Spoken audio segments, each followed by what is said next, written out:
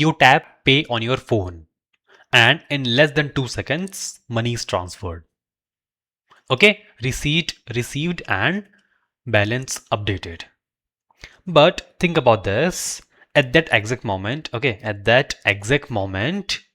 millions of transactions are happening across the country, across the globe. Yeah, true.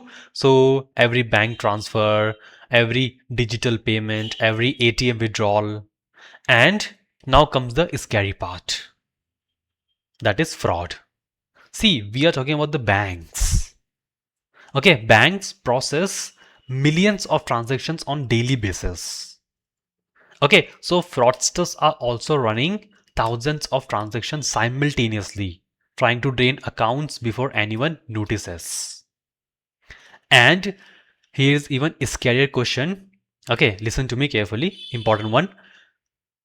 Suppose your bank detects the fraud midway through a transaction, midway through a transfer. Then what? What it means, let me explain you. Kindly pay attention here. Okay, important one. Anyway, we are going to build it in coming few minutes. Yeah, so let's say this is you. Okay, this is my user and this is your bank account. Okay, so currently you have how much balance in your bank account? $4,250. Okay, now you have initiated a transaction. Okay, transferring amount. How much? $2,500 to this receiving account. Okay, this is the receiver. Now, I said that suppose your bank detects the fraud midway through a transfer, midway through a transaction. Okay, so let's say your bank has installed some channel, okay, or some service, fraud detection service, okay, or suspicious activity detection service or some channel. Okay, so what your bank detects that this transaction has not been initiated by you. Instead, it is initiated by some fraud. Something suspicious activity found by your bank. So immediately transfer is stopped. Okay, and definitely you'll receive a bank alerts immediately. Okay, suspicious activity detected, transfer has been blocked. Now the real question is, I'm gonna ask you, money has already left your account. Where does it go? Does it disappear? Okay, and you'll definitely ask to the bank like, where did my money go? Yes or no? So before we building our own digital banking system, we need to make sure that all the functionality should be implemented properly. Okay, and the most important thing is fraud detection service. See, there is no banking system without fraud detection. Yeah, not possible. Okay, we need to secure our users' balance, money. Okay, so today we are building complete digital banking system from scratch. Account management, real-time money transfer. Okay, fraud detection in real time will implement. Okay, SAGA will implement, ensures that your money is never lost. Okay, and with all other modern technologies. Yeah, most interesting and exciting project after Uber and Netflix that is already uploaded on my channel. Okay, yeah, so without wasting much time, let's proceed forward. Okay, with our next section, that is understanding the problem. Okay, then HLD architecture, please do not miss it because I'm gonna sync the real money flow with the HLD architecture. Okay, and then how do we detect the fraud in real time? Okay, and then our project structure. Okay, and finally we'll move to our coding part. Okay, yeah, so let's start. Let's go. Okay, so before we start building our bank application, first let's understand the actual problem. Okay, because if you don't understand the problem, the solution won't make sense. Fine. Okay, let's go. And yeah, important section, kindly do not miss and pay attention. Okay, so I guess you all have heard about three terms in the database. What are they? So begin, commit, and rollback. Yeah, all of you? Yeah, heard about these three terms: begin, commit, rollback in the database system. Okay, now next thing is, look at here. So let's say this is my user and this is my user's friend. Okay, I'll refer it as a sender and this is my receiver. Okay, so my user transferring payment to his friend.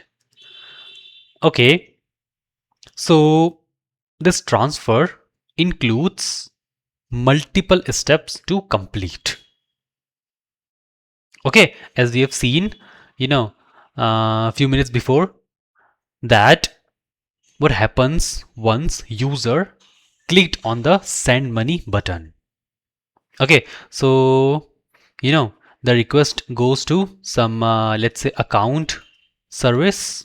Okay, account service job is to validate the balance, okay, and deduct. Yeah, then request goes to my transaction service to proceed forward. Okay, then fraud detection service. Okay, and then payment service, notification service, whatever, all the services. Yes. Okay, now you all might be thinking, okay, fine, this is okay, good. What is the problem in that? Each service has their own database. Account service, account DB. Transaction service, transaction DB. Yeah, okay. Now, few minutes before we have discussed that if suppose something got failed in midway, then who'll gonna inform other service to undo that step? I mean to say that, let's say in case of traditional single database system. Okay, so what happens is, this is what my request comes. Okay, this is my server to my database, single database system. Okay, so begin. Okay, then validates, deducts, credits, commit. Okay, and if something fails, then roll back entire process. Roll back entire process. Okay, nothing code required, nothing. Automatically our database has this property, begin, commit, rollback. Only in case of traditional single database system. Yeah, because see, our database knows. So what he'll do is he roll back, undo. Okay, but in case of separate database, in case of microservices architecture, the transfer includes multiple steps to complete. We'll see once we'll code. Okay, and we'll go with the flow. That first we coded our account service, okay, here. Then the control goes to the transaction service. We'll code this. It consumes that. Publish. Okay, around 4 to 5 service for one transaction. And all have separate databases. So suppose, my user initiated a transaction, okay, done. Then everything is done on the account service DB side and something got failed in our transaction DB.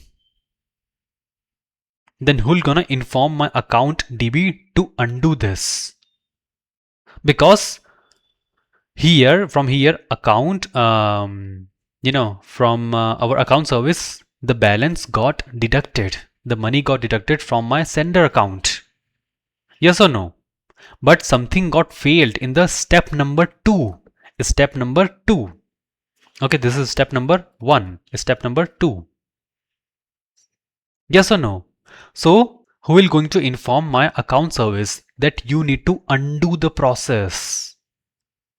Because account service is completed successfully, committed.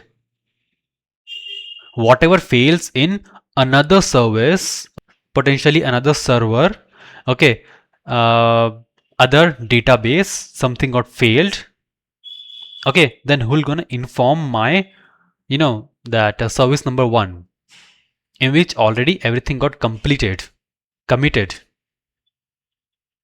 Yes, money is in the middle, or I can say the money just disappeared. So we need a system, okay, or I can say we need to build a system which has undo step in each and every process, and that is what done using our Saga. Okay, I'll explain it. Okay, I have kept a separate section on this. Okay, and using a great real world example with the cash on delivery, I'll explain it to you. Fine. Okay, so this is what our first problem. Fine. Okay. Yeah, it's not the case just like our this traditional single database system. We have such consistency problem in the distributed system. Okay. Yeah. Fine. Let's move to our next problem. Problem number 2. Problem number 2 is, fraud. Okay. So imagine a fraudster get access to someone's account. What happened?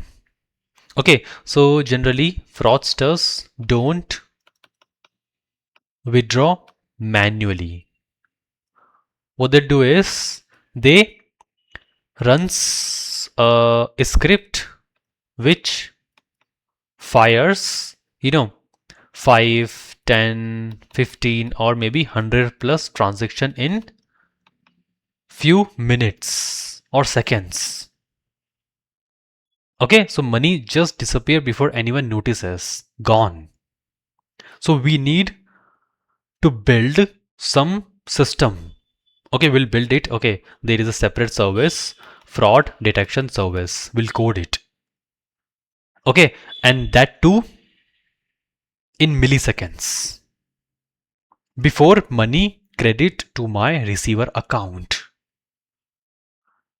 Okay, now second case, maybe it is not a fraud, it is not a fraudster, maybe genuine user. Okay, so we also need to add the functionality to verify the user. I guess we all have experienced that. Okay, so suppose one day we have purchased, iPhone or Mac, and suppose we have initiated a transaction of, 50,000, okay, 80,000. So that transaction, that money is not credited immediately to the merchant account. No, first we'll get the call from the bank that this is, unusual higher amount you have initiated. So is it you only or someone other? You don't know about it. If you confirm that yeah, it is me, then the money got credited. Else refund back. So this scenario also we need to build, and we're going to build it. Okay, verify transaction, then also generate OTP. Okay, verify OTP. What happens if not, if expired? Everything we are going to build in this our digital banking system application. Okay, fine. So yeah, this is kind of most serious problem. Definitely fraud. Always on the upper hand. We need to make sure that our users balance should be secure. Okay, locker. Fine. Okay, so these are our problems. Okay, and definitely we'll code it in coming few minutes. And yeah, it takes a huge coding effort. Okay, so we need to code each and every services and wrap everything perfectly. Also, we need to test the entire project thoroughly. Okay, yeah. So I told you most exciting and important project. Okay, after Uber and Netflix, we've uploaded on our channel. Okay, so now let's move to our next section, that is HLD architecture. Okay, high level design architecture, important one. So let's start that. Okay, let's go. Okay, so now let's see our high level design architecture. Okay, yeah, kindly all pay attention on my screen, important one. Okay, so at first let me, draw the entire architecture. Okay, here comes my decider service. Okay, then next one, connecting everything. Okay, and then next. Okay, fine. And finally, yeah. Okay, so at first my API gateway. Okay, then here comes my account service, or I'll refer it as a bank.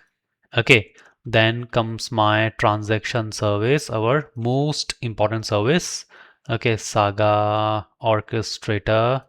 Okay, and then comes my payment service. Okay, connecting everything, my Apache Kafka.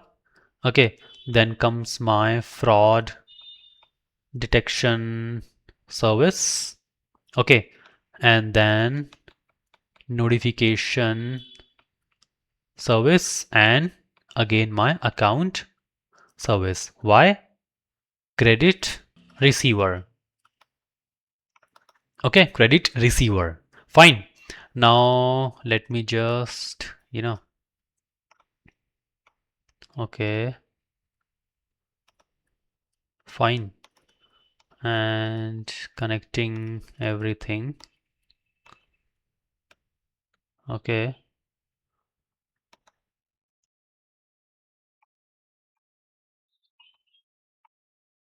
fine.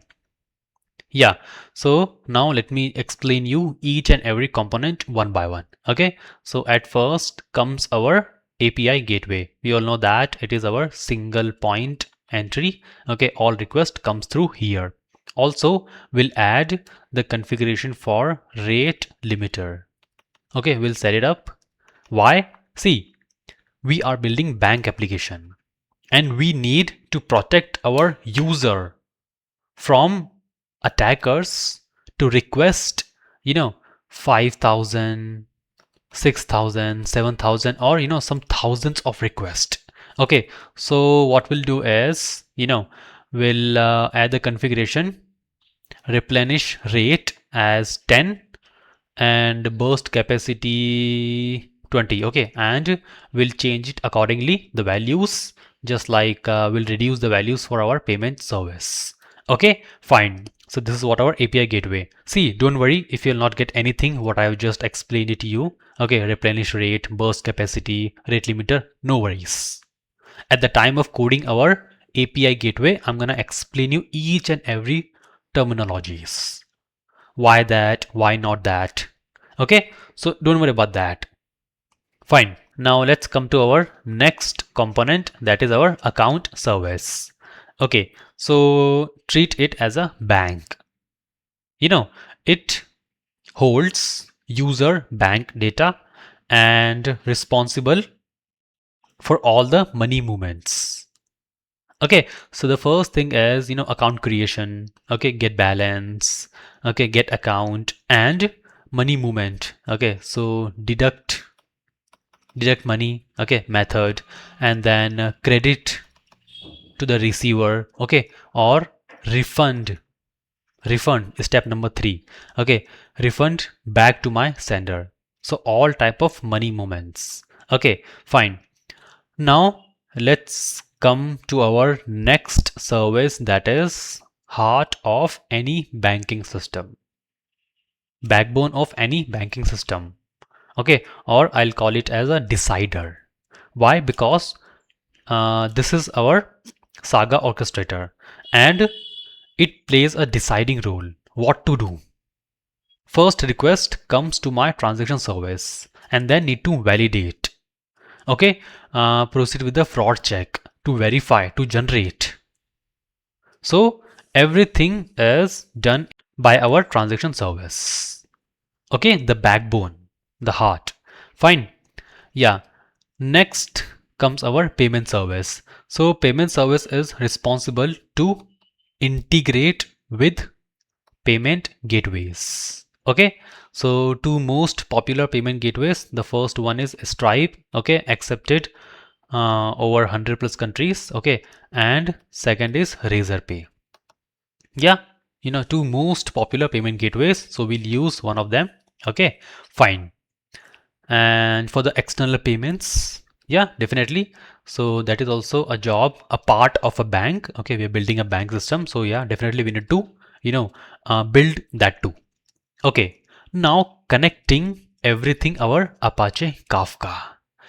Okay, so you might be thinking that why you kept Apache Kafka in the middle. Why? So here we have, okay, we can see account service, transaction service, payment service. Here is our fraud detection service, as the name indicating that, it is responsible to detect the fraud. Yeah, okay. Notification service and again account service.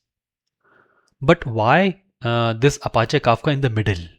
Why? Because what we want is, we want my fraud detection service will consume each and every initiated transaction. Okay, so here is my user. User, click on the send money. Transaction initiated. Stop. Stop at that point. First, let my fraud detection service consume that event via Kafka. Okay,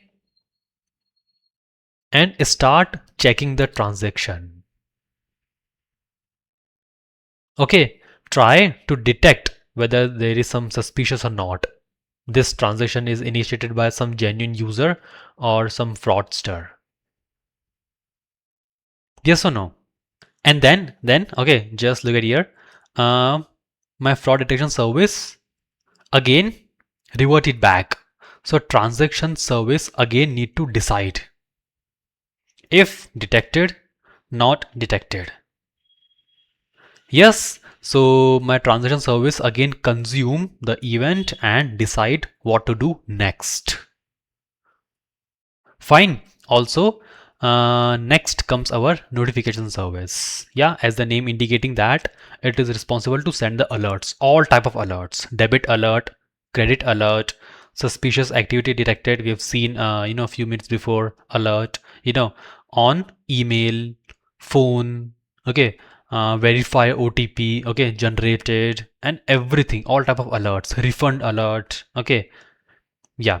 So this is what on our email and phone SMS, okay, or on WhatsApp. Okay, next comes our account service, same. Okay, so finally to complete the transaction, okay, credit receiver. Okay, so this is our entire high level design architecture. And this is why we have kept Apache Kafka in the middle. Fine, consume, revert it back. Okay, yeah, and so after this section, I'm gonna show you the real money flow. If you understand that and if you understood this HLD architecture, you can code the entire banking system at your own. Because see, what you need? The flow and the architecture.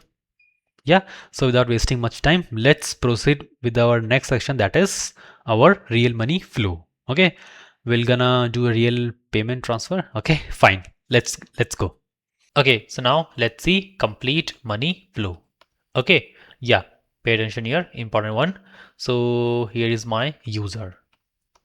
Okay, here's my user, and once user hit the button send money, okay, or transfer or whatever, the first request goes to my, API gateway, and then starts from here.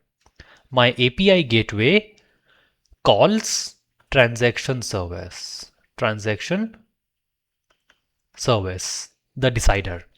Okay, fine. Then it executes Saga, okay, step by step. So my transaction service calls my account service. Okay, and then my account service will what? Validates the balance, okay, and deduct the amount from the balance. Fine, done. Then again my account service, calls transaction service. Back to the transaction service. Okay, transaction service, what I'll do is my transaction service saves this transaction, this ongoing transactions. Okay, save the transaction. Okay, we discussed you different separate databases. Okay, and as status processing. Okay, not yet completed, not failed, not flagged. Okay, nothing, processing. Fine. Okay, stop there. Then my transaction service, you know, once we saved, the transaction as processing, then my Kafka comes into the picture, okay, and will publish the event as transaction initiated event. Will monitor each and every transaction. Okay, so this event is going to consumed by our fraud detection service. Okay, like fraud detection service consumes, okay, and starts checking that some transaction has been initiated. Let's get back to work. Okay, fine. So fraud detection service tries hard to detect the any suspicious activity. Okay, we'll code it. Okay, we'll code the entire our fraud detection service. Okay, so if nothing is detected, if no fraud detected, everything is clean. Yeah, so again back to my transaction service, need to report. Okay, and transaction service will initiate the process of completion. Okay, that means the process of money should be credit to the receiver. Okay, and then comes my notification service to send the alert to both my user. Debited from your account, credited to your account. Okay, clean process. But if something suspicious detected, then what? Let's see. So if any suspicious activity detected, then first we need to verify, uh, about that transaction, about this transaction with my user, sender. Is it you or not? Okay, there are multiple steps for verification. Okay, yeah, and if verified, then we'll proceed. Okay, another thing, there's another thing. Fine. So we have we'll create another method for the blocking of account. In that case, we'll check, verify, and once failed, then we'll proceed forward with temporarily block the account, sender account. Okay, and we'll send the alert like account has been blocked. Okay, been continuously seen suspicious activity in your account, and please contact your bank as soon as possible. So there too we have possibilities. At the worst case, we will Proceed with blocking user account, blocking sender account. Okay, and finally, again, we'll call my notification service to notify. Okay, and then proceed forward. Yeah, yes or no? Okay, now any questions? Okay, yeah, if you have, then you can just ask me in your comment section. Okay, fine. So with this, our first part of money flow is completed. Now you all might be thinking that there is some second part also. Yes, there is second part. Okay, honestly speaking, the second part is the code itself. Okay, so I'll explain it to you once we'll start coding. Okay, yeah. So here it completes the entire money flow first part. Okay, second part we'll see at the time of coding. Okay, fine. So now let's move to our next section, that is SAGA pattern. Okay, fine. And then fraud detection service. Okay, how do we detect? Okay, and then we'll set up our project, and final thing is we'll start coding our banking system. Okay, yeah. So let's proceed. Let's go. Okay, so now let me explain you the saga with something we have already experienced that. Okay, and that is cash on delivery. Cash on delivery. Okay, fine. So all kindly pay attention on my screen. Okay, so look at here. This is my user. Okay, and my user ordered something from Amazon. Okay, let's say my user order phone from Amazon. Okay, yeah, and put the payment method as cash on delivery. Okay, done. Yeah, now one day delivery person arrives on the door and hand it to my user. What? The box. Okay, in exchange, user pay the amount. Okay, let's say $1,000. Okay, fine. Okay, fine. So this is our step number one. Step number one. Now my user is step number two. Okay, pay attention. My user just open that box. Okay, and found something wrong product. Okay, or some damaged product. Okay, damaged product. Okay, this is my step number two. Agreed? Okay, understood? Yeah. Now I'll ask you, a question to you, all of you guys, that what he'll do next. What my user will do next. Definitely call to return it. Put return request. Yeah. So my user call to return it. Will it step number 3, or will this return request undo these two steps? Tell me. User call to return the product. So will it explicit another step, or once a user put the return request, okay, so that request will undo everything, like whatever user paid 15,000, okay, revert it back to the user and undo step number 2, step number 1. Is it? No, right? No. Call to return it is another explicit step. Once we receive damaged product, we'll call to return it.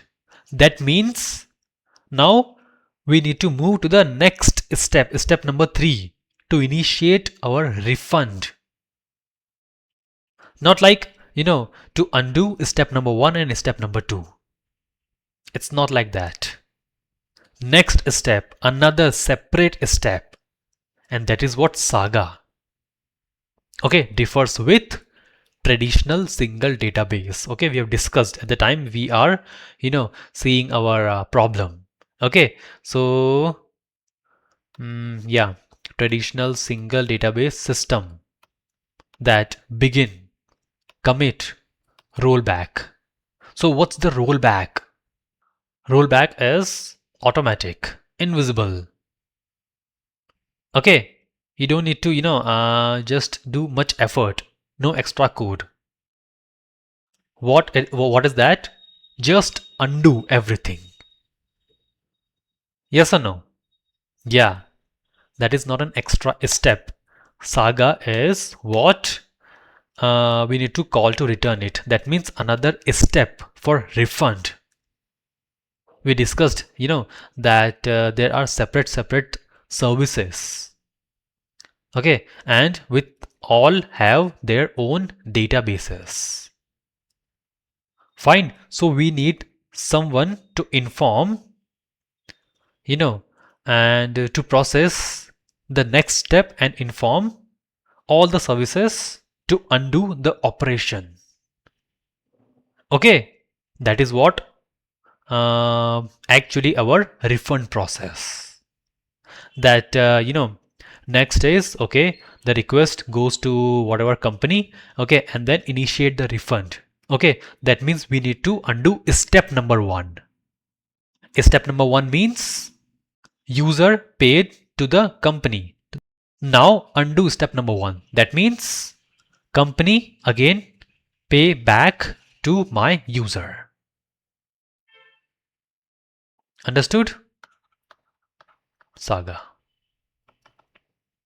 Okay, yeah, and anyway, we are going to implement each and everything one by one. Okay, also, I'm gonna explain it to you from scratch once we'll start coding. Yeah, okay, so this is what our Saga. Now next, okay, how do we detect the fraud? Okay, so what I'm thinking is let's proceed forward. Okay, let's set up our project, fine, and start the coding part. Okay, once we'll reach the fraud detection, at that time I'll explain to you everything. Okay, like this is what the techniques and this and that. Okay, everything, how do we detect the fraud? Okay, yeah, so that will be good. Now the next step is let's move to our, you know, yeah, first we need to set up our data flow infrastructure. Okay, all the services, data services should be up and running, and then project structure, setup, and then coding part. Okay, fine. So yeah, let's move to our, what next thing? Let's go.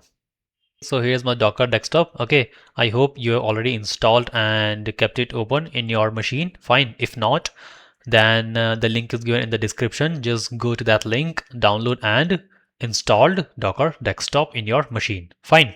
Okay, so now let me just go to my file explorer.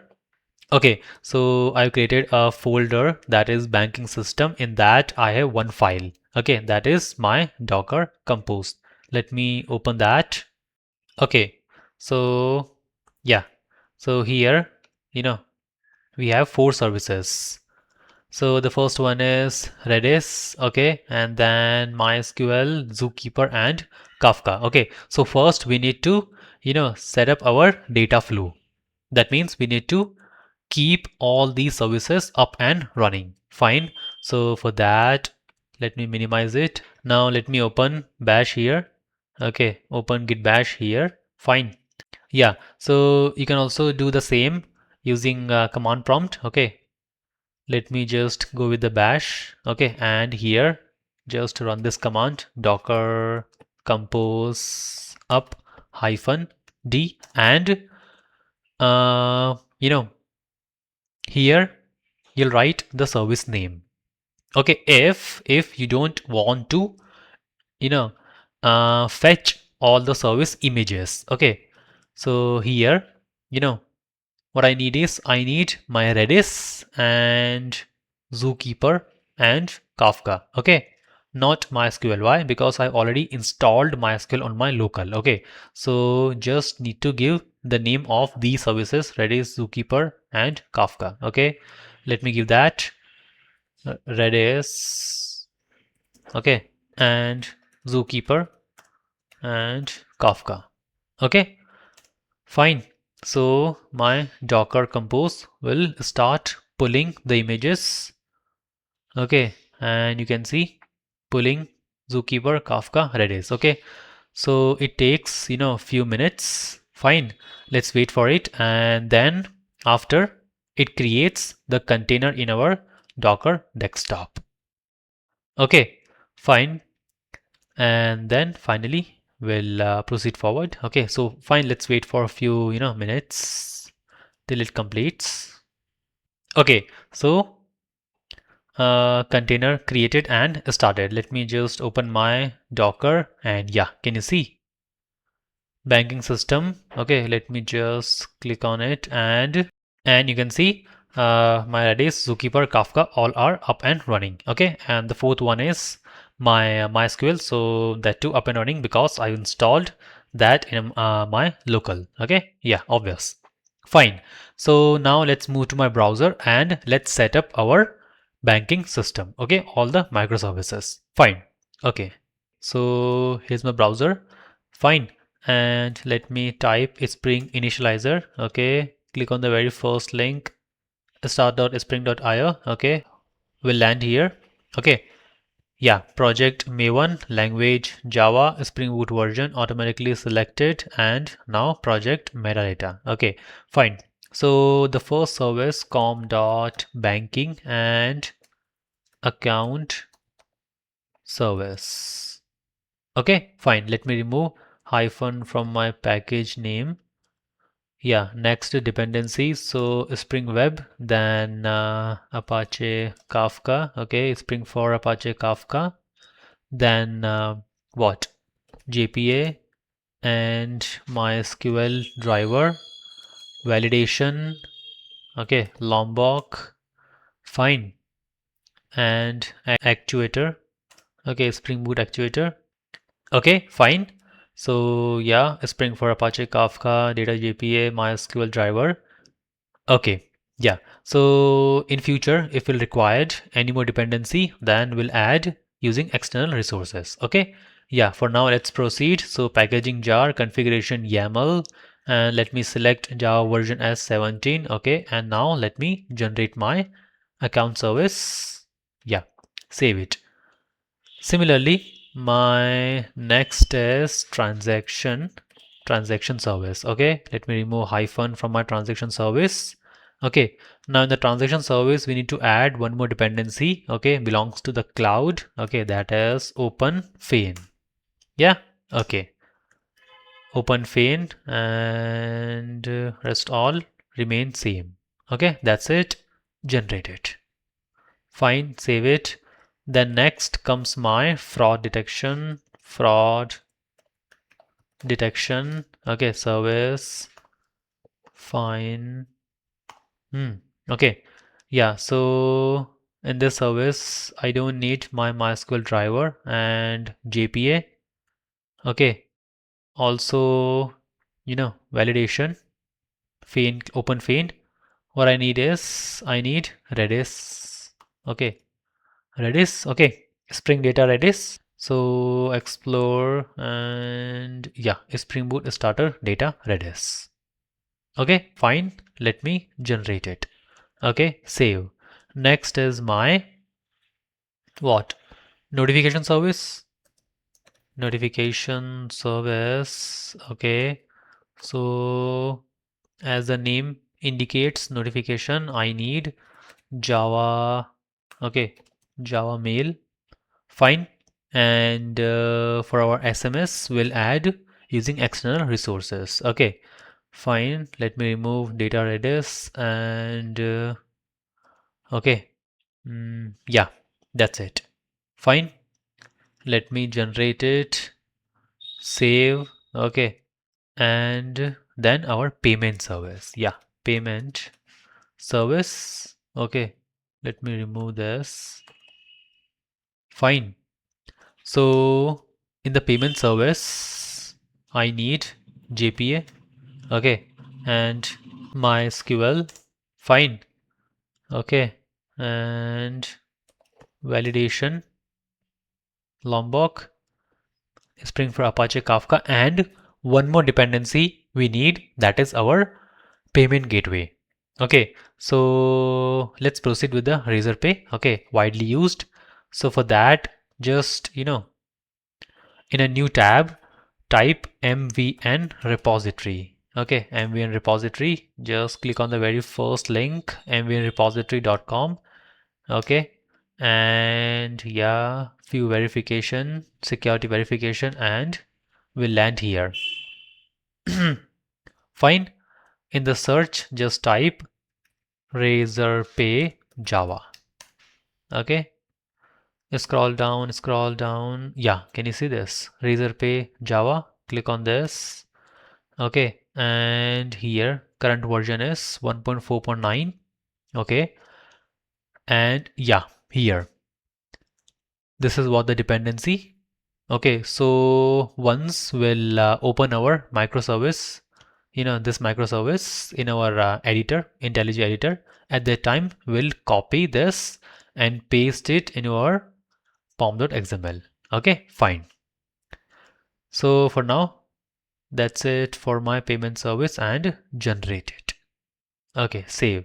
And at last, our API gateway, API gateway. Okay, fine. API gateway. Okay, and in this, let me remove Spring Web. Okay, Kafka, Actuator Lombok. Okay, and let me remove mail sender, data JPA, MySQL, validation. Okay, here, let me add gateway. Okay, fine. And for rate limiting, Redis, data Redis reactive. Okay, so Redis, where is that? Spring data reactive Redis. Yeah, this one. Okay, fine. Spring Boot starter data Redis reactive. Okay, that's it. Let me now generate it too and saved. Okay, so all our 6 microservices is downloaded. Now let me quickly uh, extract them and import them in our IntelliJ code editor. Okay, fine. Okay, so I imported all our microservices in our banking system. Yeah. So at first we need to start with our account service. Okay, first, user need to create account, create bank account. Yeah, receiver, sender. Okay, and then proceed forward. Okay, yeah. So without wasting much time, let's start and let's proceed. And also, if you like the video, then you can subscribe my channel. Okay, hit the like button, subscribe my channel. Okay, yeah. Also, you can thank me. Fine. Okay, so yeah, let's start. Let's go. Fine. So let's start with our account entity. Okay, so entity dot account. Yeah. Okay. So now entity and table. So name is accounts. Okay, and then Lombok annotations, add data at all args and add no args constructor. Fine. Now, what are my fields? Okay, so at first private string ID. Okay, and the ID is not identity, but it should be UUID. Okay, yeah. Next is my account number. Okay, so string account number. Okay, then private string account holder name. Okay, then what? Email. Okay, and then yeah, so private string phone.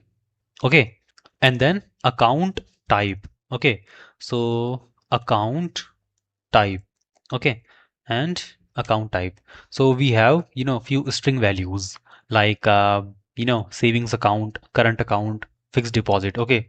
So let's declare it as a enum. Okay. So enum, and we have few string values. Fine. Later on we'll create. Okay. Or let's create it right now. So in the entity Java and enum account type.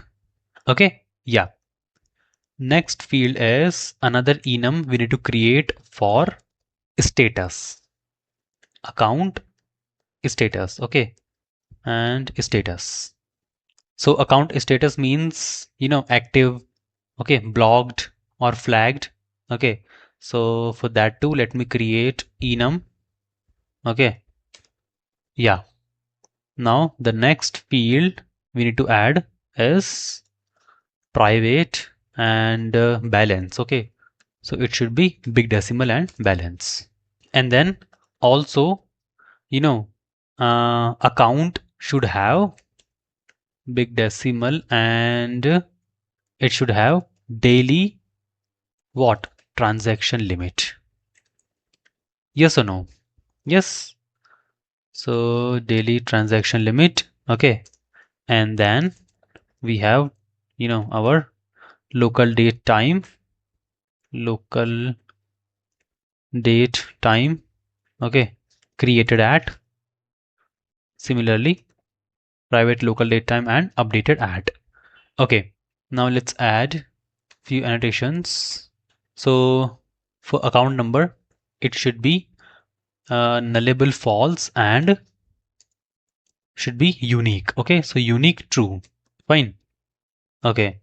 Now for the account holder name, column nullable false. Okay, that's it.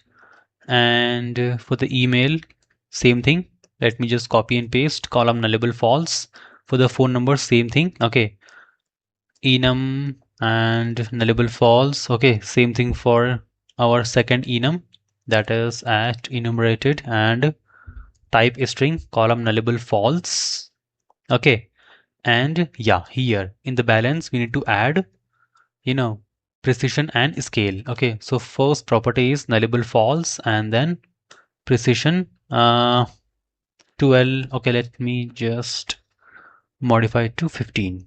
Okay, same thing for the daily transition limit. Okay, so yeah, and created at, so at creation timestamp, and for this at update timestamp. Okay, yeah, fine. So our account entity is done. Now let's complete our enum part. Okay, so account status and account type. Okay, so what are the account status values? Okay, so it is active. Okay, account status active, or account blocked. Yes, or account closed. Yeah, okay. And also let me write the comments, account life cycle status. See, comments are really important in my project videos. Okay, in future, in coming few minutes, I'm gonna show you the entire code flow. Okay, in the comments so that you can implement at your own first. Okay, fine. So now the next is what? Account type. Okay, so what are the account types? The first is savings. Okay, then savings account, and then current account. Okay, and also let's add fixed deposit. Yes, got it? Yeah. Now what? Next is our DTO. Okay, so we have, create account request, and in response, what we'll get? So account response. Okay, so let's add the fields in these two DTOs. Okay, first let me add at data, then add no args and at all args. Okay, now let me just put them side by side. Okay, account here and my create account request. Okay, so what are the fields I need? to create an account. Okay, so first I need this account holder name. Okay, and then next is I need email and phone. Okay, email, phone. Fine. And then what? Then account type.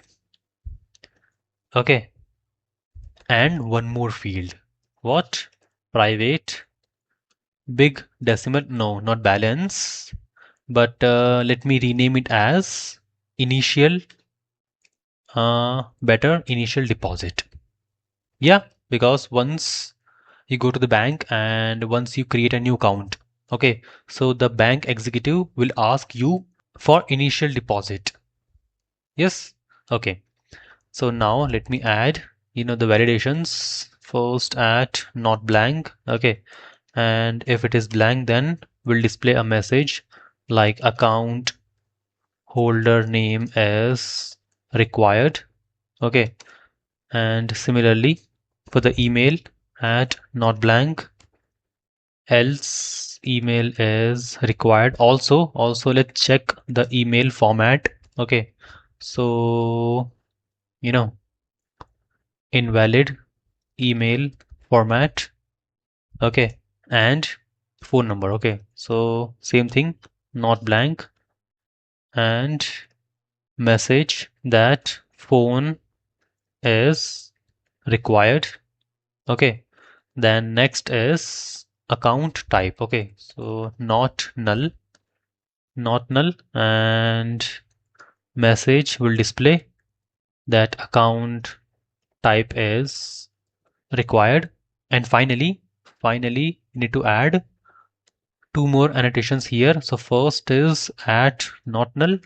Okay, we'll display a message that initial deposit is is required. Okay, and also what we want our deposit in positive. Okay, should not be in negative. Yeah, definitely balance should be in positive, not the negative. Okay, so at positive.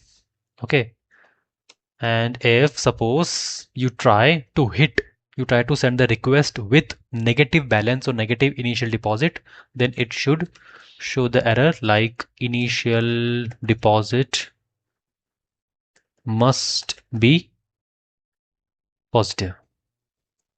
Yes, get my point.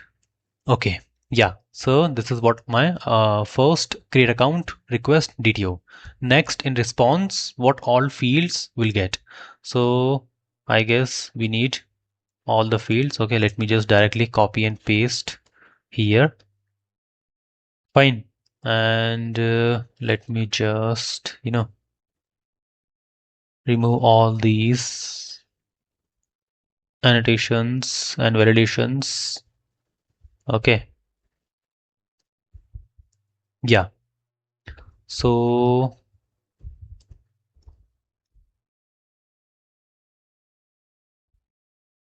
fine. So I need ID, account number, account holder name, email, phone, and account type, status, balance, daily transaction limit, created at, and okay, let me remove updated at. I don't need this. Okay. Also these imports statements. Yeah. So our DTO part is done. Okay. Now let me create the full skeleton. Okay. So first controller dot account controller.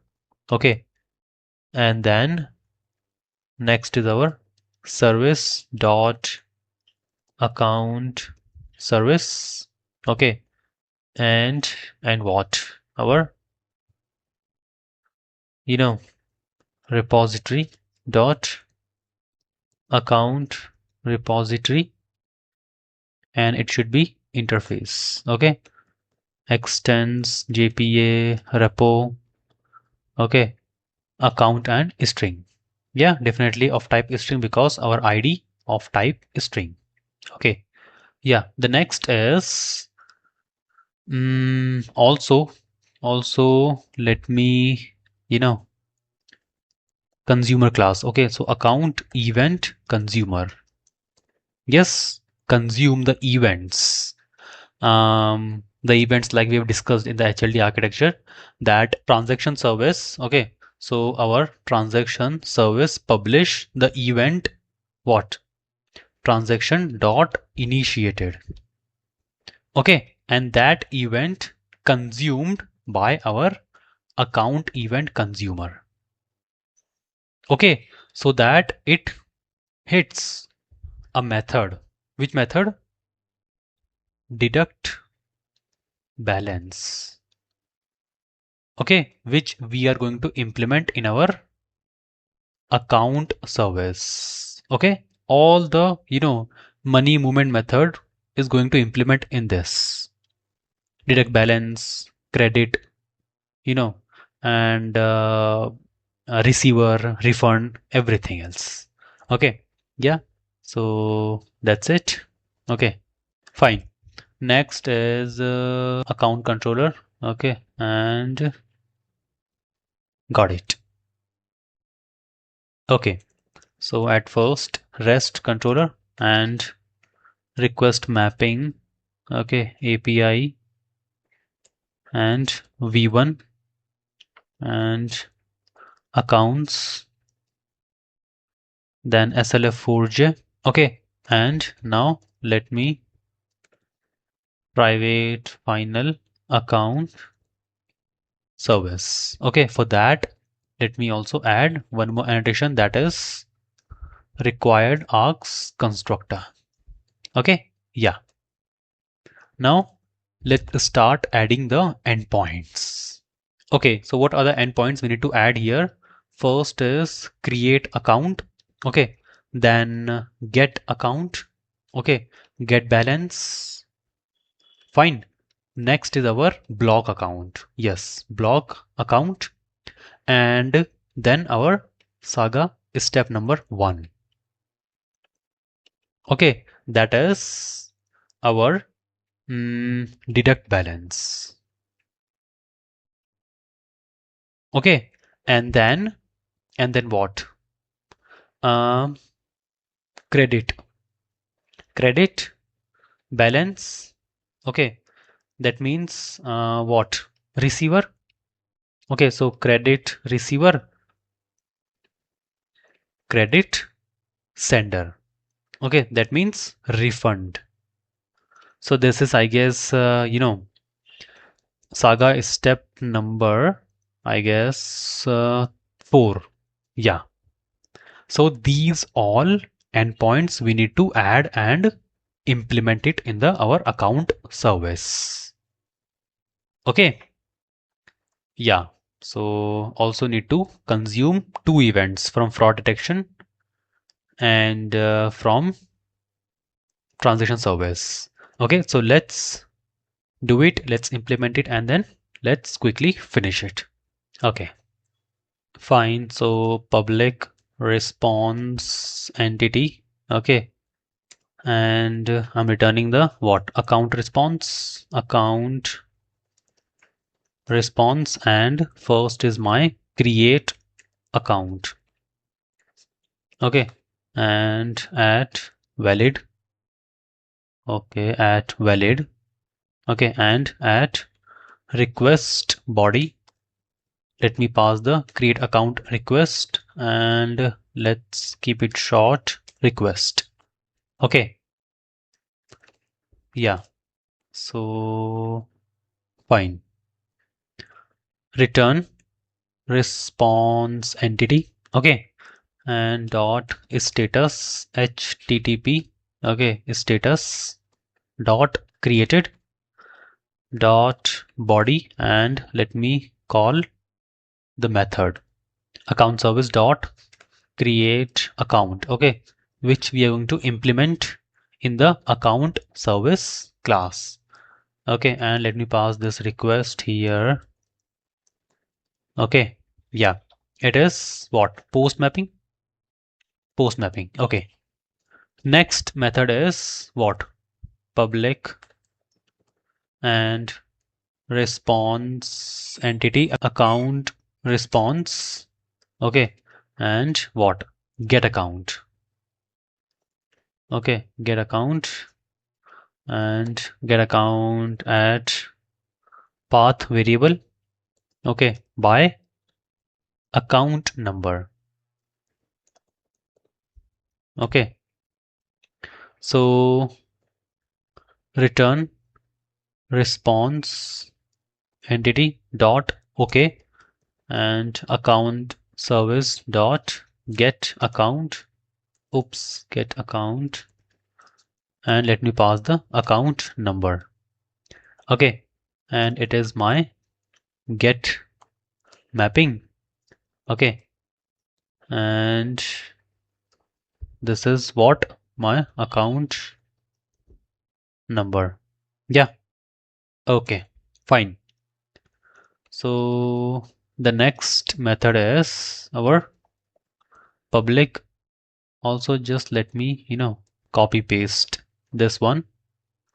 So it should be get balance. Okay, and get balance by account number. Okay, it is fine. Get balance. Okay, and here in the mapping balance. Yeah, fine. Also here I'm getting the balance. Okay, so big decimal. Okay, fine. Now comes our blog account. Okay, so public response entity. Okay, and string. Yeah, and blog account. Okay, so by same thing at path variable string account number. Yes, and then what? Account service dot block account. Okay, let me pass the account number and will return response entity dot okay and account blocked successfully. Yeah, here the mapping. Okay, tell me which mapping I need to put here. Yes, get. No, not get. It should be put mapping. Okay, and it is, let me pass the account number. Okay, and block. Yeah, next what?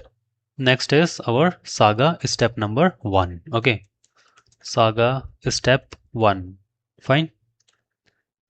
Deduct balance. Okay, also called by transaction service when yes, tell me, when transfer is initiated. Okay, yeah, got it. That's why I told you the comments are really important in my videos. So public and response entity. Okay, type string and deduct balance. Okay, and need to pass two things obviously. So first I need to pass the account number and definitely the balance. Okay, the amount. So add request param. Okay, big decimal amount. Fine. And account service dot deduct balance. Okay, let me pass the account number and amount here, and then return response entity dot okay amount. Okay, amount. Okay, or I can say balance deducted successfully.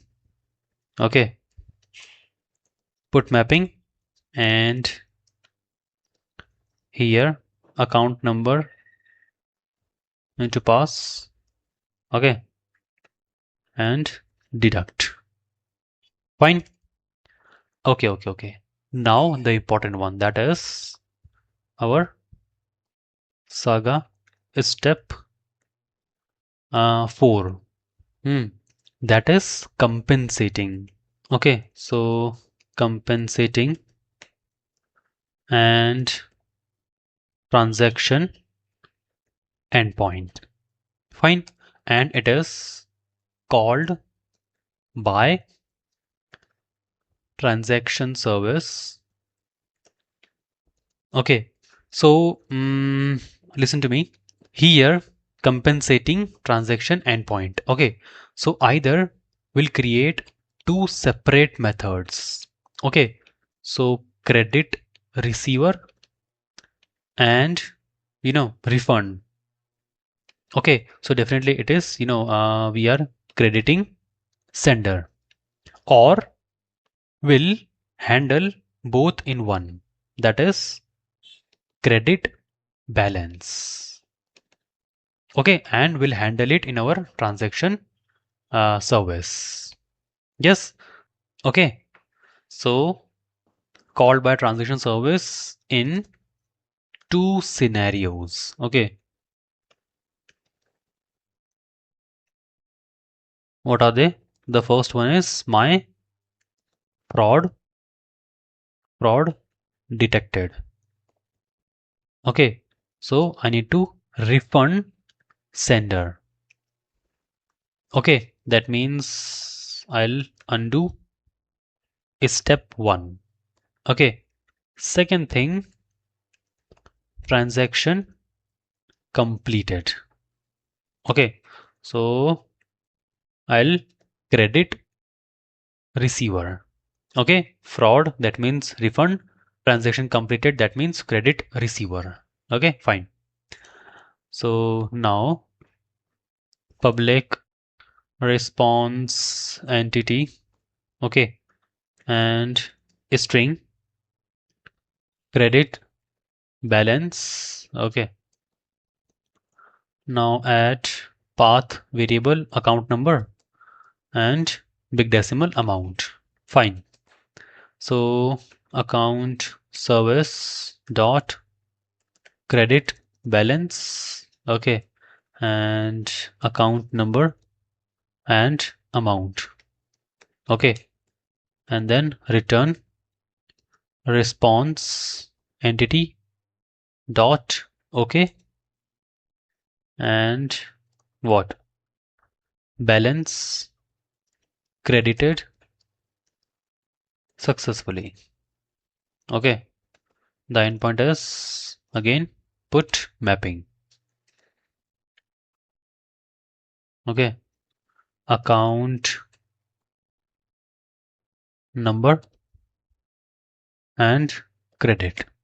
Okay, so these are our endpoints. We need to implement it. Okay, so kindly pay attention here on my account service. Okay, let's go for it. So service and then SLF 4J. Okay, then private final account repository. Okay, so for that, let me also add required args constructor. Okay, fine. So our first endpoint is public, and I'm returning account response and create account. Okay, what I'm getting the request, create account request, and let's keep it short, request. Okay, first let me add the loggings. So info log.info, and I'm creating account for. Okay, and let me pass the request dot get email. Okay, now first let me check whether account is already exist or not in my account repository. Okay, so account dot exist by email. Okay, so I need to create this method in my account repository. Okay, account repository, fine. and boolean exist by email, and I'm passing the string email. Okay, back to our account service. Fine, and let me pass the get email. Okay, so if it is true, then let's throw new runtime exception, and account already exists for email. Okay, and our request dot get email. If not, then what? So if not, then first let me create account object. Okay, so you can create in two ways, either by new operator account equals new account, or else using the builder. Okay, so just you need to add here add builder annotation. Okay, and then account equals account dot builder. Okay, and then all the fields will populate here, so you need to just set the values like account holder name. Okay, so what you are getting from here, request dot get account holder name. Okay, like this in all the fields. Okay, but for now let me just keep the simple one. Okay, so account new account and then set the values. Also let me remove this. Okay, no use. Fine, and yeah, so let me just set the values account dot set holder name and request dot get holder name. Next is account dot set email. Okay, get email. Fine, and what else? Email, phone, account type, and initial deposit. Then account dot set phone. Okay, so yeah, get phone, and then account dot set account type. Okay, account type, so I'm getting the account type.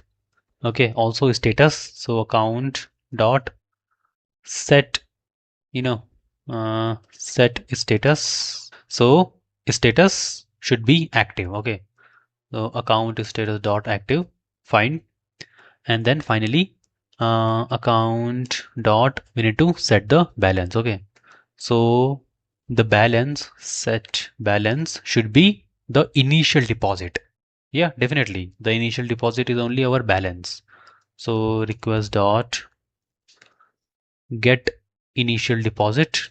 Okay, and now our important logic, account dot set account number. Okay, now I cannot do like this, account dot get account number. No, we need to generate the account number. Yes or no? So just look here, we need to generate account number because we have the specifications. Okay, like account number should be first unique. Second thing is must be of 12 digits. Yeah, so for that we need to write a separate logic. Okay, fine. Let me just add here generate account number. Okay, and we'll implement this method. Fine. Okay, so now I want you to answer me for our next field, that is account dot set daily transaction limit. Yeah, so now tell me what will be my user who is creating a new account transaction limit. What should I write here? Okay, so now pay attention here. Well, it depends on account type. We have three types of account: savings, current, and fixed deposit. And it differs, just like if a person is creating an account and it's saving account. Okay, savings account. Then his transaction limit may be 100,000. Yeah, and rest for current account or let's say fixed deposit we'll set our daily transaction limit as, let's say, 500,000. Yes or no? So request dot, first let me get the account type, okay, and if it is equals savings, okay, then new big decimal and you know the daily transaction limit is 100,000. Okay, else, okay, else what? New big decimal for our fixed deposit and current account. The daily transaction limit is 500,000. Yes. Okay, fine. Now let me account and saved account equals account repository. Okay, saved. And also let me just add the loggings, that is account created. Okay, and saved account dot get account number. Okay, and let me return the, you know, now I need to return account response. Okay, but I'm getting here account. Okay, so I need to convert it. So for that, let me create a method map to response. Okay, and let me pass this saved account. Okay, yeah. Now quickly, let me just private and need to return the account response and map to response. Okay, fine. So account response response equals new account response. Okay, and then just set the values, okay, in the response object. Fine. Okay, so just like response dot set.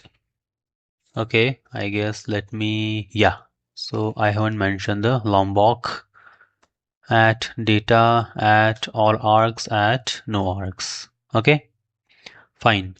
Now set ID. Okay, so what I'm getting account dot get ID. Similarly for all the fields. Okay, so let me just do fast forward. Okay, and then return response. Yeah, fine. Okay, now we are going to implement one of the most important method, that is generate account number. Okay, so private string and we are going to generate unique 12-digit account number. But how? Can you tell me? Any guesses? So first, let me take secure random. Okay, private static secure random. Okay, equals secure random. Fine. And now let me open the do while loop. Okay, so first let me also take, my variable in which I'm going to store my account number. Okay, and then do while loop. Yes. Okay, so now let me first generate a random number. Okay, here is a tricky part. So secure random my variable and dot next long, and let me just set the upper limit. Okay, so my upper limit is 1. Okay, and 2, 3, 4, 5, 6, 7, 8, 9, 10, 11, 12, 13. Okay, yeah. Now look at here. So you might be thinking that I have set my upper limit, set my bound as this number, that is 1, 2, 3, 4, 5, 6, 7, 8, 9, 10, 11, 12, 13. Okay, that is correct because this line, this line generates a random numbers from 0 to this number minus 1, that is 999 until 12 digits. Okay, yeah, definitely inclusive, and this is exclusive. Okay, now there is one issue. You are thinking that Why from 0 to this last 12 digit number? As you mentioned that we need account number is specific 12 digit number and unique. So you should have to set the range from 1 2 3 4 5 6 7 8 9 10 11 12 to this last 12 digit number. Okay, then only we'll get only 12 digit number. Okay, and for the unique we'll check in the database. Yeah, you're correct. But what I'm thinking is, so let's say this line generates the number as 1 2 3 4 5. Yeah, possible. So it can generate any number from 0 to last 12 digit number. Let's say this number. So this is not a 12 digit number, but it is specific that we only need 12 digit number and should be unique. So how about let's convert it? Yes. So 1, 2, 3, 4, 5 and put the zeros. Okay, remaining 7 zeros. So 1, 2, 3, 4, 5, 6, 7. It becomes my 12 digit number. Yes or no? So 1, 2, 3, 4, 5, 6, 7, 8, 9, 10, 11, 12. Similarly, if suppose it generates, 1, 2. So 1, 2, 3, 4, 5, 6, 7, 8, 9, 10. Okay, and for the uniqueness, we are going to check in the our repository database. Yeah, so that's why this is what our logic. Okay, let's write it. Let's code the complete logic. Okay, fine. So now my account number equals. Okay, let me format it. String dot format. Now let me explain to you. So format starts. So this is the percentage. That means format start. Now I need to replace with the zeros. 0. Now I need 12 digit number 12. Okay, and D for the decimal integer. Yes or no? See how I'm explaining line by line, word by word.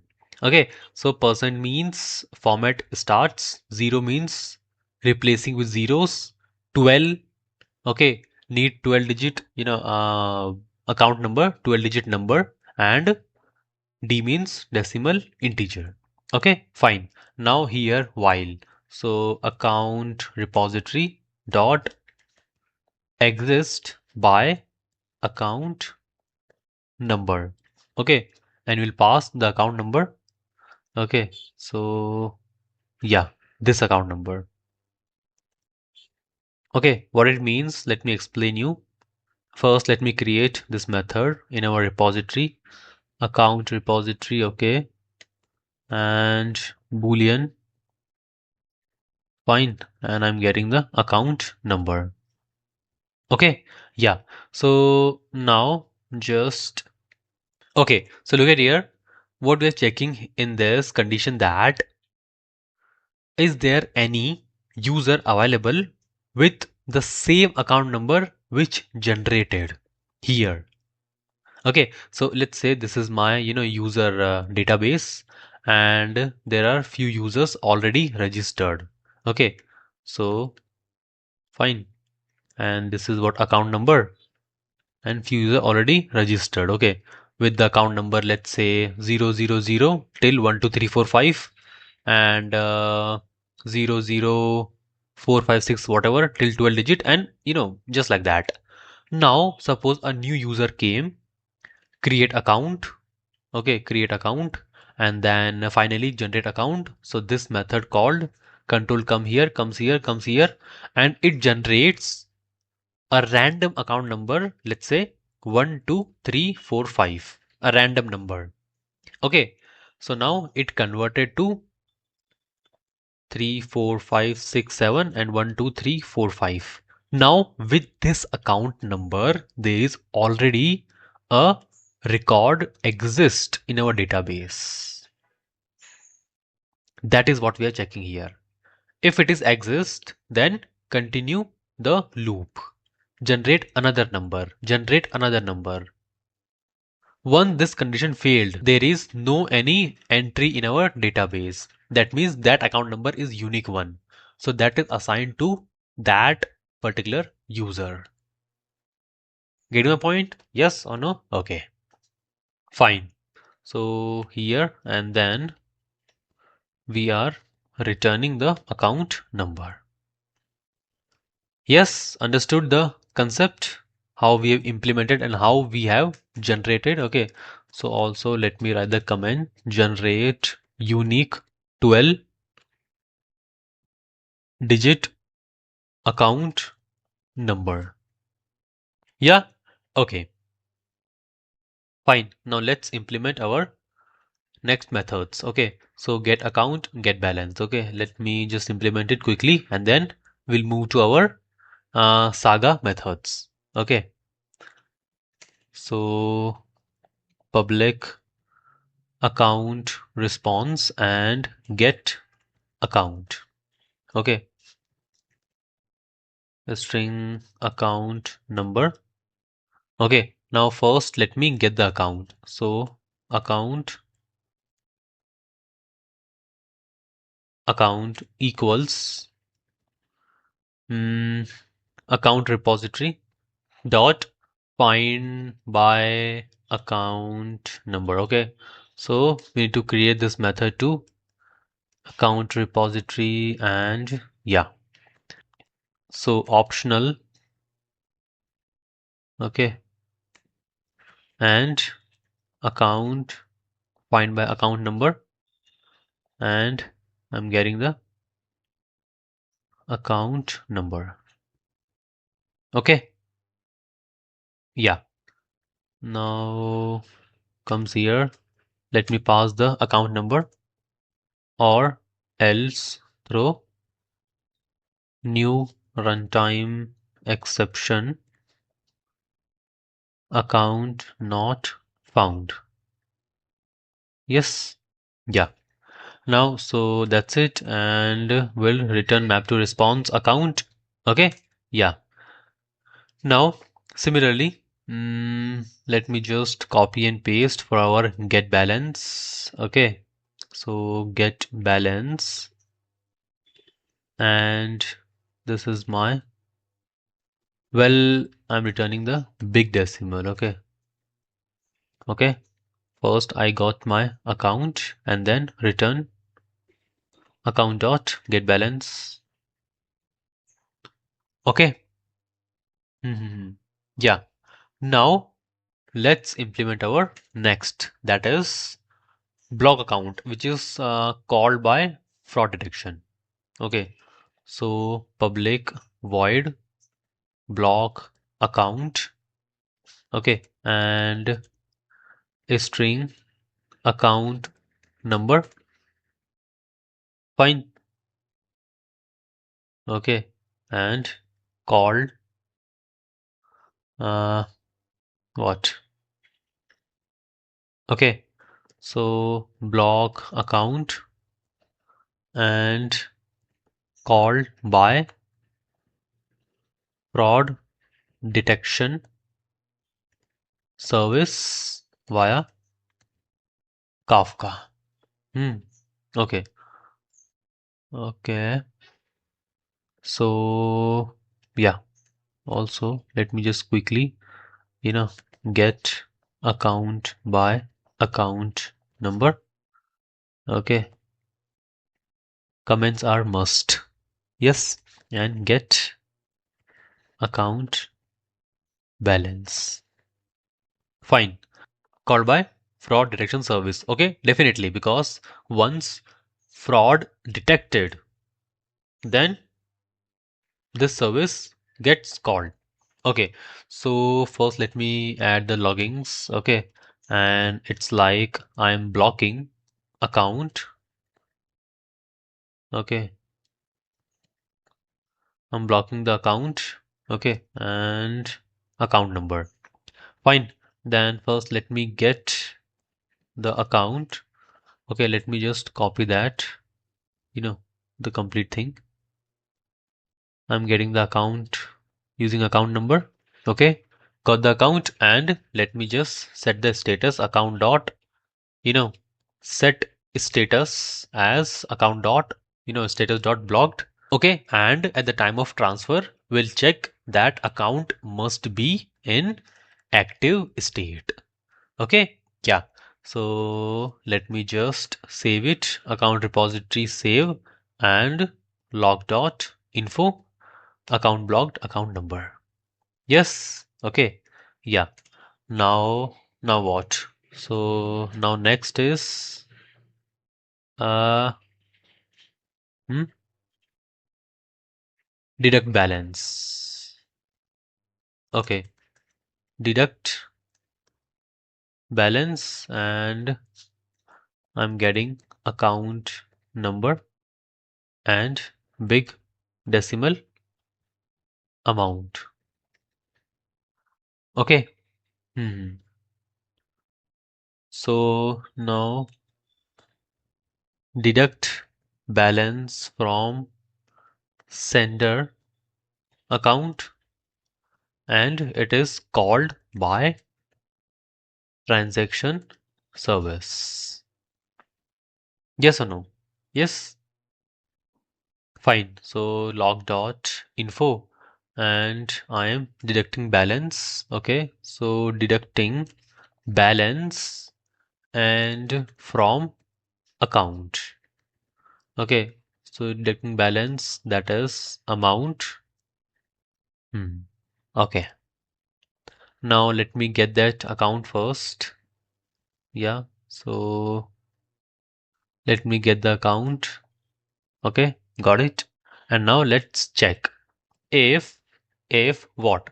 If account dot get status is not active. If the status is not active, then throw runtime exception that account is not active. Okay, and account number. Yes, then let's check the balance. Okay, because we need to add both. Fine, some of you might forget to check the status. Yeah, that's why status is the most important field. Okay, yes. So now once active, then we'll check the balance. Account dot get balance dot compare to compare to okay amount and less than 0, less than 0. Then here row new runtime exception that insufficient funds for account. Yeah, okay. And then account dot set balance. Okay, we need to set the balance. What? Account dot get balance dot subtract. Okay, subtract amount. Fine. And then let me save it. Repository and then log dot info. So balance updated, and new balance is account dot get balance. Yes. Okay. Now let's implement our last method, that is yeah, credit balance. Okay. So public void and credit balance string account number and big decimal amount. Okay. Yeah. So now comments are most important. So credit balance and called by transaction service via Kafka. Okay, we need to also, handle it in our transaction service. This is, the heart of our banking system. Please do not miss the service method implementation. Everything goes here. Okay, and our fraud detection. Okay, yeah. So let me just add some loggings, log.info, and I am crediting what to account. Fine. And crediting this amount to this account. Okay, this can be anyone. Fine. Yeah, so first let me get that. Okay, yeah. And then I need to add. Okay, so account dot set balance. Okay, then account dot get balance, and we need to dot add amount. Yes, and then account repository dot save and log dot info. So balance credited. Okay, and new balance account dot get balance. Yeah, so this is what our you know completed everything, all the method implementation done. Yeah, account controller. Yes, and now let's move to our account event consumer, where we are going to consume transaction completed event and fraud detection event. Okay, yeah, to block the account or to credit the balance. Yeah, okay, important one. So let's start at service and at SLF 4J. Fine. Now here we are consuming two events. The first one is public void and consume transaction completed. Okay. And add payload and map string object. Okay. And payload. Yes.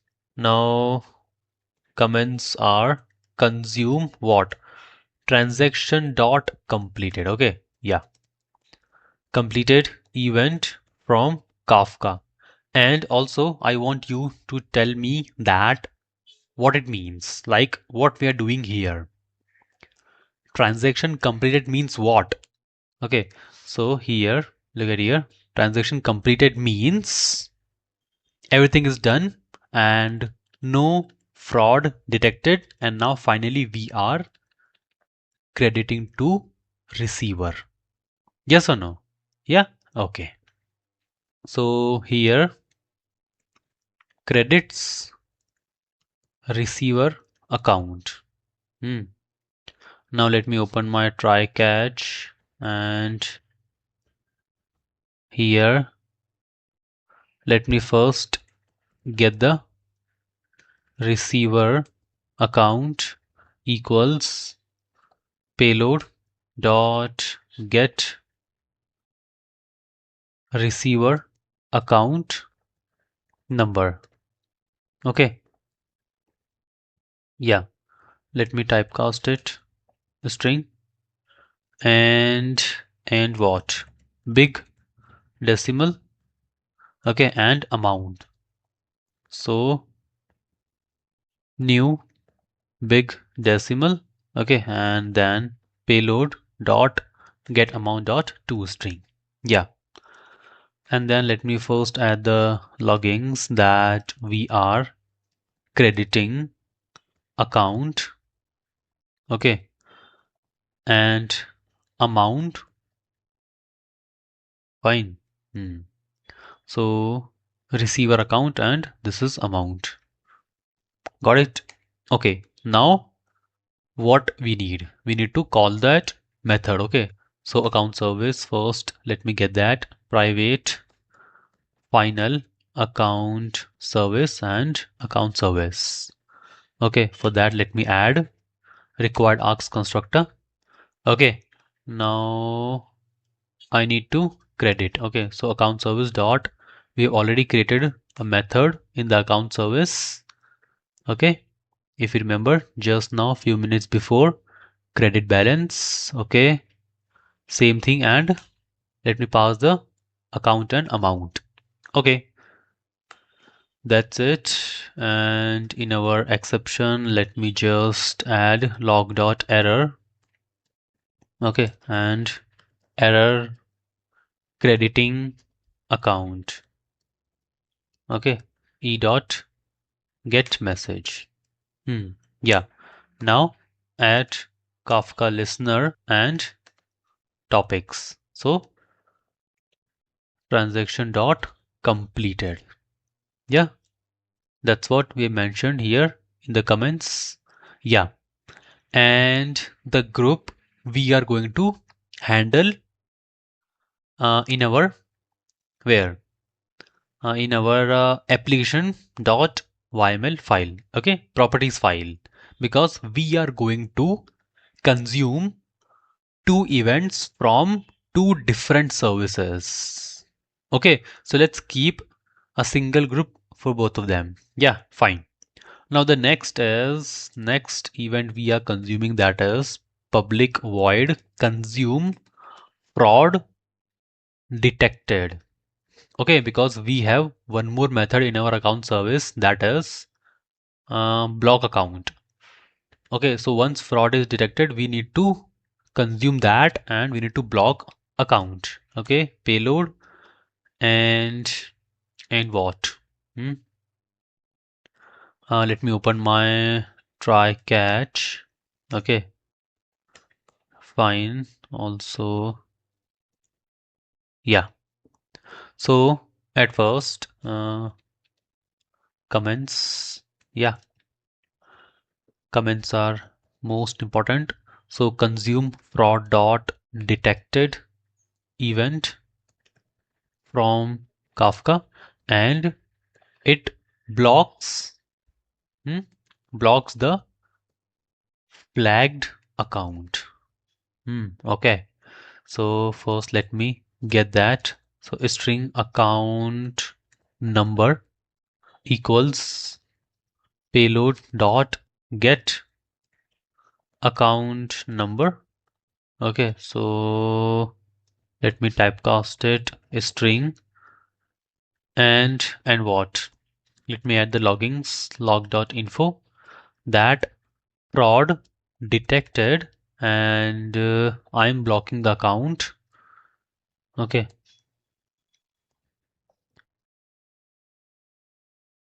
account number. Fine. Okay, and then let me call account service dot block account. Pass the account number. Yeah, in the catch block log dot error. Okay, and error blocking account e dot get message. Yeah, at Kafka listener and topics what? Fraud dot detected.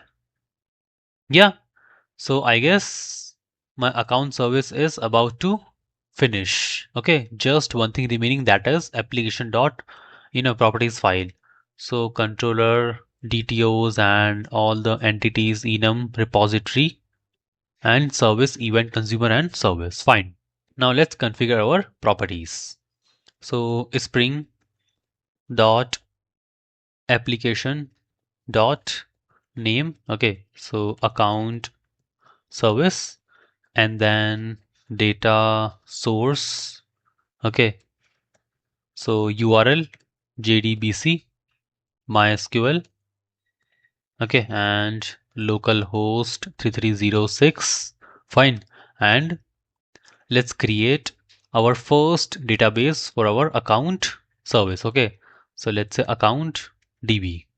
Okay, also let's add a property create database if not exist equals true. Okay, yeah.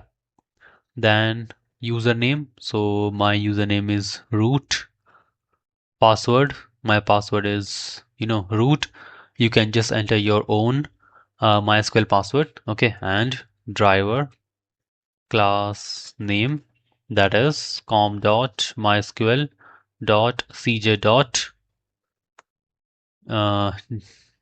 jdbc.driver. Okay, fine. Now next is JPA, Hibernate, and DDL auto. So update.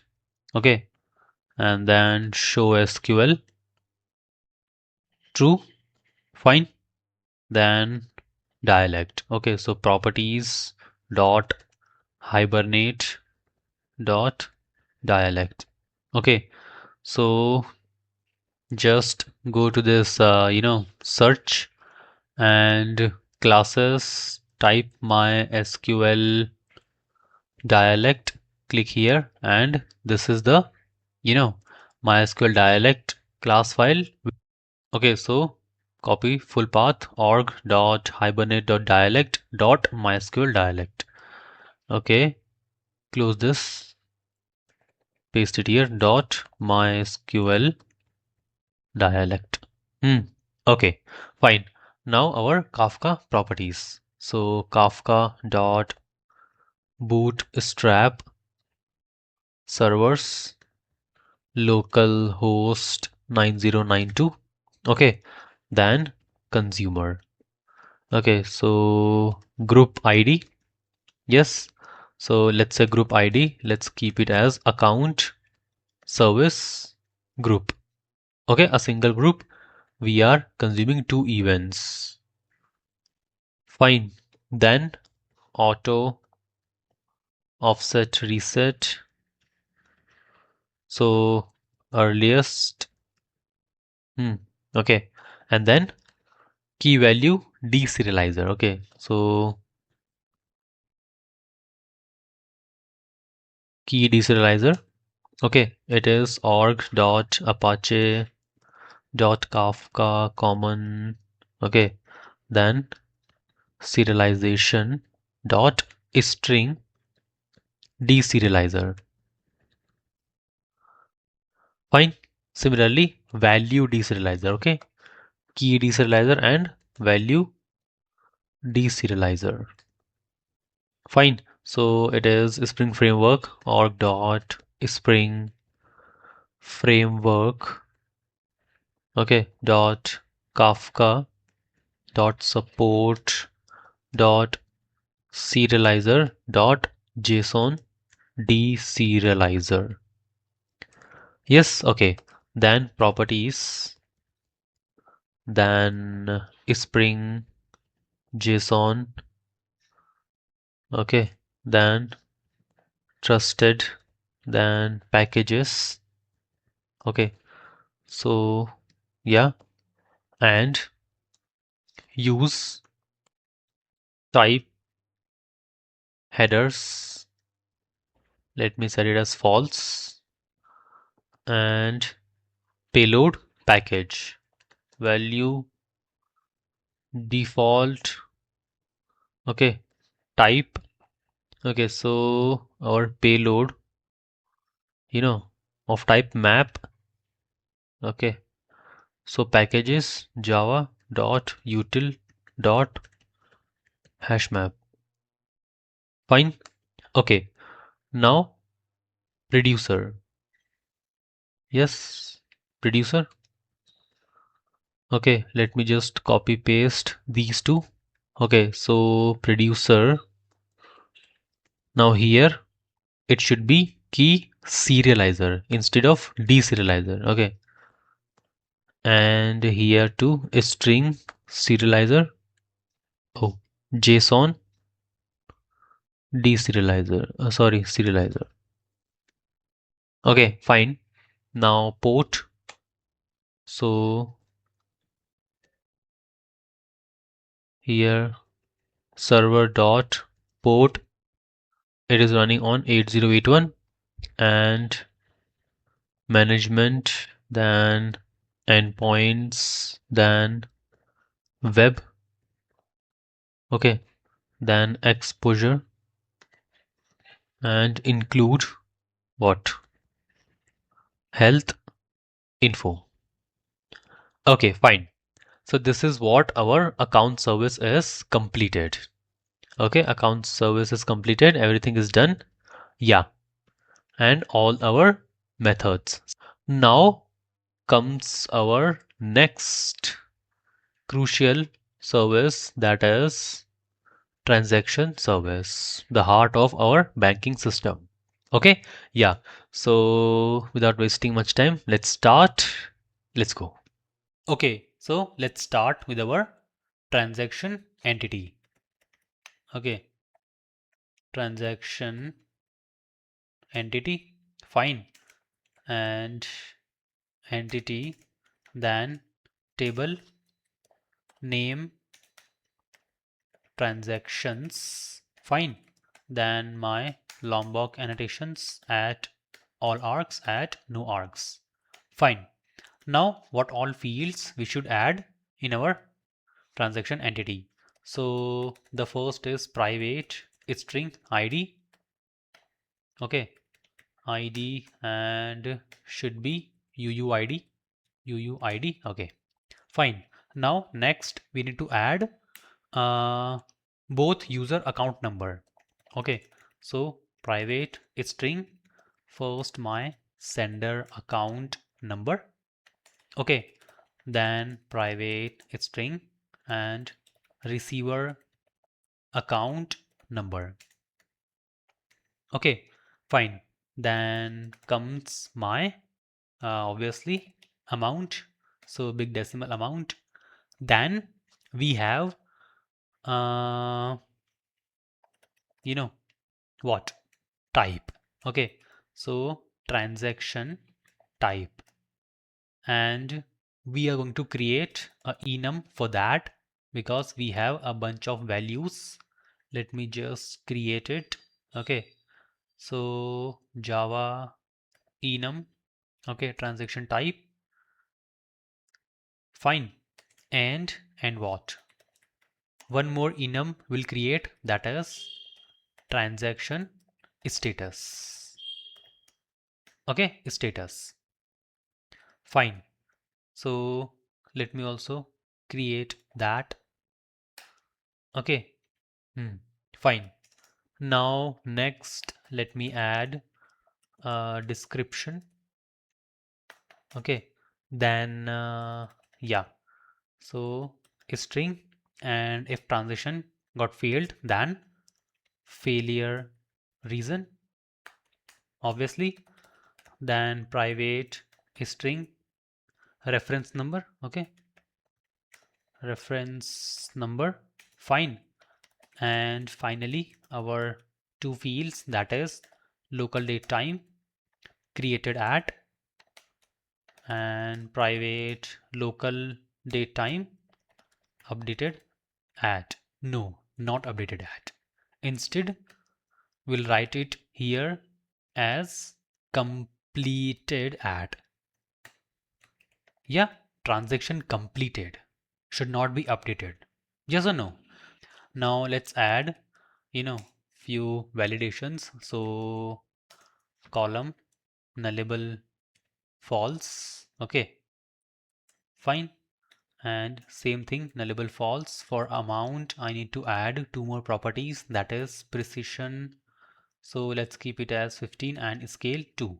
Okay, now transaction type. Okay, so it is enumerated string and column nullable false. Same thing goes with my another enum. Okay, and description. Okay, yeah, created at creation timestamp.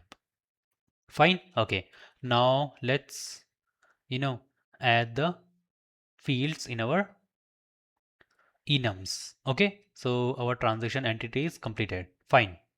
Transaction status, yeah, this one is important.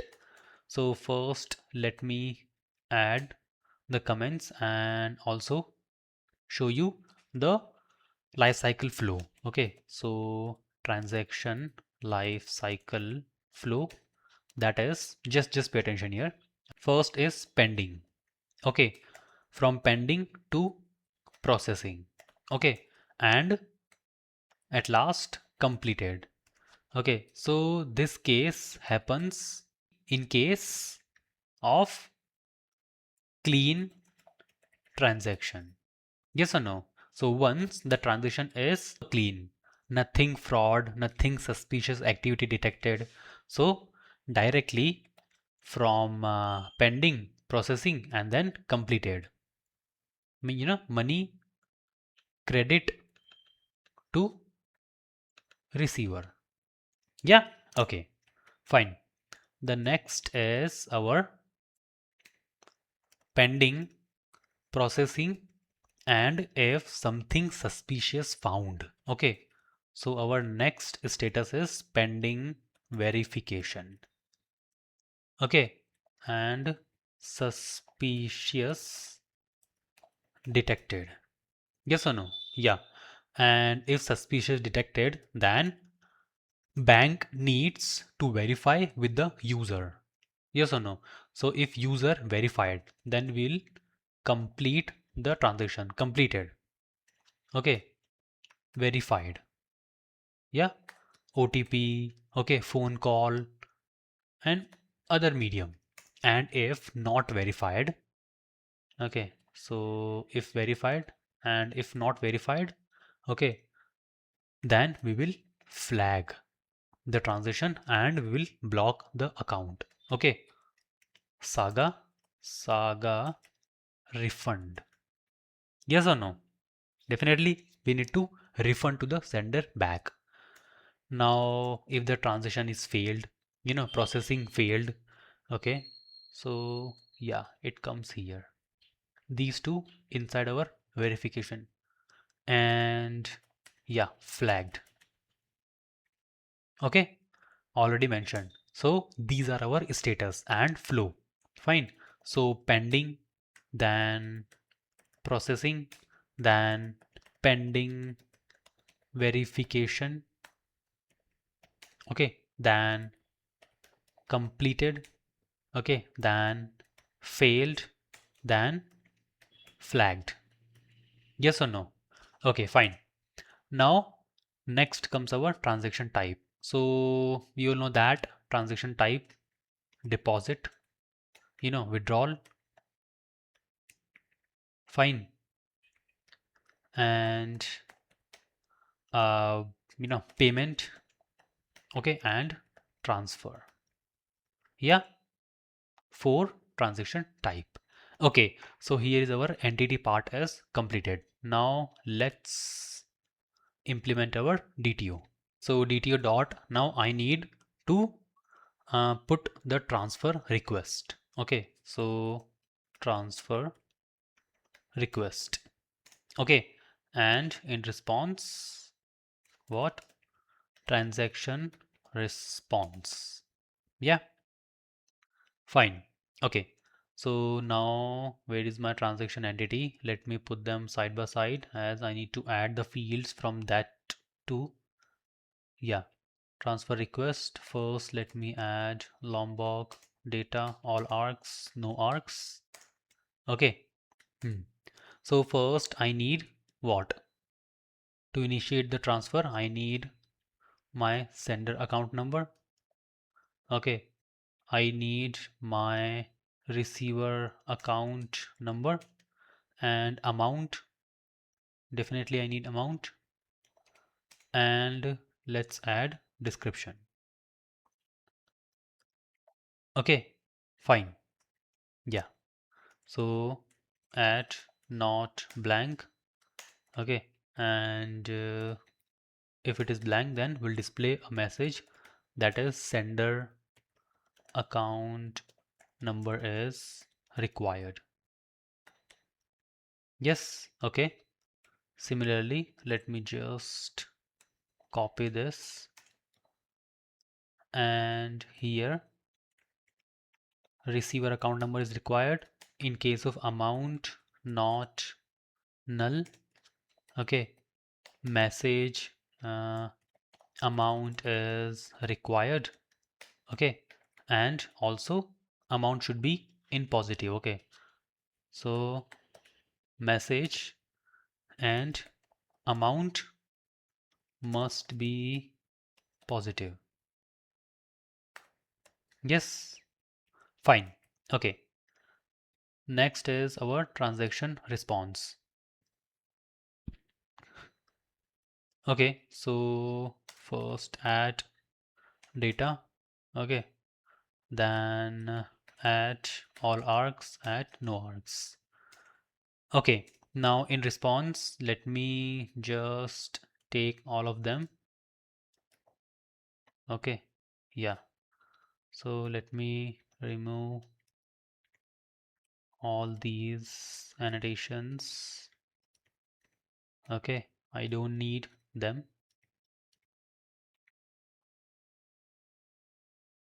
Okay, fine. ID, sender, account number, receiver, amount, type, status, description, failure, reference number, created at, and what? Completed at. Okay, now let me build the skeleton. Okay, so quickly first controller and transaction controller. Yeah, then service transaction service. Okay, then repository dot transaction repository. Okay, extends jpa repo. Okay, and what? Oh, one second.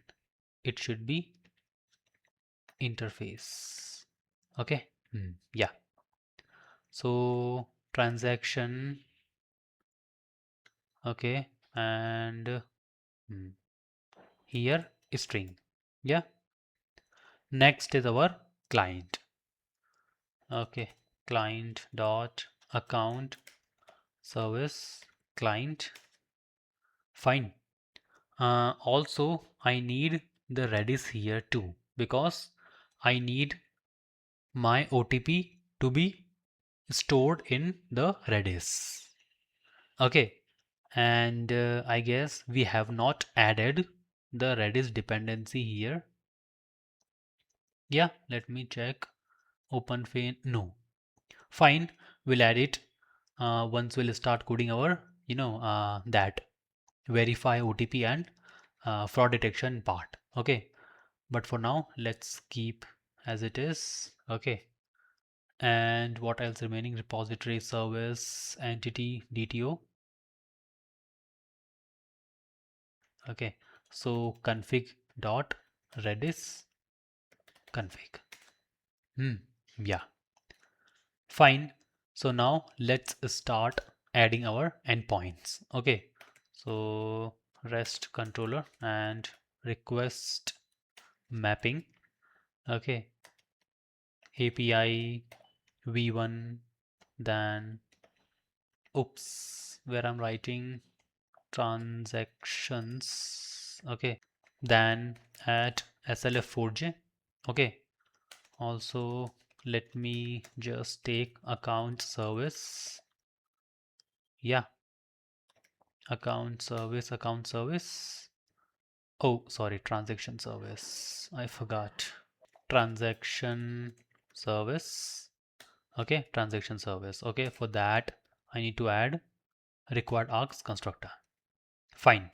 Now let's add here endpoints. Forget one thing, to create one class. Okay, you know, in the service, the actual decider class. Okay, that is my transaction event consumer. Here only I'm going to consume the event. Okay, and then proceed according to that. Yeah, so now again let's continue with our transaction controller. Okay, fine. Okay, so public and then response entity. Okay, I'm returning what? Transaction response. Okay, and our first endpoint is transfer. At valid, fine, and at request body, okay, and transfer request, request,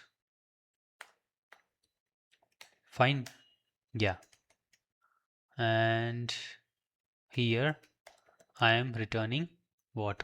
Response entity dot status, http status dot,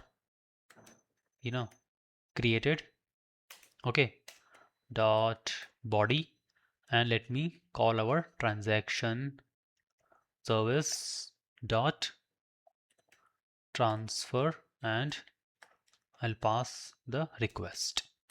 Okay, it is my post mapping.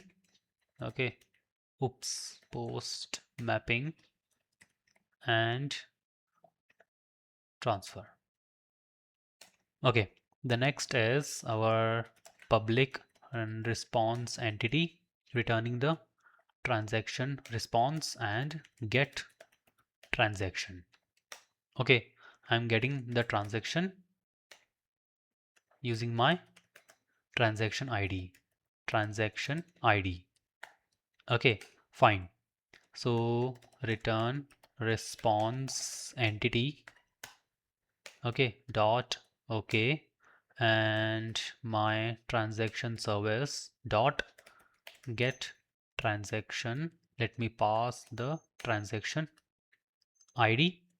Okay, and this is get mapping. Okay, transaction ID. Fine. Now let me just copy and paste it here. So the next is get transaction history. Okay, and I'll get the transaction history definitely using user account number. Okay, so user account number, and here too transaction service get transaction history. Let me pass account number here too, account number and account. Yeah, okay. The next comes our OTP verification endpoint. Okay, important one. So this is what I'm talking about. Public and response entity. Okay, in return, one second. So here it should be list. Okay, because I'm getting history, transaction history based on account number. So I'll get the list of transaction for this account number. So definitely it is the list of transaction response. Okay, yeah, fine. Now let's come to here, response entity and transaction response and verify OTP. Okay, or yeah, verify OTP and add path variable. So the first is no, not string account number, transaction ID. Okay, and second is request param. Okay, and string OTP. Fine. So also let me just add the loggings log dot info that OTP and verification request transaction, okay, and transaction ID.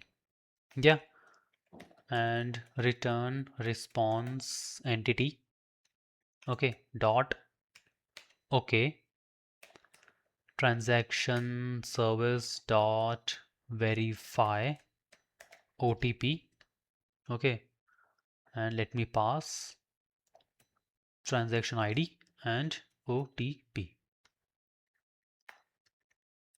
Fine. Post mapping. Okay, and here it is transaction ID. Okay, and verify. Okay, so these are all our endpoints. Fine. Now let's implement these all one by one. Okay, and I want you to keep an eye on verify OTP and my transfer. Okay, endpoints. Fine. So my transaction service and at service at SLF4J.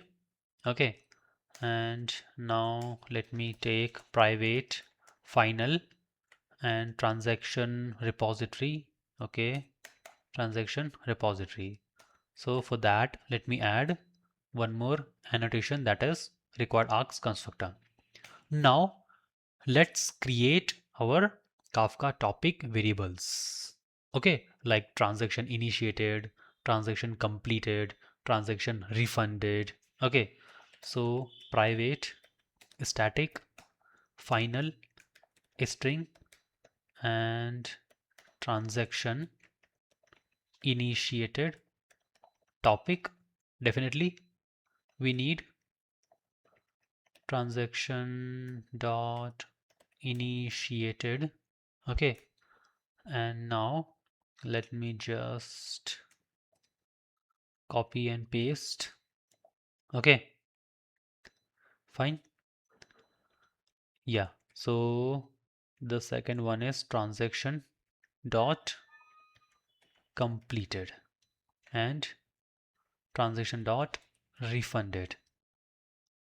Here too transaction dot completed and transaction dot refunded. Okay, fine. Yeah, so now let's implement our first method, that is transaction. Okay, and response and method name is transfer.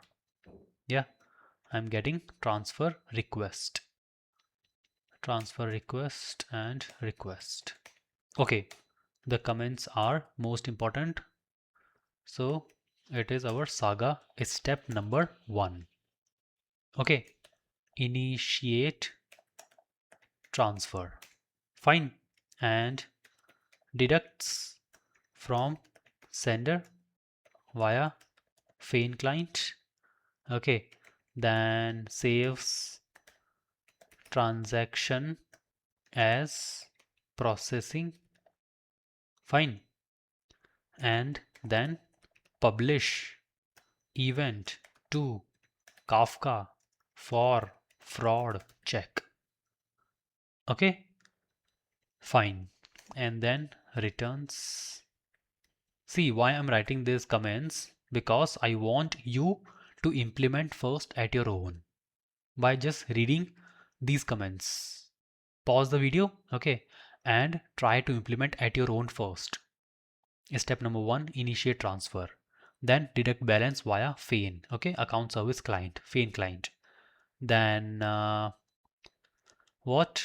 Save transaction as processing, okay, repository we have, fine.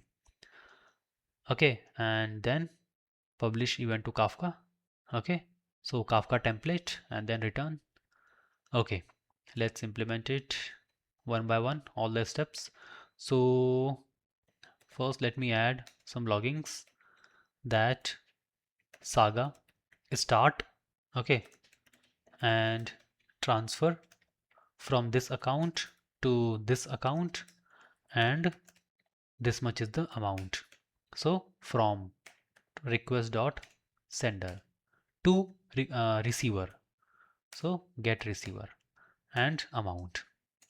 Okay, now deducts from sender. Okay, so via fain client, account service client. Okay, and we all know that we have deduct method in our account service main Java service and account service account controller. Actually I need deduct balance. Yeah, so you just come here and my transaction service account service client. Yeah, in this client let me just returning the string. Okay, a string and entire method. Deduct balance, fine, and full path, put mapping. Oh, 1 second. So it should be interface. Yeah. So put mapping, fine, and the entire path. Okay, fine. Oops. And here our account number and deduct. Okay, yeah, done. And here main client, then name. So from account service and URL. Okay, so what? Hmm, account dot service dot URL. Okay, that's it. Yes or no? And semicolon I'm missing. Okay, back to our account service, transaction service. Okay, and here let me what? Saga step number 1, deduct from sender. Yes, so also let me just get the object private final account service client and account service client. In the account service client we have just now created, okay, dot deduct balance. Okay, and let me pass, so we need to deduct from sender. Okay, so request dot get sender account number and amount, so request dot get amount. Yes, that's it. Okay, yeah, fine. Now next step is save transaction as processing. Okay, so transaction, okay, transaction, fine. Hmm. And transaction equals new transaction. And now what? Let's set the properties, set the fields, values. So transaction dot set and sender account number. Okay, so request dot get sender account number. Similarly, transaction dot receiver get receiver, and then amount. Okay, then type. Okay, so transaction dot set type. Okay, so let it be transfer. Okay, and status. Okay, so transaction dot set status. I have mentioned here processing. Okay, so because currently it is in the processing state. Okay, fine. And then also transaction dot set description, get description. Yes, and reference number also. So set reference number. So let me just generate it, uid dot random dot toString. Okay, now let's save. So transaction and saved transaction equals transaction repository dot save and transaction. Yes, also log dot info and transaction saved as processing, fine, and saved transaction dot get id. Now our next step, that is publish. Okay, publish event to Kafka. So we need to publish initiated event. Here what we are doing, the transaction has been initiated. Okay, deduct balance just initiated. Okay, processing. So we need to publish the initiated event. For that I have already created, oh, not created, fine, let me create that too. So event dot transaction initiated event. Okay, at data at all args, no args. Fine. So let me just add the values, sorry, fields, that is private string first, transaction ID. Okay. Second is string sender account number. Okay. Next is private string receiver account number. Then okay, big decimal amount, and finally let me add description also. Okay. Yeah, back to our service, and here let me just get that transaction initiated event. Okay, event equals new transaction initiated event, and let me set the values. Okay, so my save transaction, let me get that and set here. Okay, dot get id, first is id only, right? ID, account, amount, and this description. Okay, so save transaction dot sender account, saved transaction dot receiver. Okay, then amount. Okay, and then description. Okay, fine. Then now let me send. So I need to get the Kafka template, private final Kafka template. Okay, here object Kafka template dot send. Okay, and the event topic is transaction initiated event. Okay, fine. Then saved transaction dot get id and event. Then let me just add log.info and our saga is step number 2. Okay, so fine, this is what our saga is step number 2. Okay, publish for fraud check. So saga is step number 2, that is transaction initiated event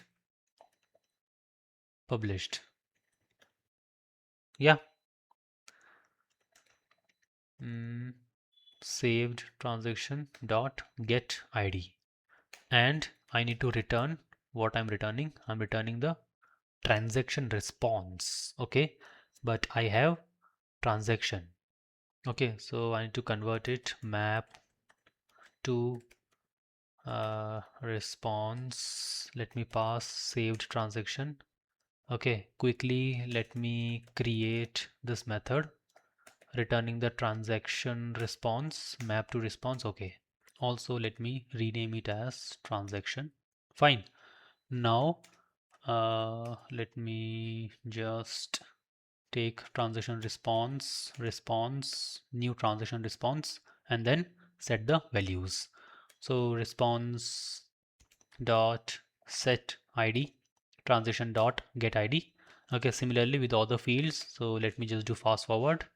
Okay, fine, and then return response. Okay, so our transfer method is implemented. Okay, returning the transaction response. Now let's implement other endpoints. Get transaction history. Okay, don't think about verify OTP. Okay, why? Because we are going to implement this endpoint at last. Why? See here, the name indicating that verify OTP.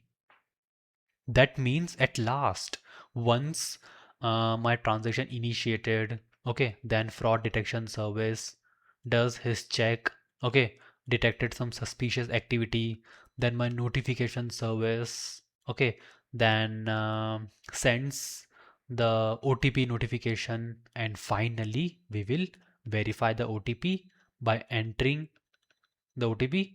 If it is verified, then okay. If not verified, then proceed forward. Yes or no? That's why I'm telling you. This is the most complex, okay, and the most crucial part. Heart of banking system, center point of banking system. So please do not miss a single part of our transaction service till we completes. Okay, so let's implement our next endpoint, that is get transaction. Fine, and then get transaction history. Okay, so mm, yeah, here public. Okay, and I'm returning transaction response get transaction. Okay, and what I'm getting the transaction ID. Fine. Okay, so first let me get the transaction. Okay. Yeah, so transaction also directly let me pass return map to response. Okay, and transaction repository dot find by ID. Okay, find by ID. Okay, and dot or else throw and new runtime exception, that is transaction not found. Okay, transaction ID. That's it. Done. Okay. Next is our get transaction history. Public, and I'm returning the list of transaction response. Transaction, 1 second. Yeah. Response and get transaction history. Okay. And I'm getting the account number. Yeah. So in this method, we need to create a query method. We need to query my database, my repository. Okay. So what return and transaction repository. Then I need history, the complete transaction history for a particular user. Okay. Whose account number is this? Okay. So it's like find by transaction history. Okay, so yeah, find by sender account number. Okay, and then order by order by created at descending. Yes, comes on the top. Okay, recent one, and we'll pass the account number here. Okay, fine. Let's do it.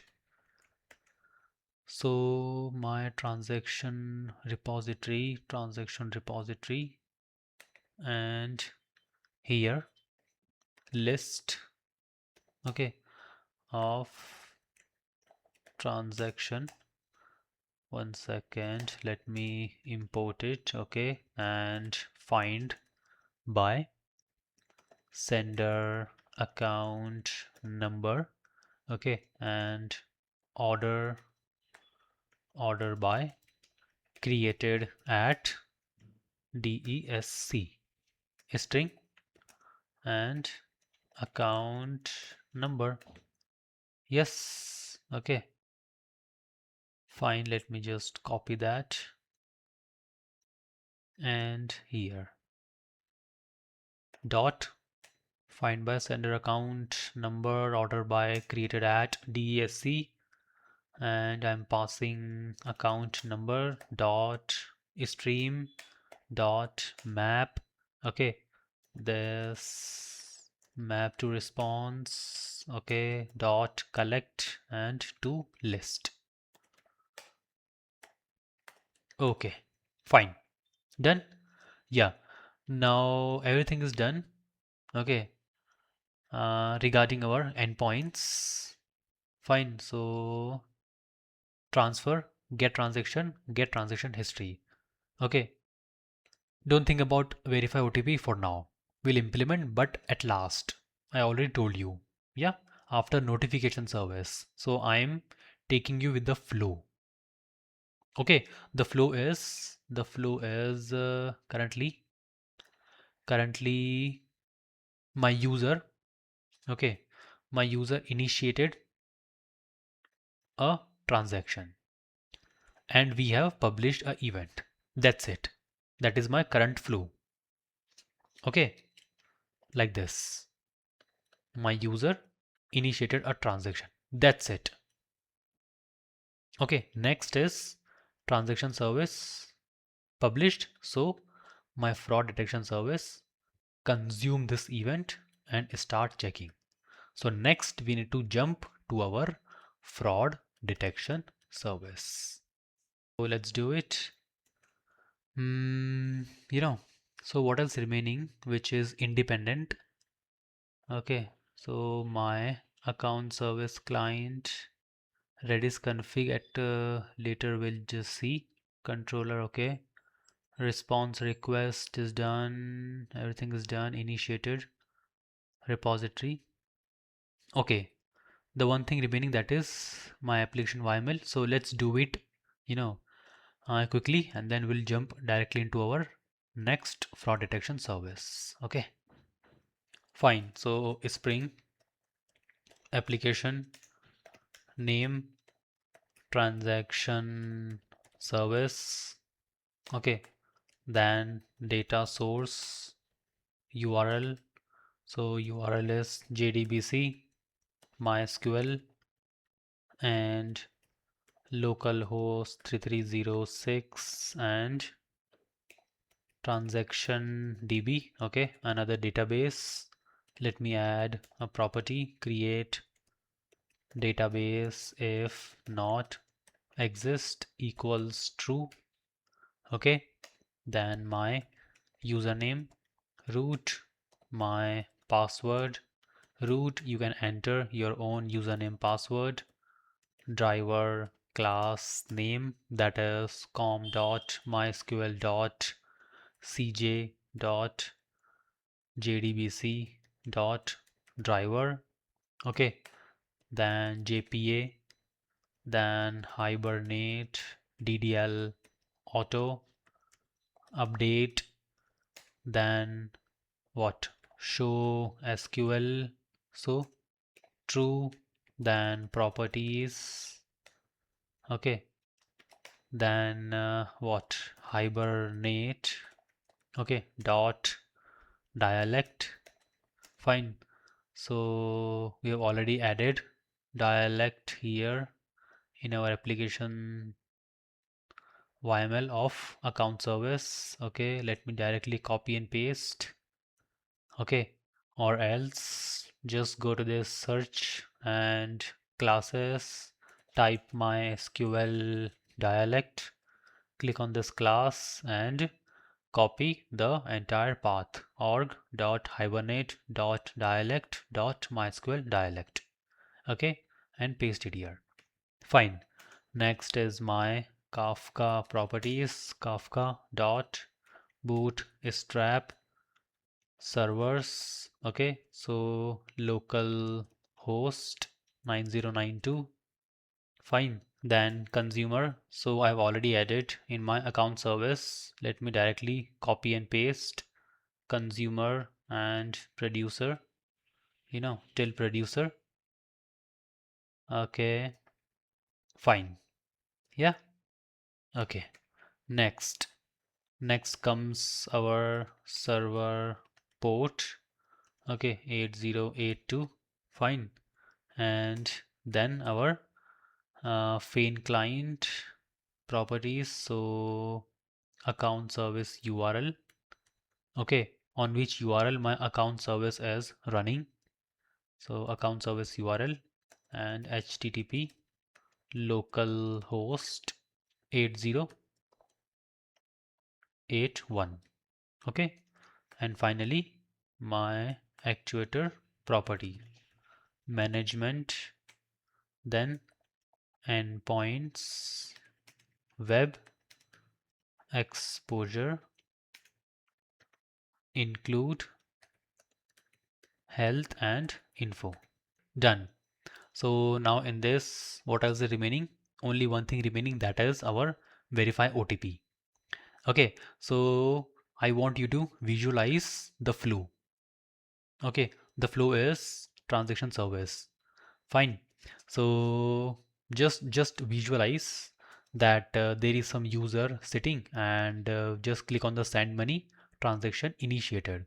According to our code, initiated, status is processing, and we have published that event to Kafka. Now the flow will go to my fraud detection service, because fraud detection service going to consume this event and start checking the transaction for any suspicious activity. Okay, so let's code our fraud detection service. First, let me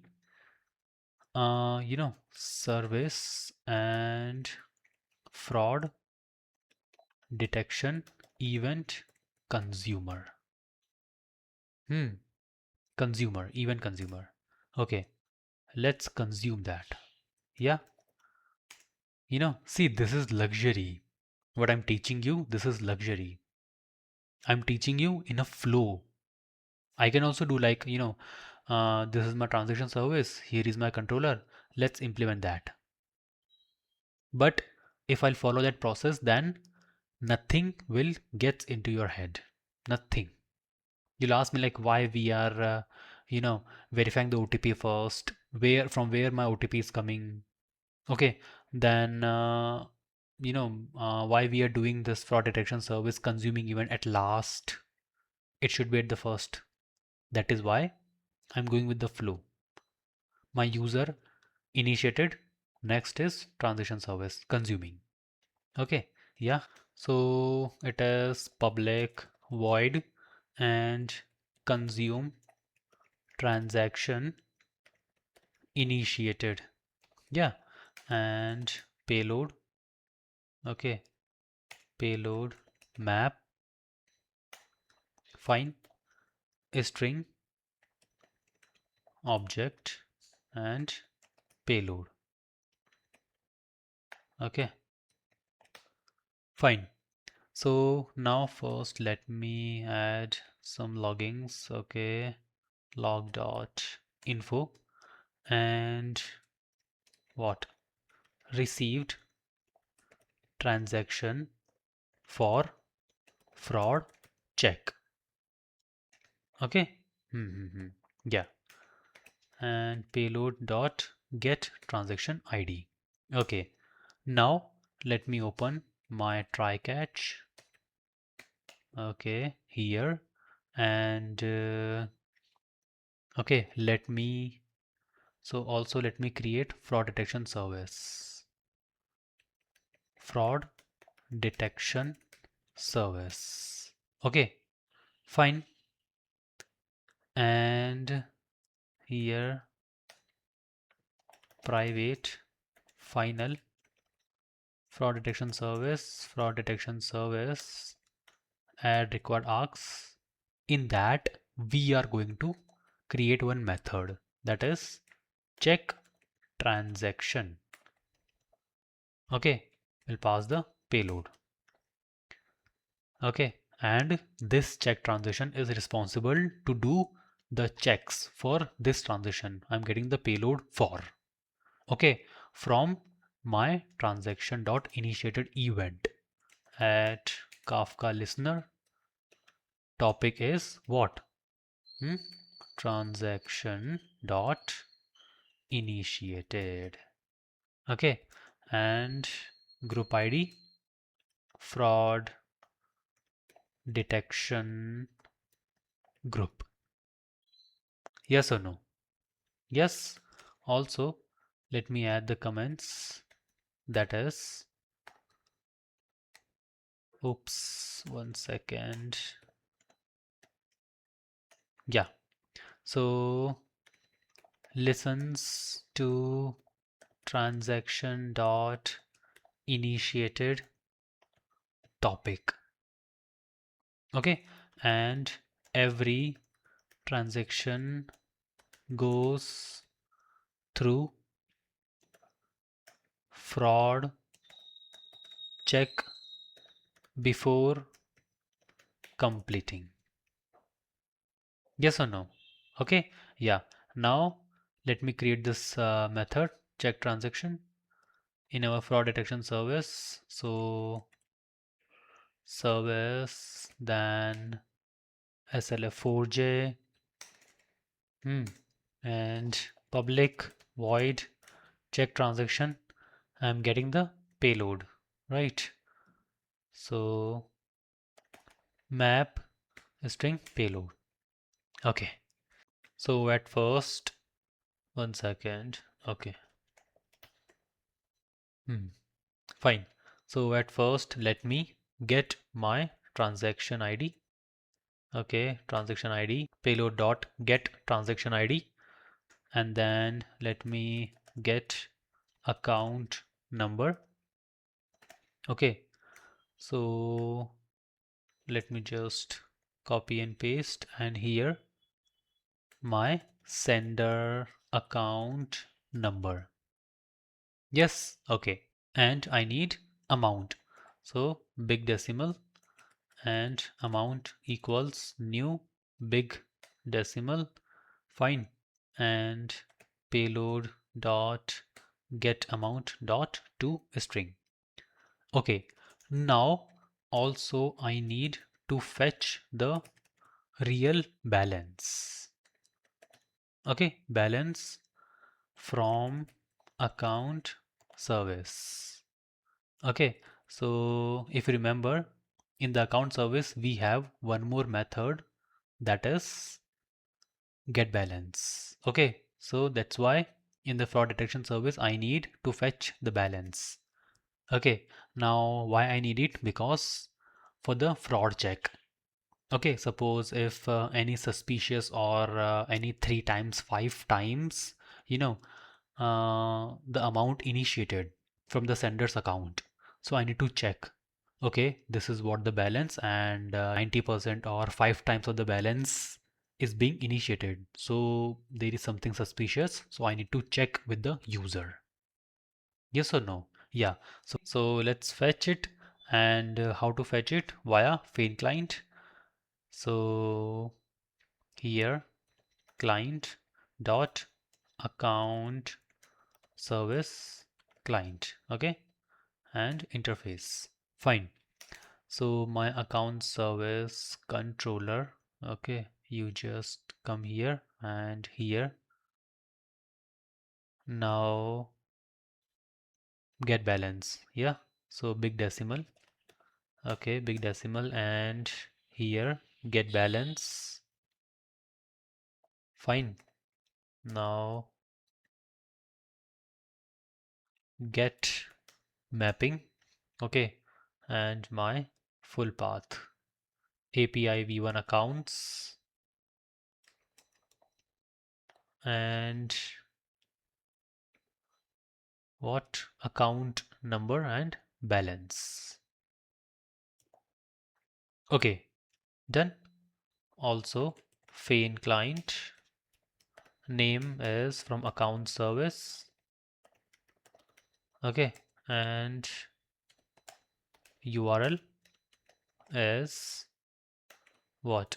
Account dot service dot URL. Yeah, let's get back to our notification, sorry, fraud detection service.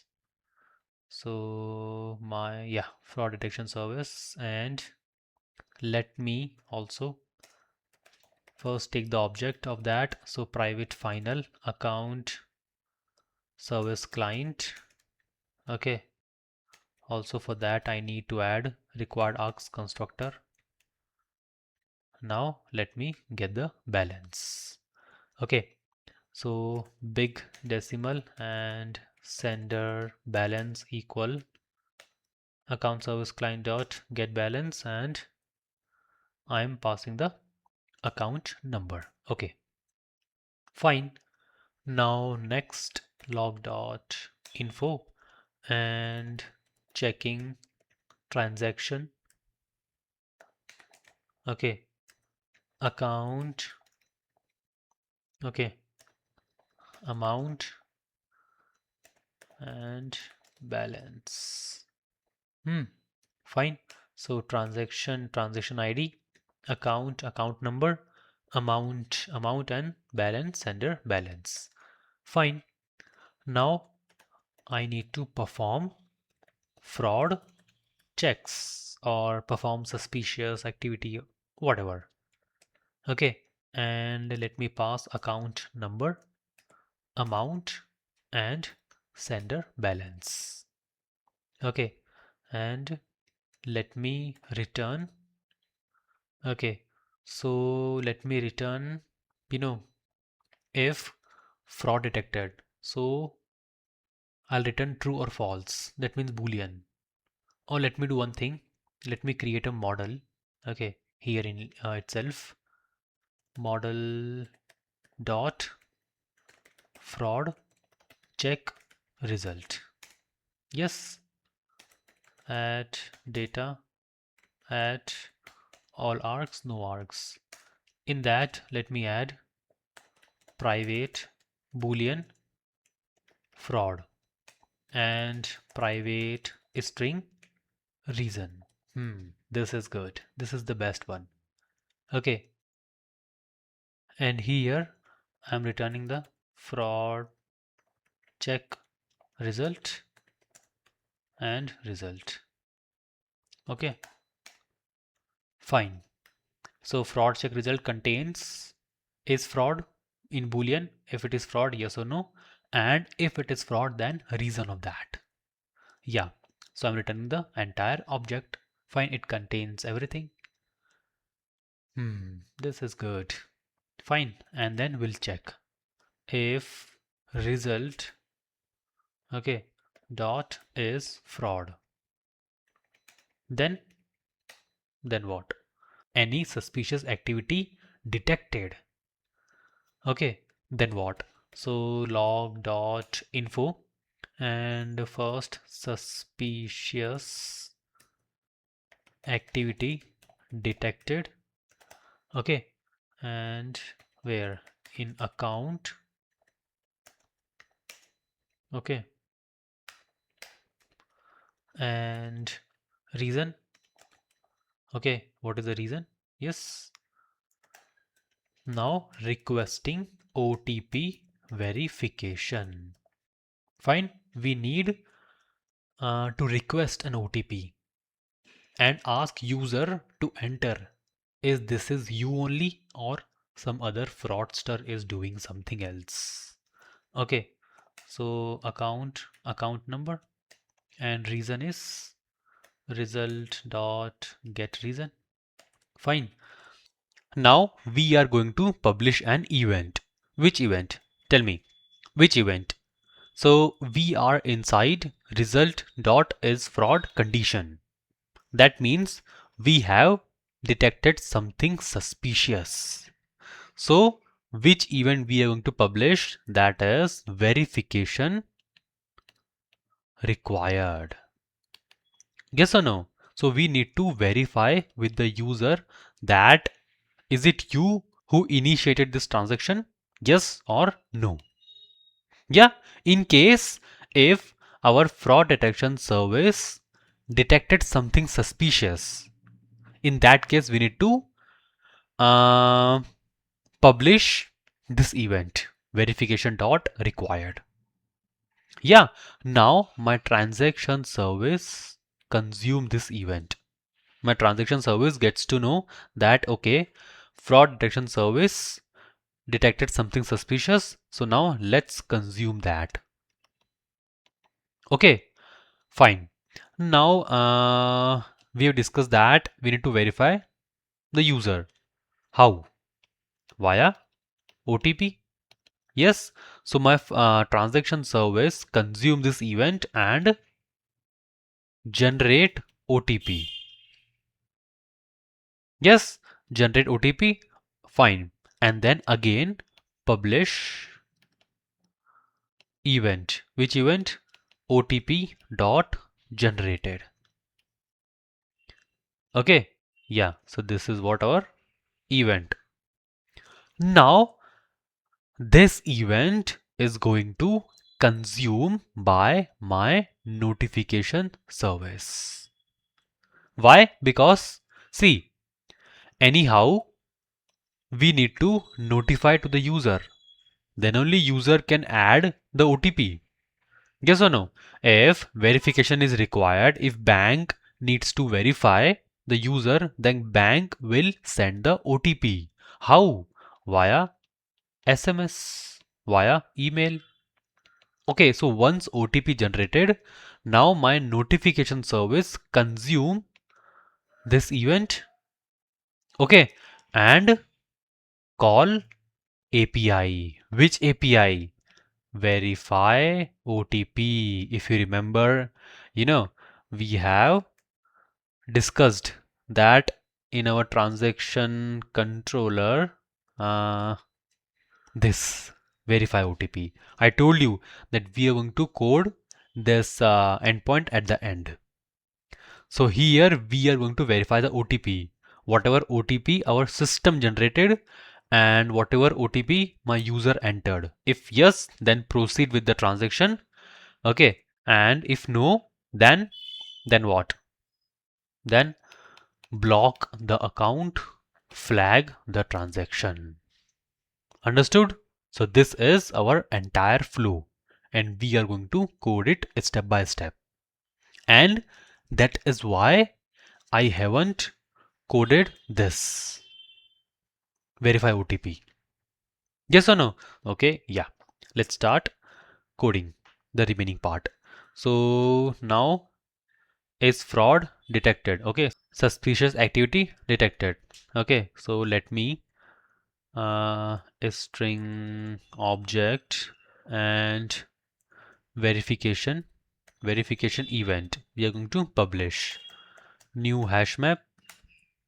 Okay, then verification event first, let me put the transaction ID. Okay, then verification event, let me put the account number. Okay, and then amount. Okay, that's good. And verification event dot, let me put the reason.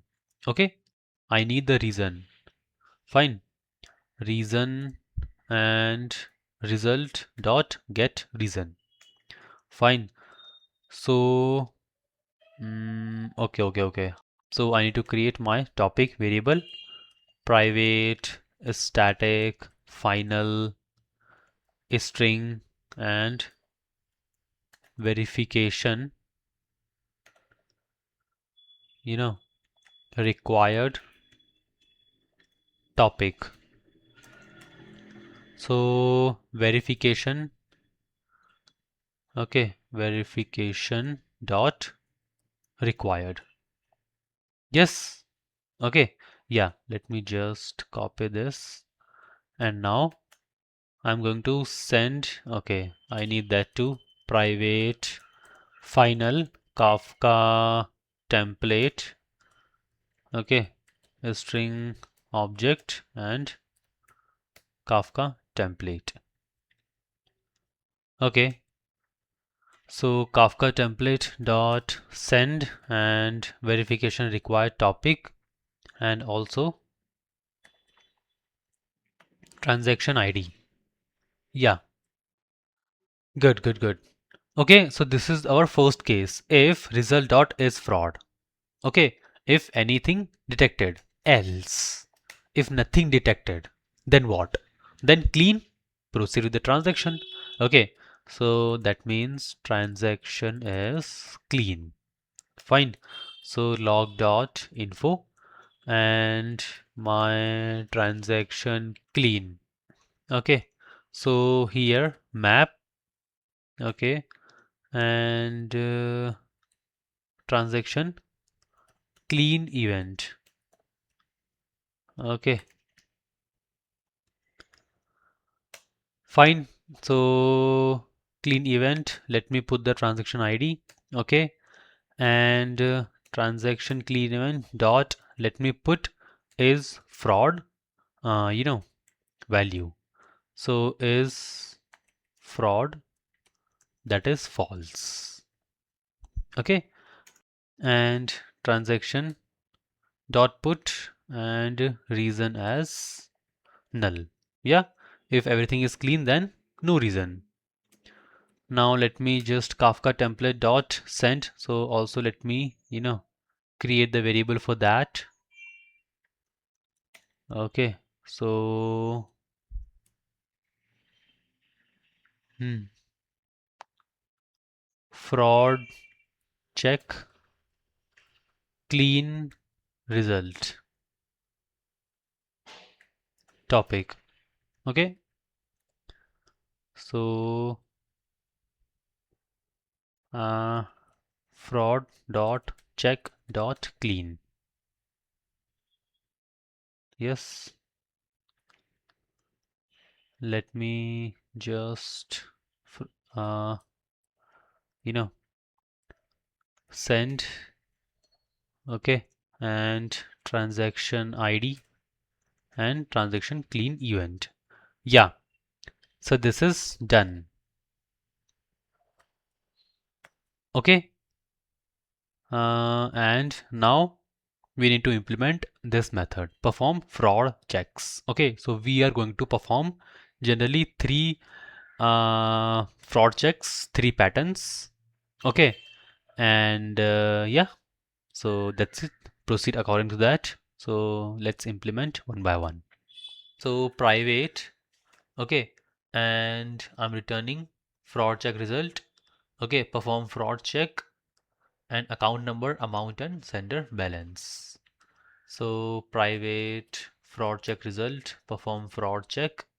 Okay, and string account number, then big decimal amount, and then big decimal sender balance.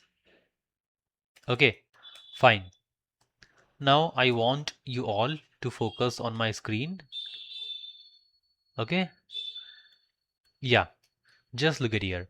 So in this fraud check, we are going to generally perform three checks, or I can say three patterns. Yes, the first pattern is velocity check. Velocity check. Okay, because as we have discussed that, you know, fraudster, fraudster don't withdraw manually. Yeah, instead, what they'll do is they run a script and which fires multiple transaction in seconds. Yes or no? Yeah. So what we're going to check is, mm, if suppose we detected, let's say 5 transaction or 10 transaction, maybe 20 transaction in 1 minute. Okay, 60 seconds. So let's take the least one, 5 transaction. If we detected, then we'll detect that as suspicious, and that too in the 60 seconds, because generally normal user won't do it. Okay, now the fact is, see, we are not blocking the account. It is just a suspicious activity detected. Yeah, so what we need to do is we need to get back to the user. Yes, and ask user for the verification via OTP. Is this you? If it is, then let's proceed. No worries. Yes or no? But there is another case, okay, and that comes our second and third pattern. Fine. So yeah, the second pattern is, let's say a user is initiated a transaction, okay, and that transaction is 3 times or 5 times of his average transaction he usually make. So what my second pattern will do is first we'll get the average transactions of that particular user. Okay, let's say 50, 50, $45. Okay, or in any currency, fine. And let's say $100, 65, 35, 10, 120, 56, and so on. Okay, so we'll calculate the average. And then on any day, suppose my user initiated a transaction of 10,000, 12,000, okay, 5,000, 15,000. So that is quite, suspicious, marked. Okay, and we'll transfer that, request to our verification window. Please verify the user that the, transaction initiated by our genuine user or some fraud.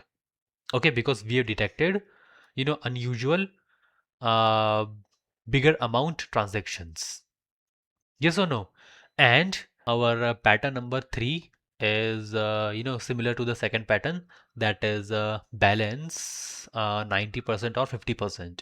Okay, so balance check, that means if suppose a user initiated a transfer, okay, and that transaction is 90%, okay, of user's balance. Okay, so that is suspicious.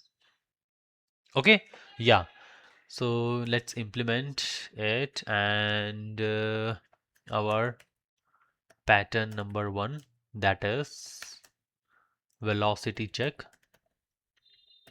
Okay, also we need three variables, because we need to what? We need to just tell our methods that these are the fixed values. If exceeded, then make it suspicious. Okay, I mean to say, let's say in case of velocity check, if suppose user initiated five transaction in 60 seconds. So this five we need to give it explicitly. Okay, we can give any number, 5, 6, 7. So we'll handle it from our resources application YML. Okay, similarly, if suppose transition is three times or five times greater, okay, then mark it as a suspicious. So three or five we need to give via variable. Okay, and similarly 90% or 95%. Okay, yeah. So let's do it. The first is our velocity check. If also let me create a method velocity or is velocity exceeded. Okay, and let me pass the account number. Fine, then I'll return new fraud check result. Okay, and fraud check result contains two field, that is fraud. Yes, it is fraud. Okay, or maybe suspicious. Fine, so we have already named it as a fraud. Okay, let's keep it. It might be. Okay, yeah, and the reason is too many transactions in 60 seconds. Yes, okay, and velocity limit exceeded. Okay, yes. Similarly, the next pattern is our uh, pattern number two, that is amount check. If is amount suspicious, okay, and let me pass account number and amount. Okay, so this two method will implement. In that we are going to check, okay, like We'll find out the average, okay, and everything else. So we'll return new. Let me just copy and paste it here. Okay, and the fraud is true. The reason is what? Unusual transaction amount. Okay, and exceeds, let's say 3 times. 3x, okay, your average. Okay, fine. And our pattern number 3, that is balance check. Okay, fine. So if transaction amount is 90%, okay. So let's say sender balance dot compare to, okay, and big decimal big decimal dot 0. Yeah, okay, greater than 0, and and is balance check failed. Okay, so this is to a method we'll create. Let me pass sender balance and amount. Okay, so if it is, then we'll return new and same thing. Just the reason is, what the reason? Transaction exceeds 90% of account balance. Yeah. Okay. Now let's implement one by one. Okay. And also if nothing gets satisfied, okay, all get failed, that means transaction is clean. Okay. So return new fraud check result false and null. Yes, okay. So fraud is false, no fraud, and there is no reason. Okay. Okay, fine. Let's implement one by one. So is velocity exceeded? Okay. Private boolean is velocity exceeded, and I'm getting a string account number. Okay. So we are going to use the Redis. Yes or no? Yeah. So that is the best way to keep the count string key. Okay. So first let's create our key as fraud and velocity. Okay. And account number. Fine. And then count. So we'll pass the key. Okay. First let me get the Redis template. Private final Redis template. Okay, and string Redis template. Okay, and so here Redis template dot ops for value. Okay, and dot increment key. Okay, so if user initiated one transaction, increment 1, then 2, then 3, then 4, then 5, and from 6th flagged need to check the user, but in 60 seconds. Okay, so how to check? We are going to set the expiry time as 60 seconds. Okay, because see, user can make multiple transaction in first transition in first minute and then second minute and then after 2 hours. That is okay, but in 60-second continuously, that is suspicious. Okay, so if we'll check if count not equals null. Okay, and count equals 1. Okay, that means Redis template dot expire. Fine, let's expire. Okay, and this is key 60 and in seconds. Okay, fine. Yes, yeah. Also some loggings log dot info and velocity check amount, okay, count,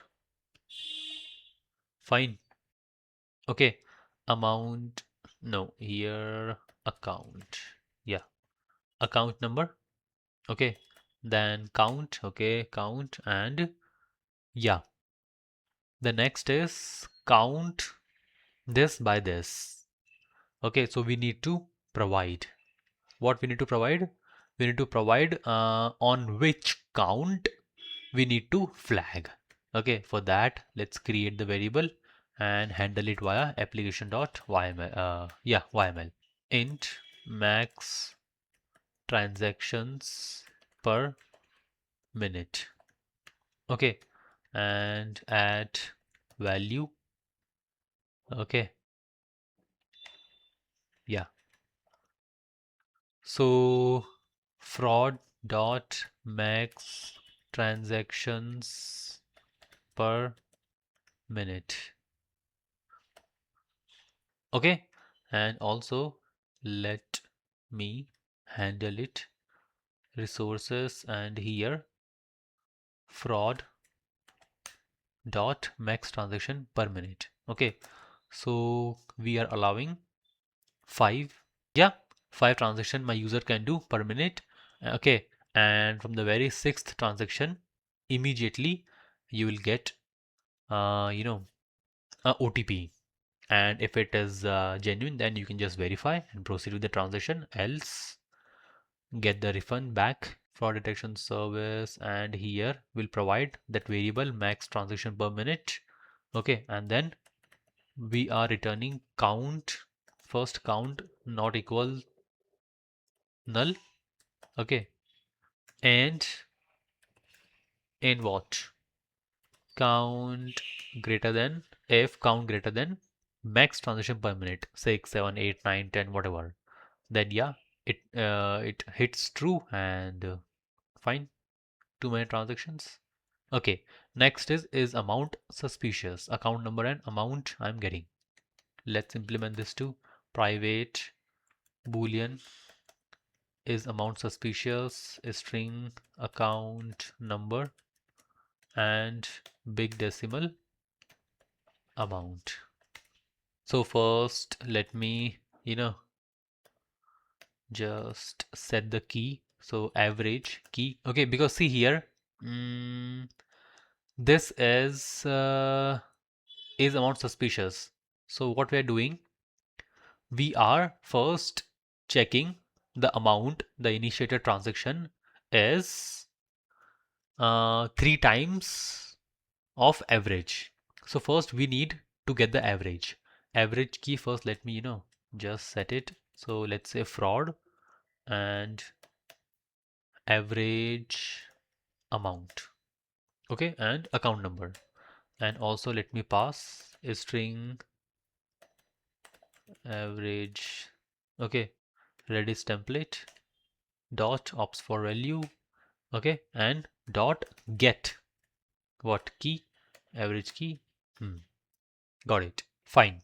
Now first let me pre-check that if s coming as null, then it is safe. Redis template dot ops for value dot will set our key and amount dot to string, okay, and we'll return it as false. Yeah, okay, all good, fine. And then we need to get the average. Okay, so big decimal and average amount equals new big decimal, okay, average str, fine.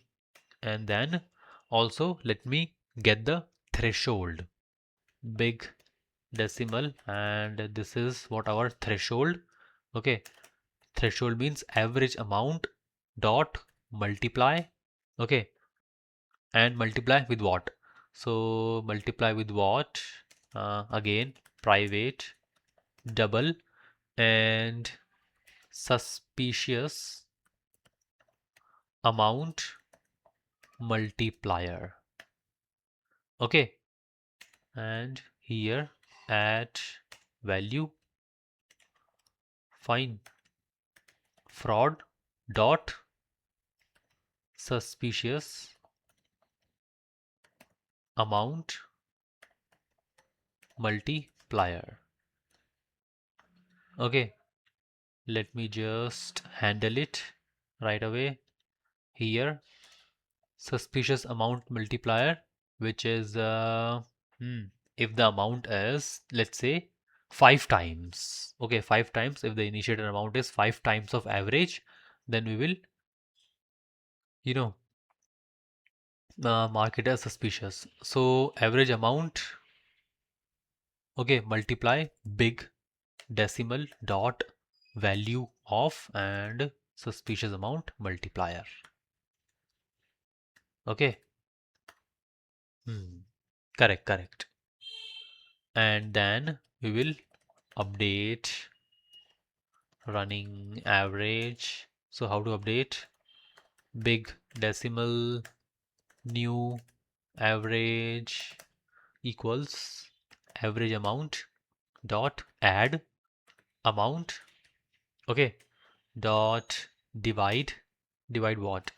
Big decimal. Okay, big decimal dot value of 2. Hmm. And the scale is 2. And rounding mode half up. Half up. Okay, fine. And then Redis template dot ops for value. So we need to set it. Set. Okay, and is new average dot to string. Yes, some loggings log.info. So amount check. Okay, amount fine. And then threshold uh, threshold. Okay, and what? Suspicious. Fine. So amount is amount, threshold, and suspicious is we need to compare. Okay, so amount dot compare to with threshold, okay, greater than 0.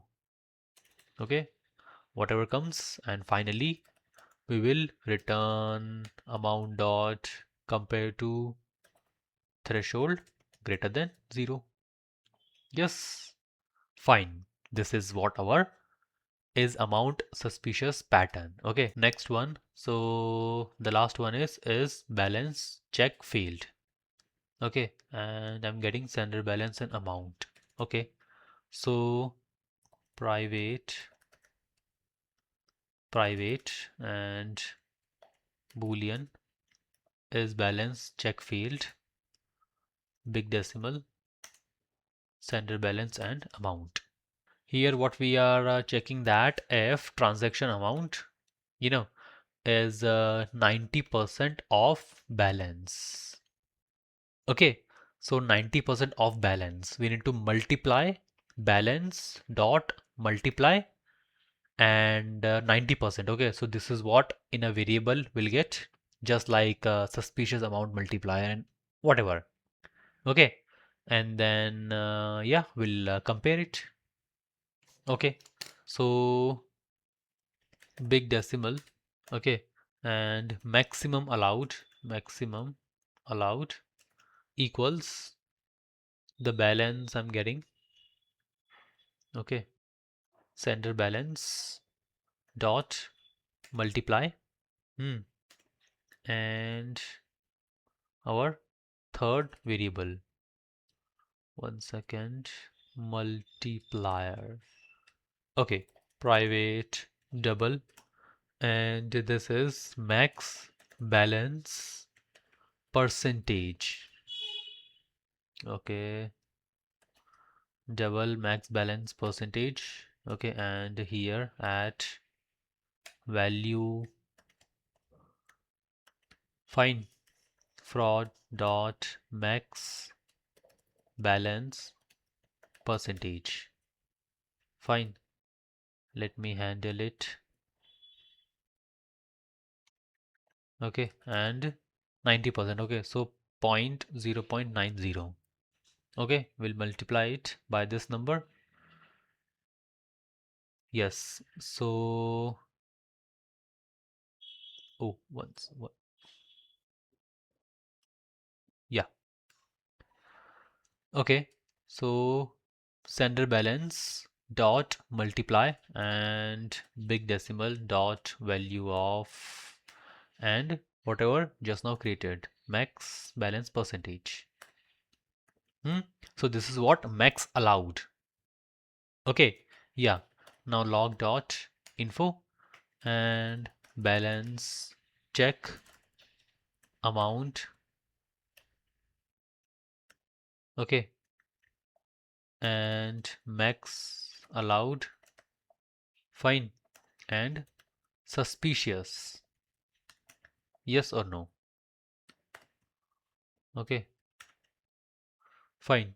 So amount is amount, max allowed is max allowed, and suspicious is, let's compare it. So amount dot compare to max allowed greater than 0. Yeah, and that too we need to return. So amount dot compare to max allowed greater than 0. Yes, fine. So this is our pattern number 3 implementation. Okay, so here is our fraud detection service completed. Fine. Now we are on our second stage. Okay, the first stage is, you know, transaction service. User initiated this transaction and publish the event transaction initiated topic. This is consumed by our fraud detection. Fraud detection here. Okay, consumed transaction dot initiated and checks the transaction. Fine. Here in the service, checking the transaction. Okay.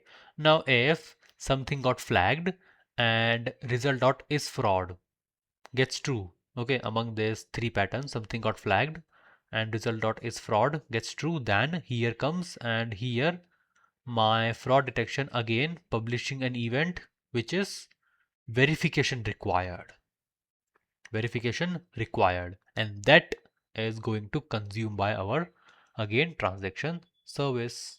So now let's come here and let's consume that. Yes, okay, let's do that. See how the flow is going. That is the pure luxury. Okay, for that you can subscribe my channel.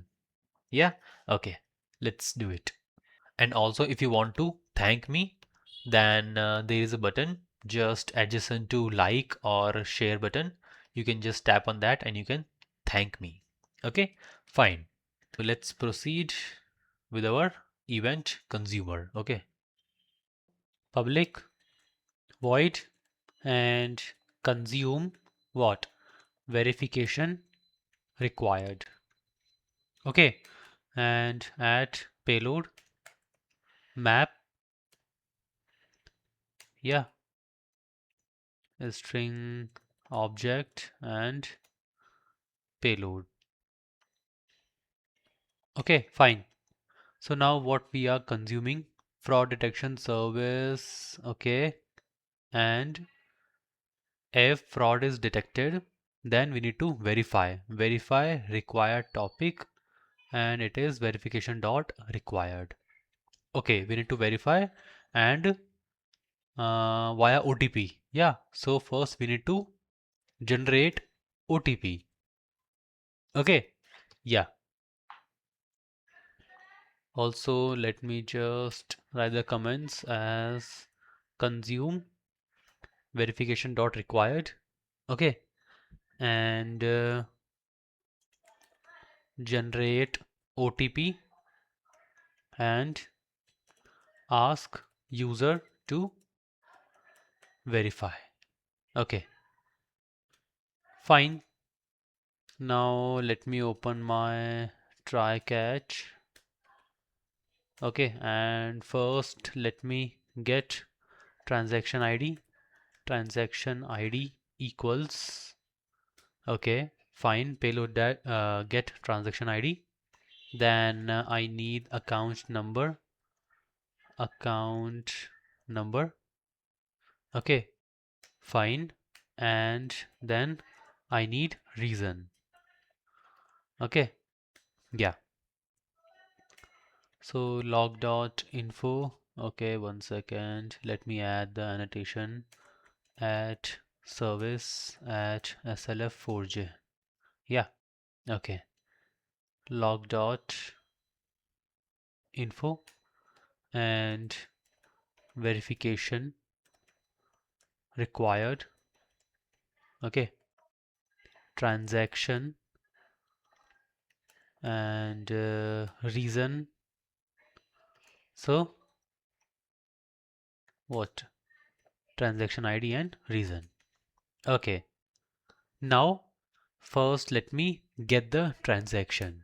Okay, so transaction and transaction equals transaction repository. Okay, so for that private final and transaction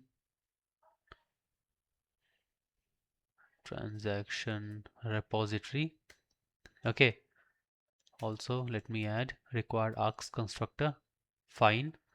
So transaction repository dot find by ID. We have the ID. Okay, transaction ID. Let me pass it. Dot or else throw new runtime exception. Okay, and transaction not found. Okay, transaction ID. Fine. Now what? Now we need to add an idempotency guard. Okay, so what is that? Uh, idempotency guard, because in order to prevent two-time credit to my receiver or to my sender. Yes, so see, we are verifying the user only if the status is in processing, if the transaction status is in processing. If suppose my status is not processing, that means either transaction has been already completed or the transaction has been flagged. That means blocked out. Okay, so the status should be in the processing. Otherwise, there is chance of twice credit to my receiver or sender. Okay, fine. I hope you got the point. So let me just add that check. Okay. Yeah. So if transaction dot get status not equals processing. Okay.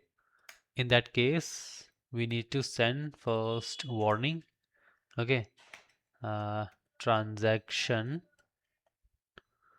not processing, skipping. Okay, and transaction ID. Fine, and from here we'll return. Okay, next let's go forward. Okay, so if it is processing, then we need to generate 6-digit OTP.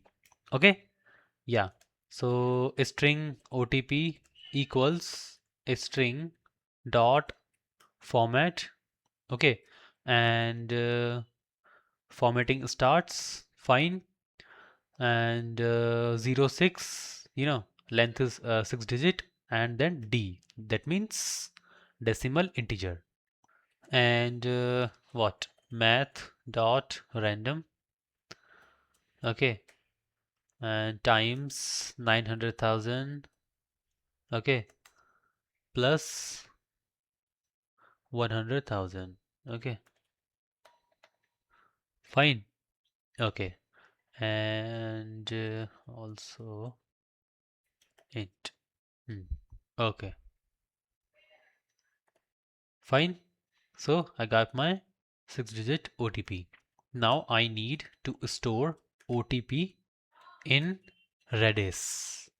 Okay, and I'll put my OTP expiry expires in 5 minutes.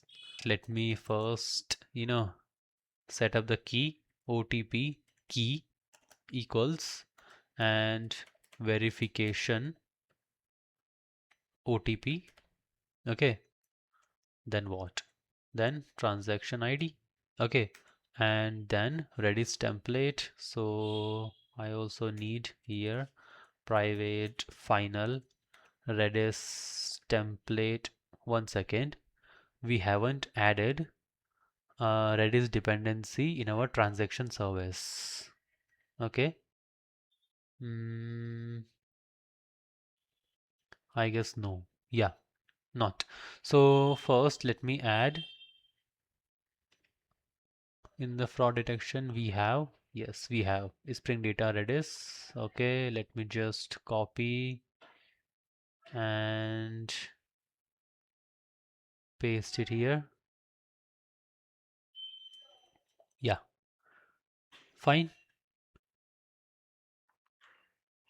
Okay, let it reload. Yeah, done.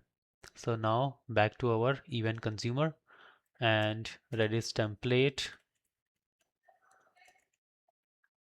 Okay, Redis template. Fine.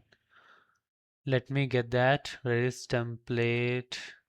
Okay, dot ops for value.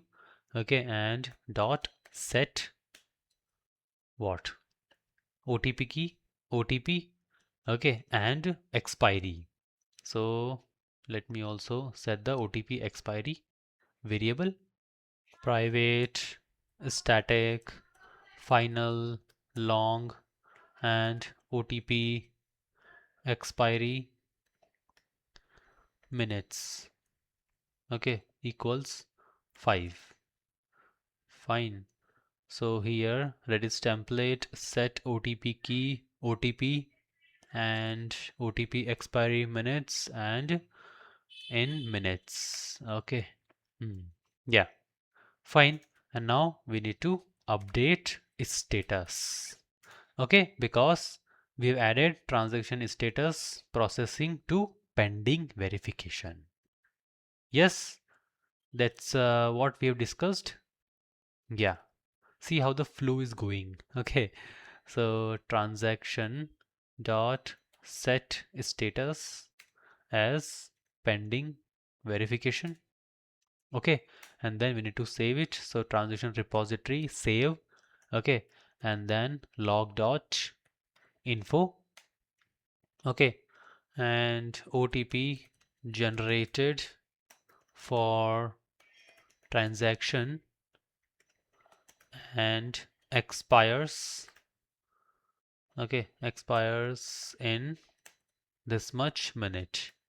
Okay, so transaction ID and OTP expiry minutes. Fine. Now I need to what? I need to notify user.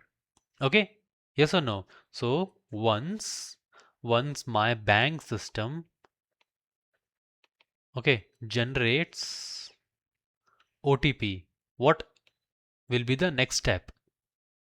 User gets the OTP on his phone via SMS or email. Yes or no?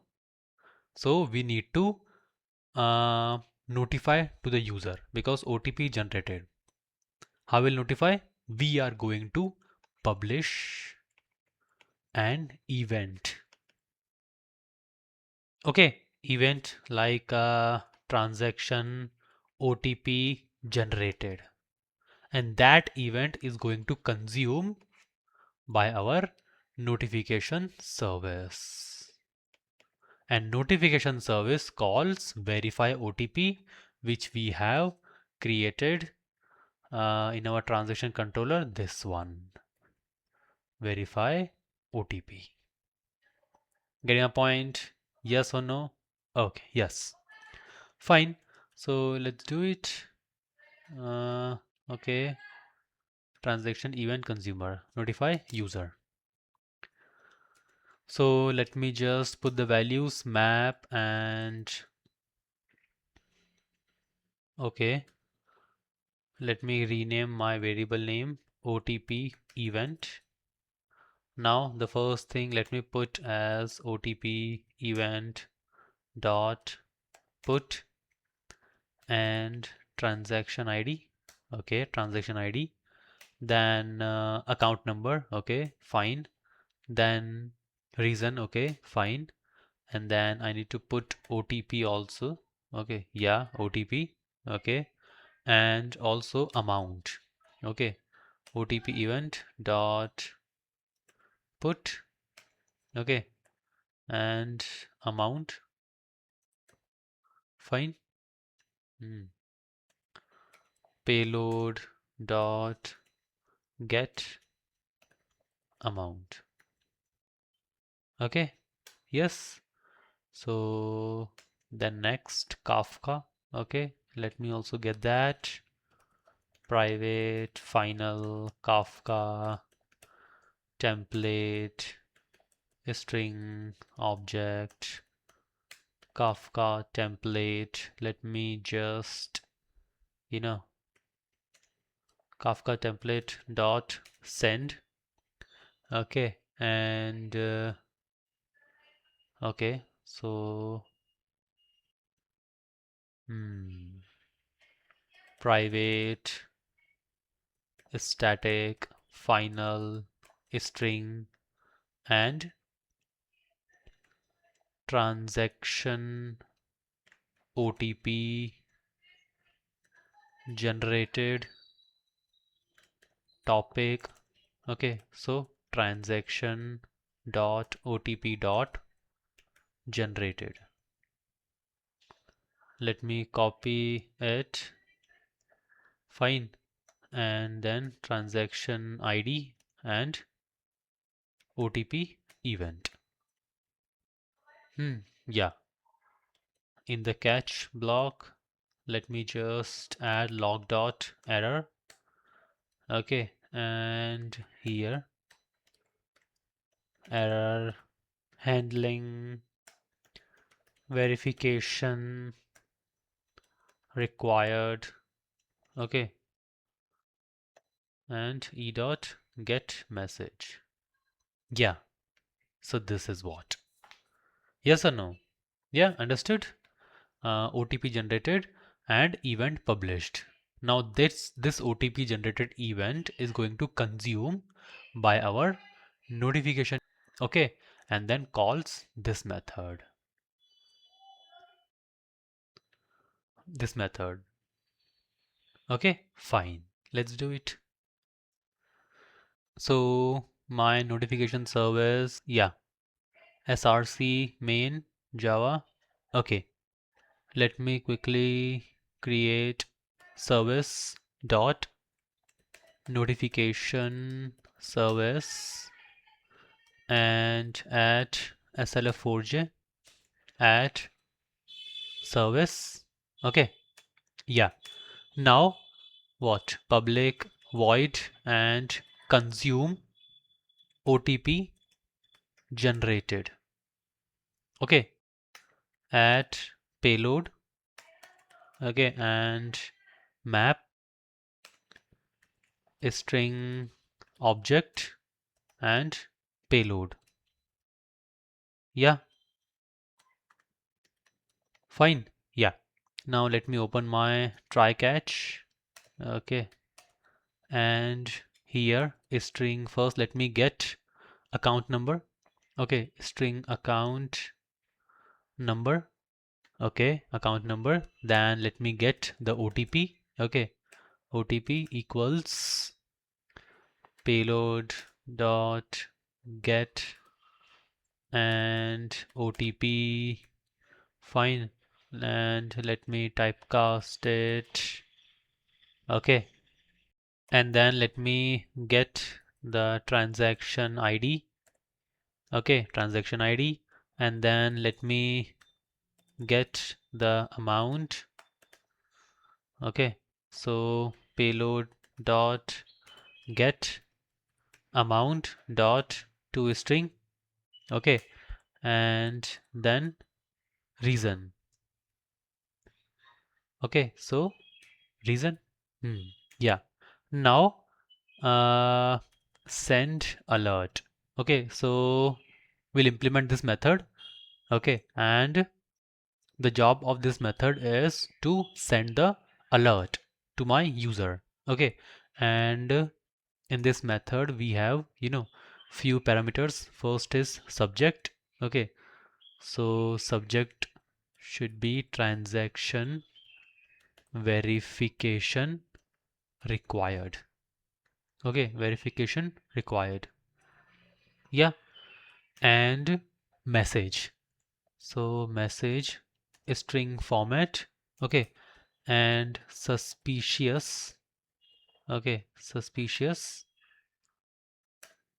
activity detected. Yes, on your account. Hmm. Okay, and reason. So reason is what? %s. Hmm.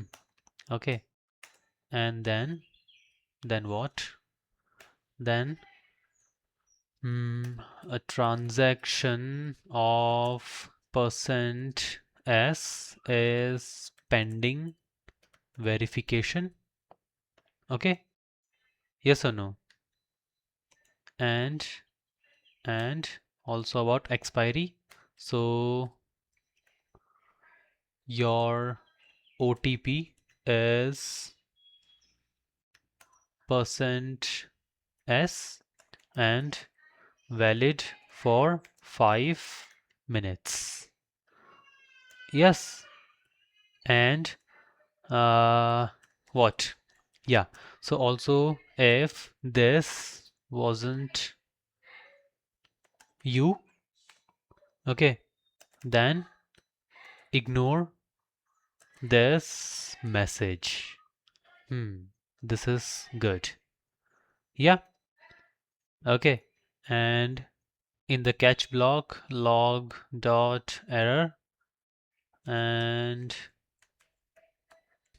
error sending OTP notification. Okay, fine. Notification. Yeah. Okay. Now we need to, you know, create this method, send alert. Okay. So private, private void send alert. Okay.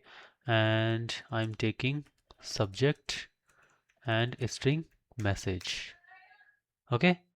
Also let me add one more thing, that is account number. Yeah. Okay. So here a string account number. Now it is good. Yeah. Okay. So we'll implement this method. Okay. Later on. First, let's complete the other parts. Okay. So in this method, we are going to add, the code to send the alerts to the user. Okay, maybe it is credit alert, debit alert, fraud alert, suspicious activity detected alert, OTP alert. Okay, so alerts. Fine. So just one method for all. Yeah, okay. Also, let me add Kafka listener annotation. Okay, and the topic is, yeah, transaction dot OTP dot generated. Okay, yeah.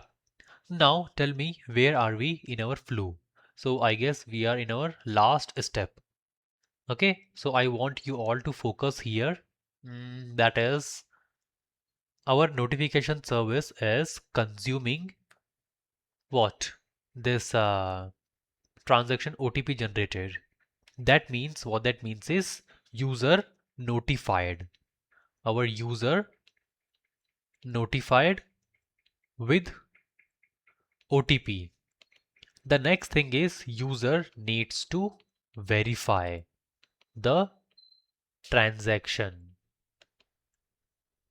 Okay, and to do that, he needs to enter the OTP and will match it with our stored OTP. Okay, so first thing is verify. How to verify? Simple, we've already created a method here, transaction controller and our endpoint, that is verify OTP. Now, at this stage, we need to implement this method. Yes or no? So this is why, I told you the flow is really important in this project. And that's what I want to make you feel, how to start coding and go with the flow. Otherwise, it will really become a mess. Okay, so yeah, also here in the transaction event consumer, we have consumed verification required. Okay, so Kafka listener and topic verification dot required. Fine. Okay, so now let's do our let's implement this verify OTP and transaction ID and OTP. Okay, public transaction, okay, response and verify OTP. Fine, string and transaction ID and string OTP. Okay, now first let me add some loggings that OTP verification for the transaction. Okay, and transaction ID. Okay, now first let me get the transaction, okay, using ID. So transaction repository dot find by ID. Let me pass the transaction ID and or else throw, okay, new runtime exception,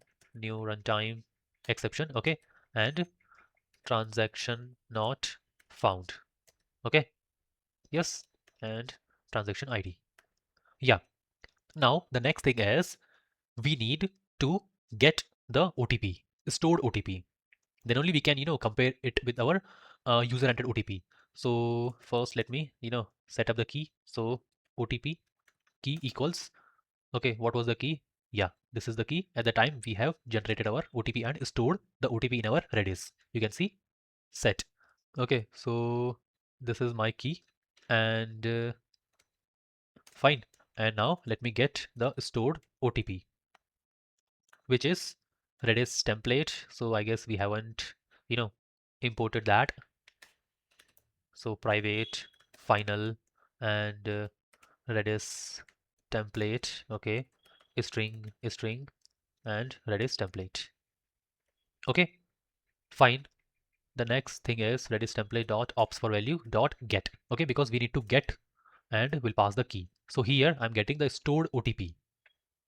Okay, and expiry time is 5 minutes. Now we need to check if stored OTP is null, coming as null. That means OTP already expired. Okay, so in that case, what we need to do is we need to compensate. Okay, and okay, first let me, log dot warning. Okay, and OTP expired for transaction and transaction ID. Fine, and then we will compensate transaction. Okay, let me pass the transaction. Okay, and then what? Return map to response and transaction. Yes or no? Yeah. Also, let me just pass some message that OTP expired, OTP expired. Okay, and transaction cancelled.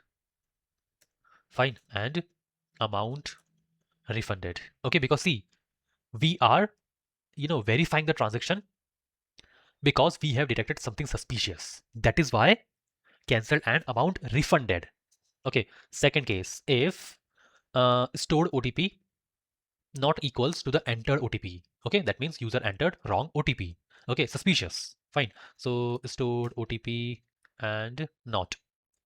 Fine. So what we'll do is we will, block account and refund and log dot warning. So wrong OTP.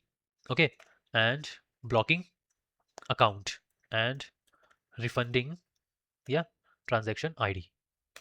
Okay, so first Redis template dot delete. Okay, in this case, if OTP entered wrong, then first we'll delete. Okay, and let me pass the OTP key and then block account. Okay, and compensate. Okay, let me pass the transaction and wrong OTP received. Okay, or let's say wrong OTP entered. Yeah, so transaction cancelled. Okay, and account blocked for security. Yes, fine. And then we'll return map to response and yeah, transaction. Fine. Else what? Else OTP, correct? Okay, then we need to complete the transaction. So log dot info and OTP verified. Yes, completing transaction. Okay, and transaction ID.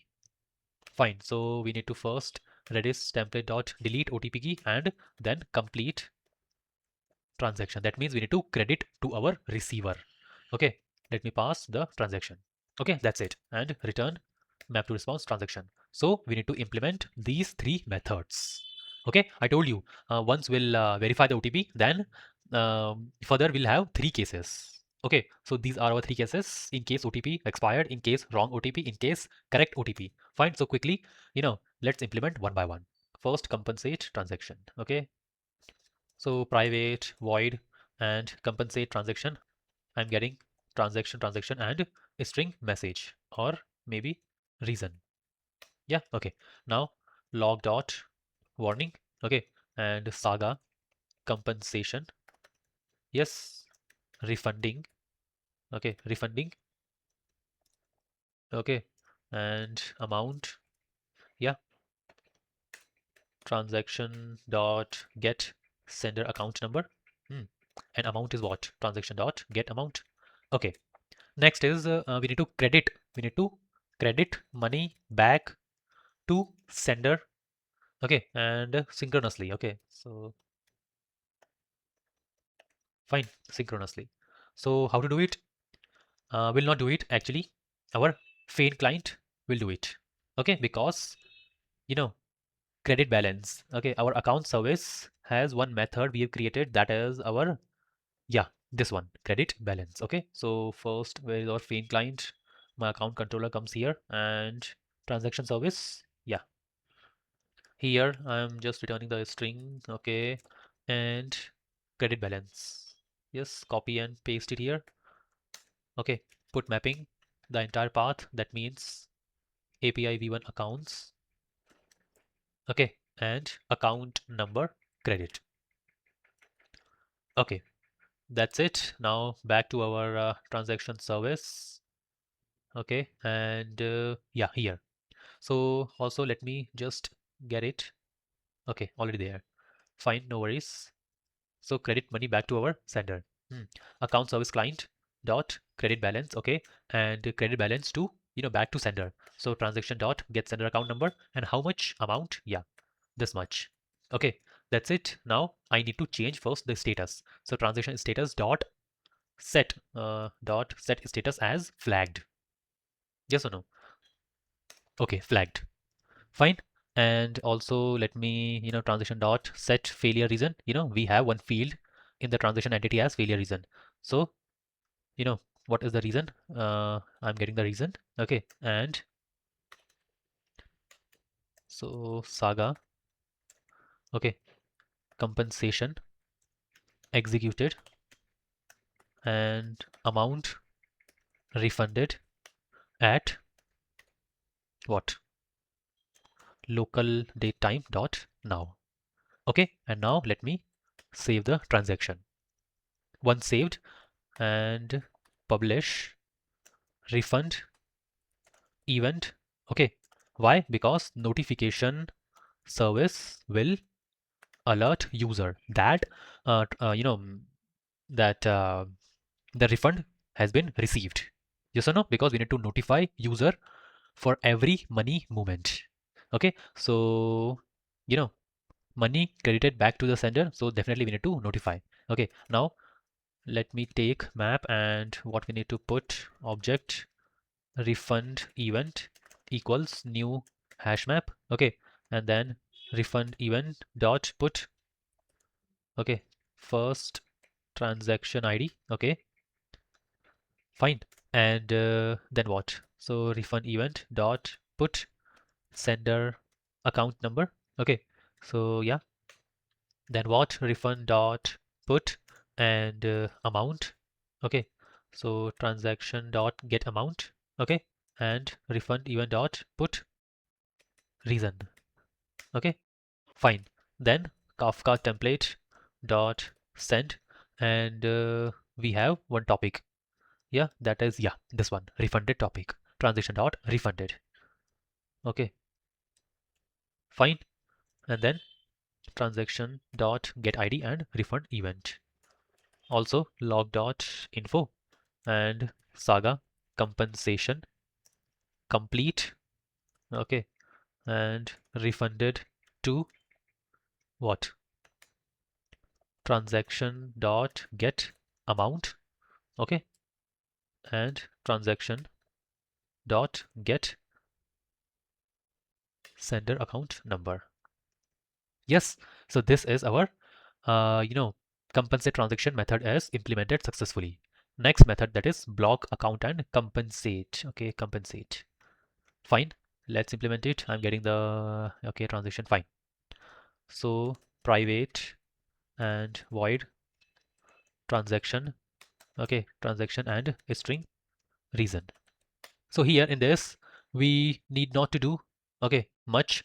Just we need to publish fraud dot detected event. Okay, so publish fraud dot detected. Okay, and account service will block account. Okay, so map. Okay, and here let me rename my event variable, that is fraud event. Okay, first let me just fraud event dot put transaction ID. Okay, let me directly copy paste. Fine, and then account number. Okay, so fraud event dot put account number. Okay, so transaction dot get sender account number. Fine, and then reason. So reason, and here fraud event. Okay, and yeah, that's it. Now Kafka template dot send.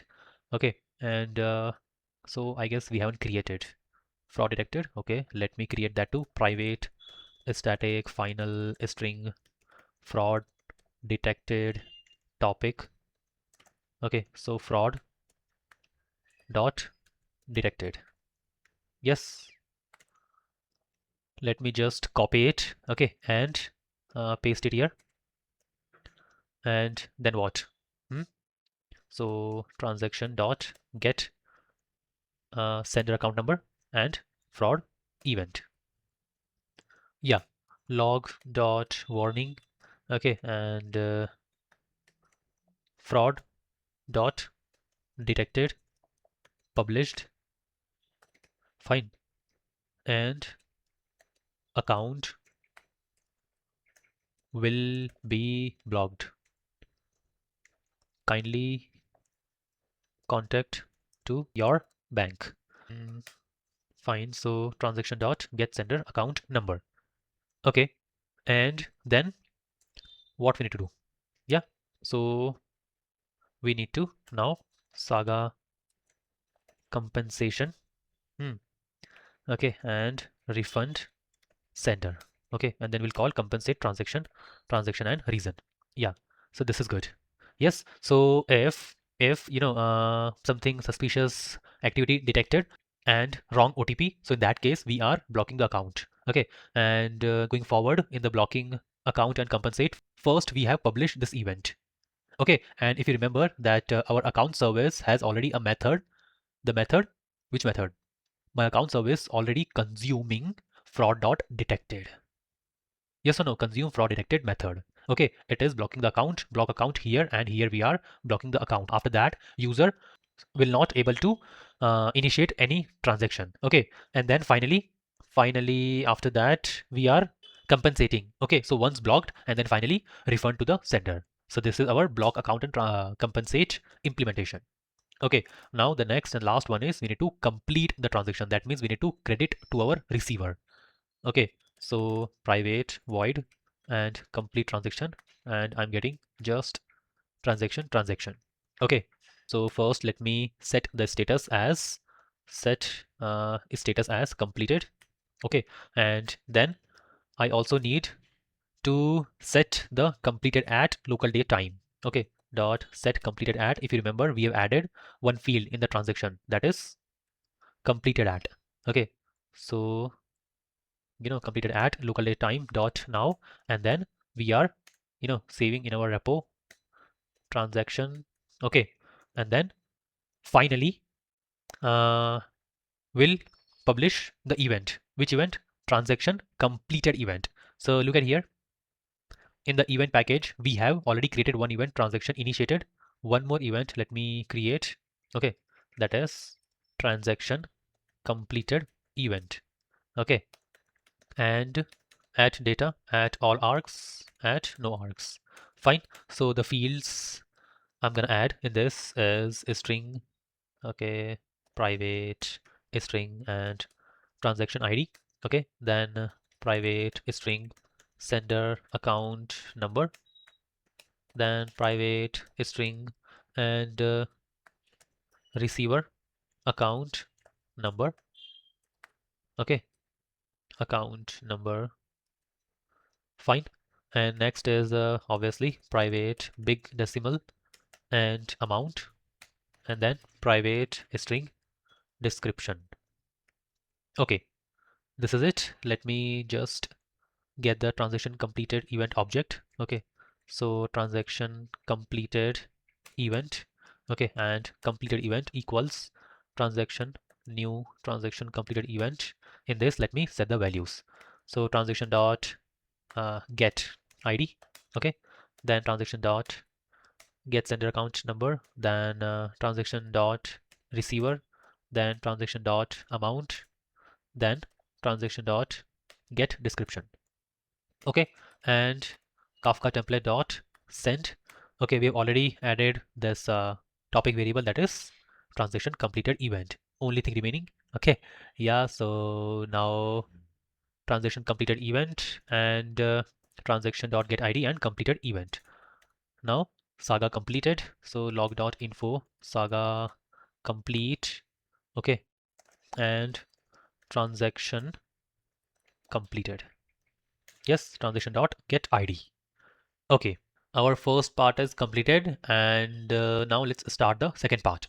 Okay, so I guess you all might be thinking that we have implemented a lot methods, okay, consumed a lot events, and still you're saying the second part is remaining. Okay, so what's that? Yeah, so I want you all to remind one thing that yeah, so user initiated the transfer, okay, transaction, and we have published transaction initiated topic, and our fraud detection service consume this event and starts checking the transaction. Okay, now I just want you all to focus on my screen and line number 55 or 53.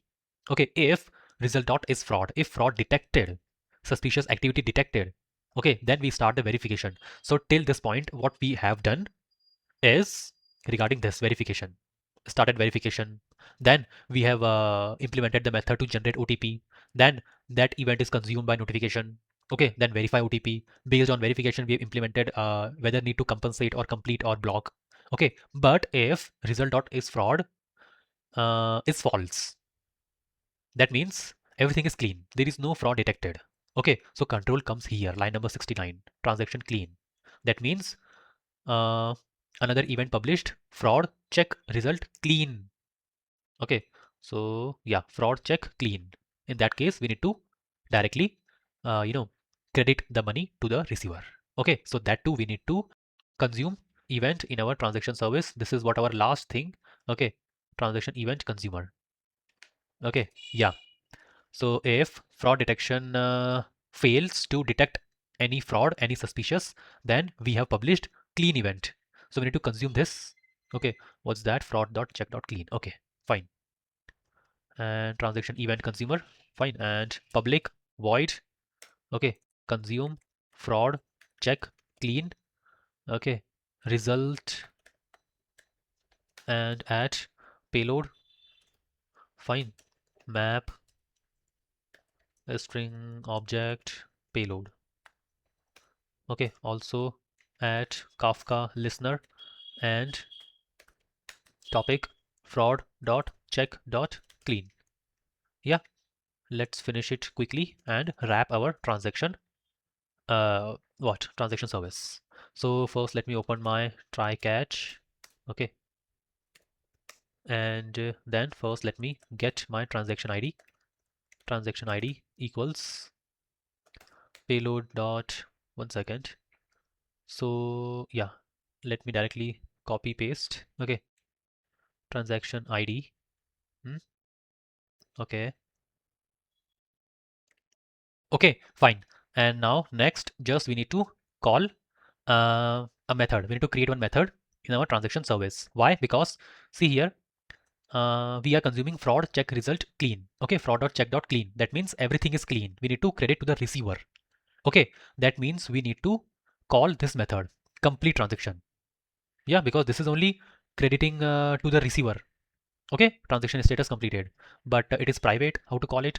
So for that, let me just first get private final transaction service. Okay, and here let me call transaction service dot process fraud check or process clean result. Okay, and I'm passing the transaction ID. Okay, in log dot error and error processing fraud check result e dot get message. Okay, now let me quickly create this method too here. Okay, public void. Okay, and getting the transaction ID. Okay, now first let me get the transaction. Okay, using the ID. So better to directly, yeah, copy. Okay, fine. Then we need to add item potency guard. Okay, in order to prevent the duplicate events. Okay, just like we have added in our this verification required event. Yeah, this one. Okay, so yes, paste it here. Fine, and then directly call complete transaction and pass the transaction. Yes, yeah. Mm, transaction ID. Okay. Fine. So whenever the request comes that whenever the fraud detected service gives the green signal to our transaction, okay, here I'm consuming fraud check clean, and from here I'm calling this method, and this method is finally completing our transaction, crediting money to our receiver. Fully completed. Our transaction service is fully completed. Okay, and our fraud detection service, okay, account service client, okay, fraud check and event consumer and fraud detection. Fine. So here too, everything is done. Only one thing remaining, that is our application.yml. Let me quickly complete that. Yeah, we have added, few properties for our fraud, max transaction, suspicious amount multiplier, and max balance percentage. Okay, fine. And here, so let me start a Spring application name. So it is fraud detection service. Okay, and then data Redis. Okay, host port. 1 second. Redis host and port. Okay, so host is our local host and port is 6379. Also in our transaction service application YAML properties file. I guess we haven't added the Redis properties. No, we need to add it. Why? Because we have used the Redis, you know, created the OTP, stored OTP. Okay, yeah, so let's add here too. Okay, and data Redis host localhost, oops, and port 6379. Now it is good. Okay, back to our fraud detection property file. Yeah, and then our Kafka properties. Okay, so let me directly copy and paste from my Kafka and till producer. Okay, back to our fraud detection and yes, done. Fine. Then what? Server dot port 8084. Okay, we do have this account service client, so we need to add the properties. Okay, account, service URL for faint client. Okay, and what's that? Account.service.url. Yes, HTTP and localhost 8081. Okay, on this address, my account service is running. Fine. And fraud detection is already there. We've added while coding. And then management. Okay, endpoints. Then web exposure. Okay, then include health and info. So everything is done in our fraud detection. Now only thing remaining, that is our notification service, and we need to consume few more events. Also we need to implement this send alert method. Okay, so first event we have implemented, consumed that OTP generated. Next we need to consume our debit alert, credit alert, yes or no. So once money debited, so debit alert, credited, credit alert. Okay, and for the Razorpay side, yeah, Razorpay payment gateway, external payments. Yes or no? Once, you know, uh, using our bank application, you are paying to some external merchants, just like Amazon. Okay. So at that point, our payment gateway comes into the picture. Okay. And for that too, we need to set up, and we have already one service that is, our payment service. Where is that? Where is that? Yeah, this one. Okay, so payment success alert, payment failure alert. Okay, so for all these alert, we need to consume the events here and notify user. Okay, yeah. So quickly, first let's complete our payment service, and then finally we'll come up here and consume all the alert events and implement this method. Which one? Our send alert. Okay, yeah. So now next thing is let's start our final thing, not final, second last. Okay, payment service. Okay. Okay, so let's start with our payment entity. Okay, payment, and now entity. Okay, then table name. So payments, and add data, add no args and all args. Fine. Now let's add the fields. So first is private string ID, and my ID should be what? At generated value, strategy, and UUID. Okay. Yeah. Next. So we are going to use the Razorpay. Okay. So for that, let me create a variables for order ID and payment ID. So Razorpay order ID and private string Razorpay payment ID. Yeah, fine. Now I need a account number. So private account number, as we are already fetching, you know, using the payload. Okay, column and nullable false. Okay. The next is I need big decimal and amount. Next, let me add what? Currency. So currency. Okay, yeah. And now private payment status. Okay, yeah. So we'll create a enum for that, because we have bunch of string values. So entity and enum payment status. Yeah, fine. Later on we'll add the fields.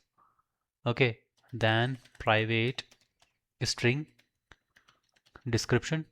Okay, then private string failure reason. Okay, payment failure reason, and then private local date time. Okay, uh, created at, and our last field, that is local date time updated at. Okay, so at update timestamp and add creation timestamp. Okay, yeah. Then payment status. Okay, so this is my enum enumerated of type string. Fine. And then for this column nullable false. Yeah.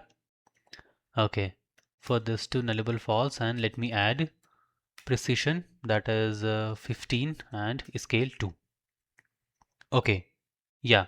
So it is done.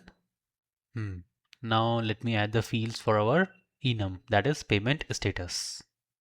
So status can be, created, okay, and then pending, okay, or completed, or failed, and refunded. Yes, definitely. Yeah. Okay.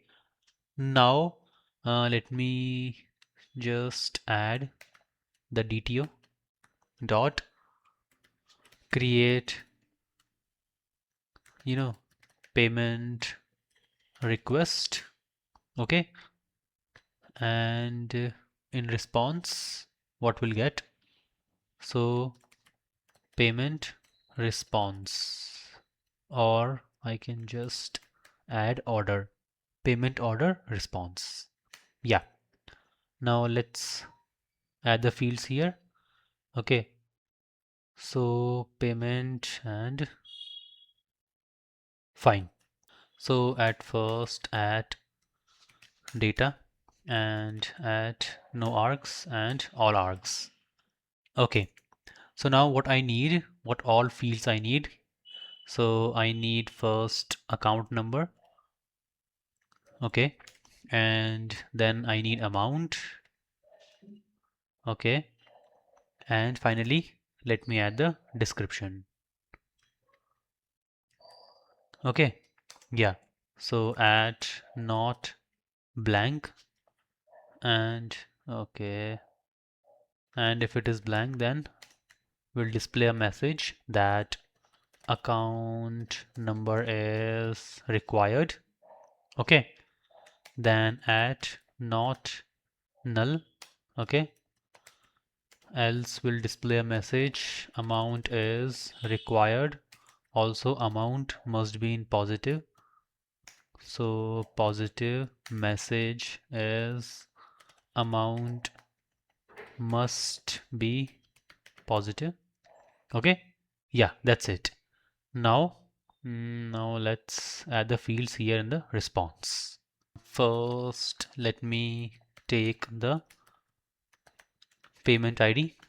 Okay, then yeah, razor pay order ID. Okay, in response, fine, and then amount. Okay, yeah, and yeah, then currency. Okay, currency status. Okay, so instead of enum here, let's uh, set the variable as string. Okay, because we can set it as a string value. Yeah, fine. Also one more thing we need, that is private string and razor pay key ID. Okay, fine. At data and add all args, add no args. Okay, so this is what our DTO is done. Now let me just build the entire skeleton. So first configuration we can just add. Okay, configuration dot cross origin config, because we need to run our front end files and need the permission. Okay, then only we can make the real payment in our own banking page. Okay, then what our controller dot payment controller. Okay, and then our service dot payment service. Okay, and then our repository dot payment repository. Okay, interface extends JPA repo. Okay, and payment. Okay, a string. Fine. And what else? Yeah, that's it. Okay, so at REST controller at request mapping. Okay, API v1. Fine, API v1 and payments. Yeah, okay, at SLF4j. And then private final payment service. So for that I need to add required args constructor. Okay, now there are two important endpoints. First is create order. Okay, so once a user click on the send money at the bank page, create order.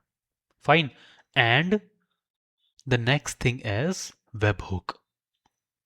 Okay, if you heard about, once the status changes, so webhook is inbuilt with the events. If the status, if the payment successful, webhook captured that success event and then update the backend. Okay, so I'll show you. Okay, in the webhook, fine, once we'll set up our Razorpay account. So our first endpoint is public, okay, and response entity. I'm returning the payment order response, okay, our DTO, and create payment order. Okay, fine. And add valid, okay, add request body and create, okay, payment request. Okay,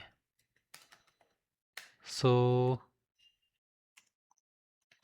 return response entity dot status http status, okay, dot created dot body, okay, and payment service dot create payment order.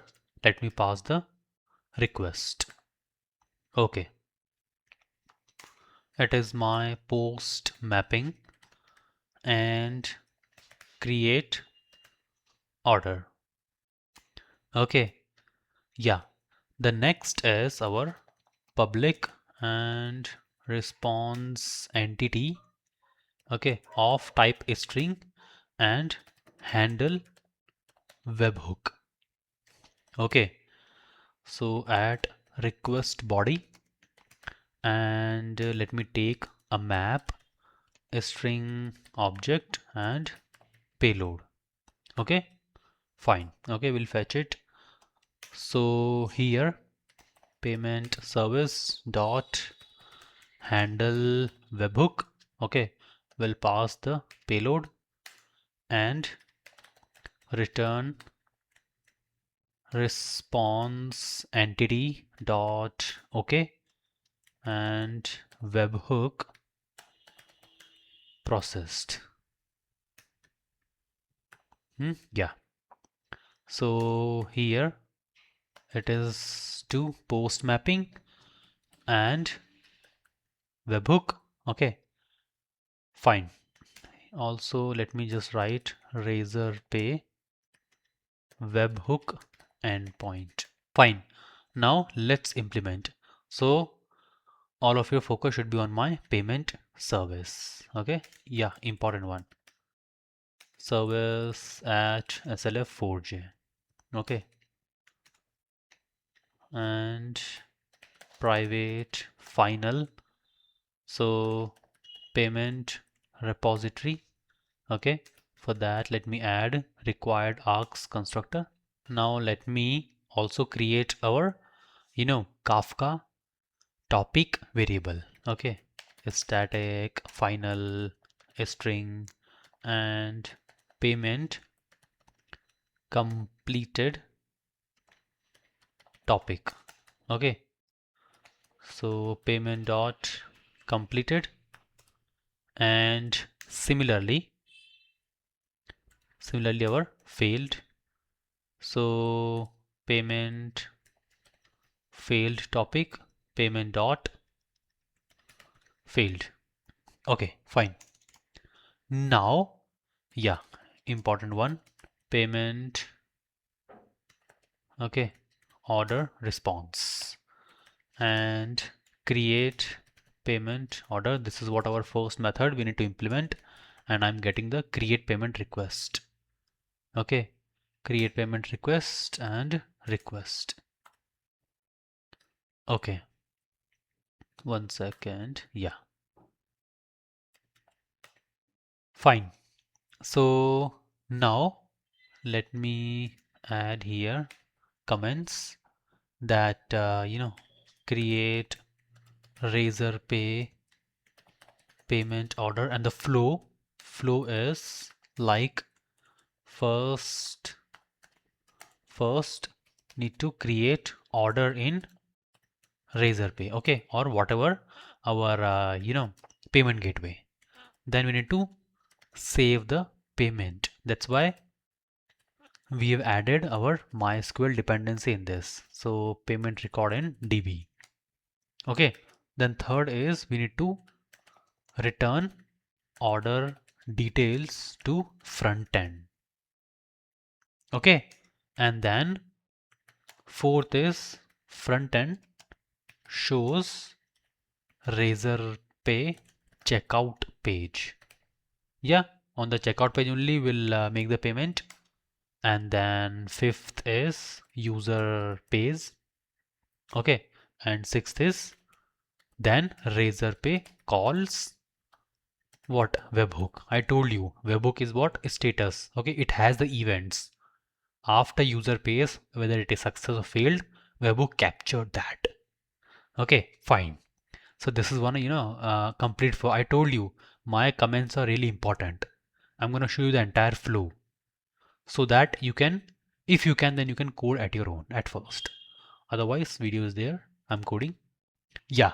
Okay, so let's start with our some loggings. Okay, at first what we need to do is first in our flow it is create order in razor pay. Yeah, so creating payment order for account, okay, and amount. Yeah, so I'm getting request dot get account number, okay, and similarly request dot get amount. Okay, fine. The next thing is let me get my razorpay client. Okay, so razorpay client, okay, razorpay client equals new razorpay client. Fine. So now we need to pass few things here. Okay, look at here. So at first we need to pass here my razorpay key ID. Okay, and second thing is I need to pass razorpay key secret. Yeah, so from where we'll get it, these two things. Once we'll set up our razorpay payment gateway. Okay, I'll show you okay, at that time, and will generate our unique key ID and key secret. Okay, yeah. So with these two fields, we'll able to make our real transfer, real payments. Okay, and then we'll directly copy and paste it into our properties file, and we'll handle it here using our variables. Yeah, so let's do that. Okay, let me create two variables for that, private string and key ID. Okay, and private string key secret. Okay, so at value, okay, and razor pay dot key ID, and similarly what, razor pay dot key secret. Okay, fine.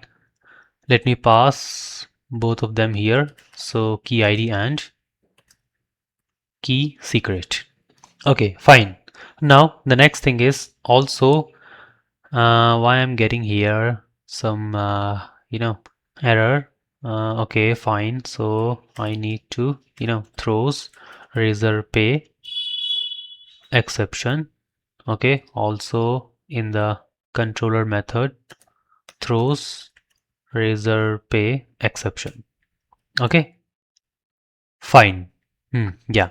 Now the next thing is I need to convert my amount into the smaller one. Okay, convert my currency into the smaller one. Let's say, just look at here. So suppose if I'm using USD. Okay, so I need to convert it into cents. Okay, so 1 USD is how much cents? 100 cents. Okay, so I need to multiply you know by 100. Yes or no? Yeah. And let's say I'm using INR. Okay, Indian rupees. Okay, so I need to convert it into what? The smaller one is paise. Yeah, so yeah, same thing, 1 INR equals 100. Fine. Similarly, whatever currency you have, you can just proceed with that. Okay, so let me now, just code that. So converted amount, okay, and int converted amount, okay, equals what? First, let me get the amount, request dot get amount, okay, and then dot multiply what? Big decimal dot value of and multiply with 100 dot int value. Okay, yeah, so this is now my final converted amount. Okay, I need to put it into my order request. Yeah, fine. So my JSON object, let's create our order request. Order request equals new JSON object. Okay, and let's put few things in our this request. Okay, order request. Okay, as the name indicating, order request. So first let me put my amount, obviously. Okay, and then okay, currency, okay, USD or INR. Okay, fine. Okay, let me put the USD. Fine. And then finally our receipt. Order request dot put and our receipt ID. Okay, receipt. So let's say receipt ID. Okay, so we need to generate a unique and random ID. Okay, for that, yeah, so one question for you. Okay, let me generate using UUID dot random UUID dot toString. Okay, but there might be possible, not practically. Okay, it's a lot of combinations, but theoretically, it can generate same UUID. I know it's not practically possible, lot of combinations. Okay, but theoretically it is possible. Okay, so for that, you know one solution, let's add, what's that? So we can also concatenate our system dot current time millis. Okay, then UUID, okay, and then dot will replace, okay, so replace hyphen, yeah, okay, and dot substring 0 comma 10. Okay, yeah. Why I'm doing this? Why I'm doing this? Because just look at here. So our receipt ID should not exceed 30 characters. Okay, and here I'll get something like some 8 9 E B, okay, 4 hyphen A 29 B, something like that. Okay, our random ID. So I'm replacing hyphen, okay, and then restricting it to 10. Okay, yeah, so that will be kind of our unique receipt ID. Okay, fine, let's proceed with that. Okay, next thing is what? I need to just get the order.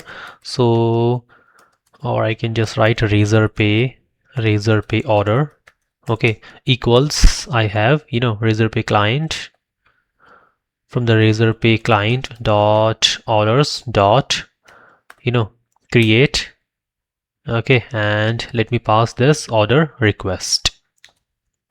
Okay, fine. And also now let me just add some loggings that our razor pay order created, razor pay order created, okay, and also let me just send the ID razor pay order dot get ID dot to string.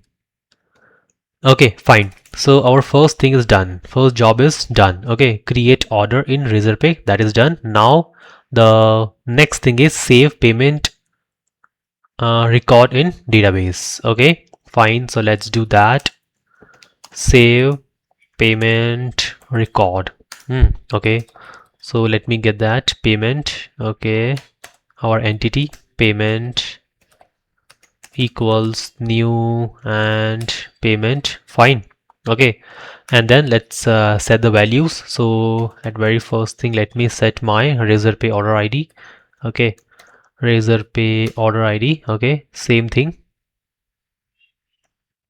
fine, get id dot to string. Okay, and then let me just set the account number, set account number. Okay, I'm getting in our request dot get account number. Okay, then what amount, okay, obviously, and then currency, so payment dot set currency USD, okay, or INR. Okay, fine, and then payment dot, yeah, also status, so it is created. Okay, and then finally let me also set my description. Okay, so description, okay, payment sorry, request dot get description. Yeah, now let me save it, payment repository dot save payment, and I'm getting payment saved payment. Okay, fine. Now I'm returning payment order response. Okay, let me just put it here. Okay, and need to return payment order response. So return new payment order response. The first field is payment ID. Okay, so from the save payment, let me set it, so get ID. Okay, next is our razor pay order ID. So yeah, this is razor pay order ID. Okay, next is our amount, so from the request, let me set it amount. Okay, and then next is our currency. Okay, so USD INR. Okay, and yeah, one more thing, you have to write it one currency, either USD, okay, or INR. I'm just writing for both, okay, or for any of the user, USD, INR, euros, whatever, pounds, whatever. Okay, you just have to write it one currency, not multiple like this, USD, INR, okay, or separated by slash. No, USD, okay, USD, INR, okay, INR, okay, Fine, GBP and whatever. Fine. Okay. Yeah. And the next thing is status. So my status is created, and the last thing is Razorpay key ID. Okay. So ID which I'm getting from the Razorpay, let me set it. Okay. Razorpay key ID, and that is done. Okay. Done. Okay. Let me just close this, and with this, we have completed our first method, that is our create payment order. Fine. Next method comes up, that is our webhook. Handle webhook. Yeah. So remember one thing. Okay, one note point. So for the real payments, payments. Okay, webhook is not mandatory, but it is recommended. Okay, and most important functionality, because payment gateways like Stripe, okay, or Razorpay we are using. So they have webhook, and what webhook does is it captured events. So webhook contains around 100 plus events. Okay, for all the payment related events, like if payment is failed, so webhook has the event payment failed. Okay, payment success, order created, order cancelled, payment pending, whatever, 100 plus events. Okay, so whatever happens in the at the time of checkout, let's say you have purchased something from Amazon, and here's my checkout page, and let's say payment failed. So our webhook captured that event and notify to our backend. Why? Because in the backend we have written a method to handle failure events. Like in coming few minutes we'll implement the method handle payment failure. Okay, and let's say if suppose payment got successful, so first webhook captured that event. We need something from the payment gateway side. This is another resource. This is not a part of our code, not a part of our digital banking system. Payment gateway is another, resource, another company. So payment gateway provides a webhook which captured the events, okay, on the front end side and notify to our backend, so that we can, you know, uh, take action after that.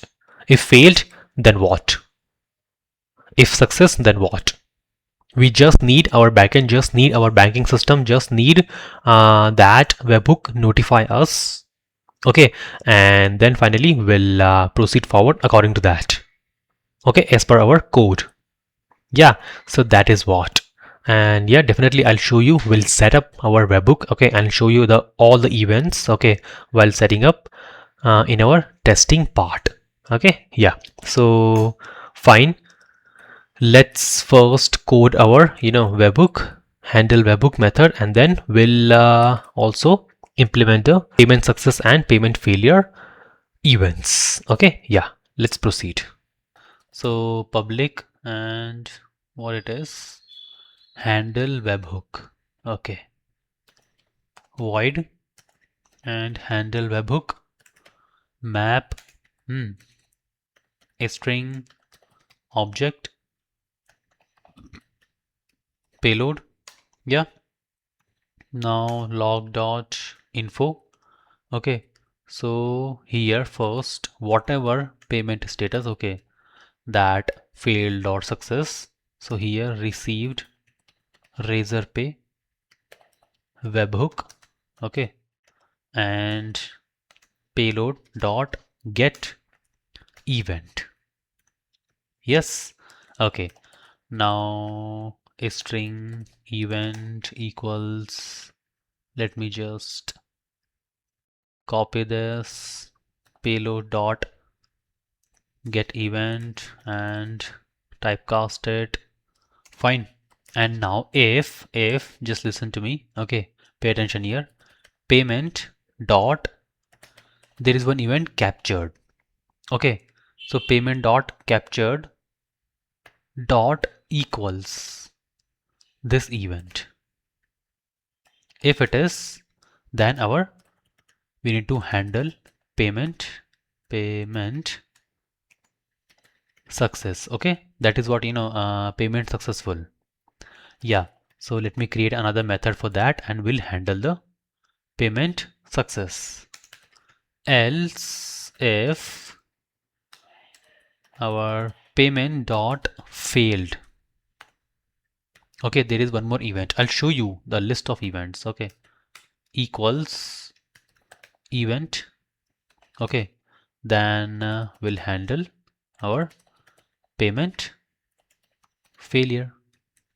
Okay, and we'll pass the payload. Yeah, okay, fine. So now let's implement these two methods. Handle payment success. Okay, private void handle payment success. Okay, and let me open my try catch. So first I need to extract the data from the payload. Okay, so how to do it? Map and a string object. Okay, and payment data equals, let me create one more method, extract payment data. Okay, and I'll pass the payload. Okay, we'll implement this method and we'll extract the data. Fine. Then from that data I need few things just like order ID. So payment, you know payment data, there's payment data. Okay, extracted one, and dot get what, order ID. Yeah, fine. Okay, and the same way how I'm writing. Okay, a string. Fine. 1 second. Payment. Okay, here to payment. Fine. And also I need a payment ID. Okay, so from the payment data, okay, dot get, fine, and ID. Also let me typecast a string. Yes, okay, fine. So now let me get the payment and using order ID. Okay, so payment and payment equals payment repository dot find by razor pay razor razor pay order ID. Okay, and let me pass the order ID. Okay, find by razor pay order ID. So let's create this method in our payment repository. So optional and payment, and I'm passing the order ID. Okay, so dot or else throw and new runtime exception. What? Payment not found for order.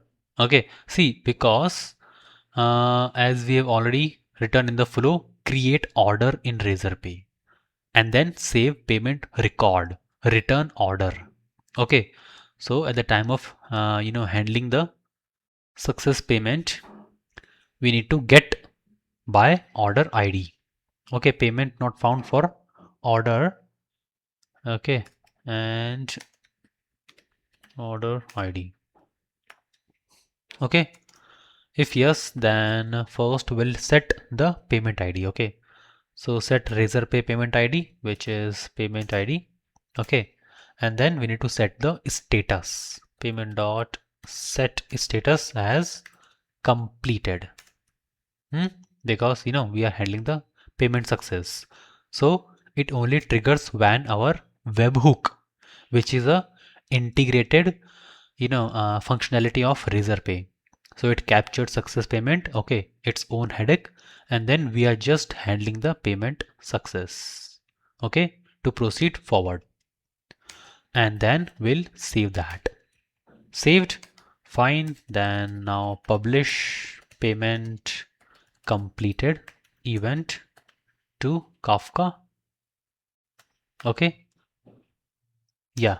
So map and a string object.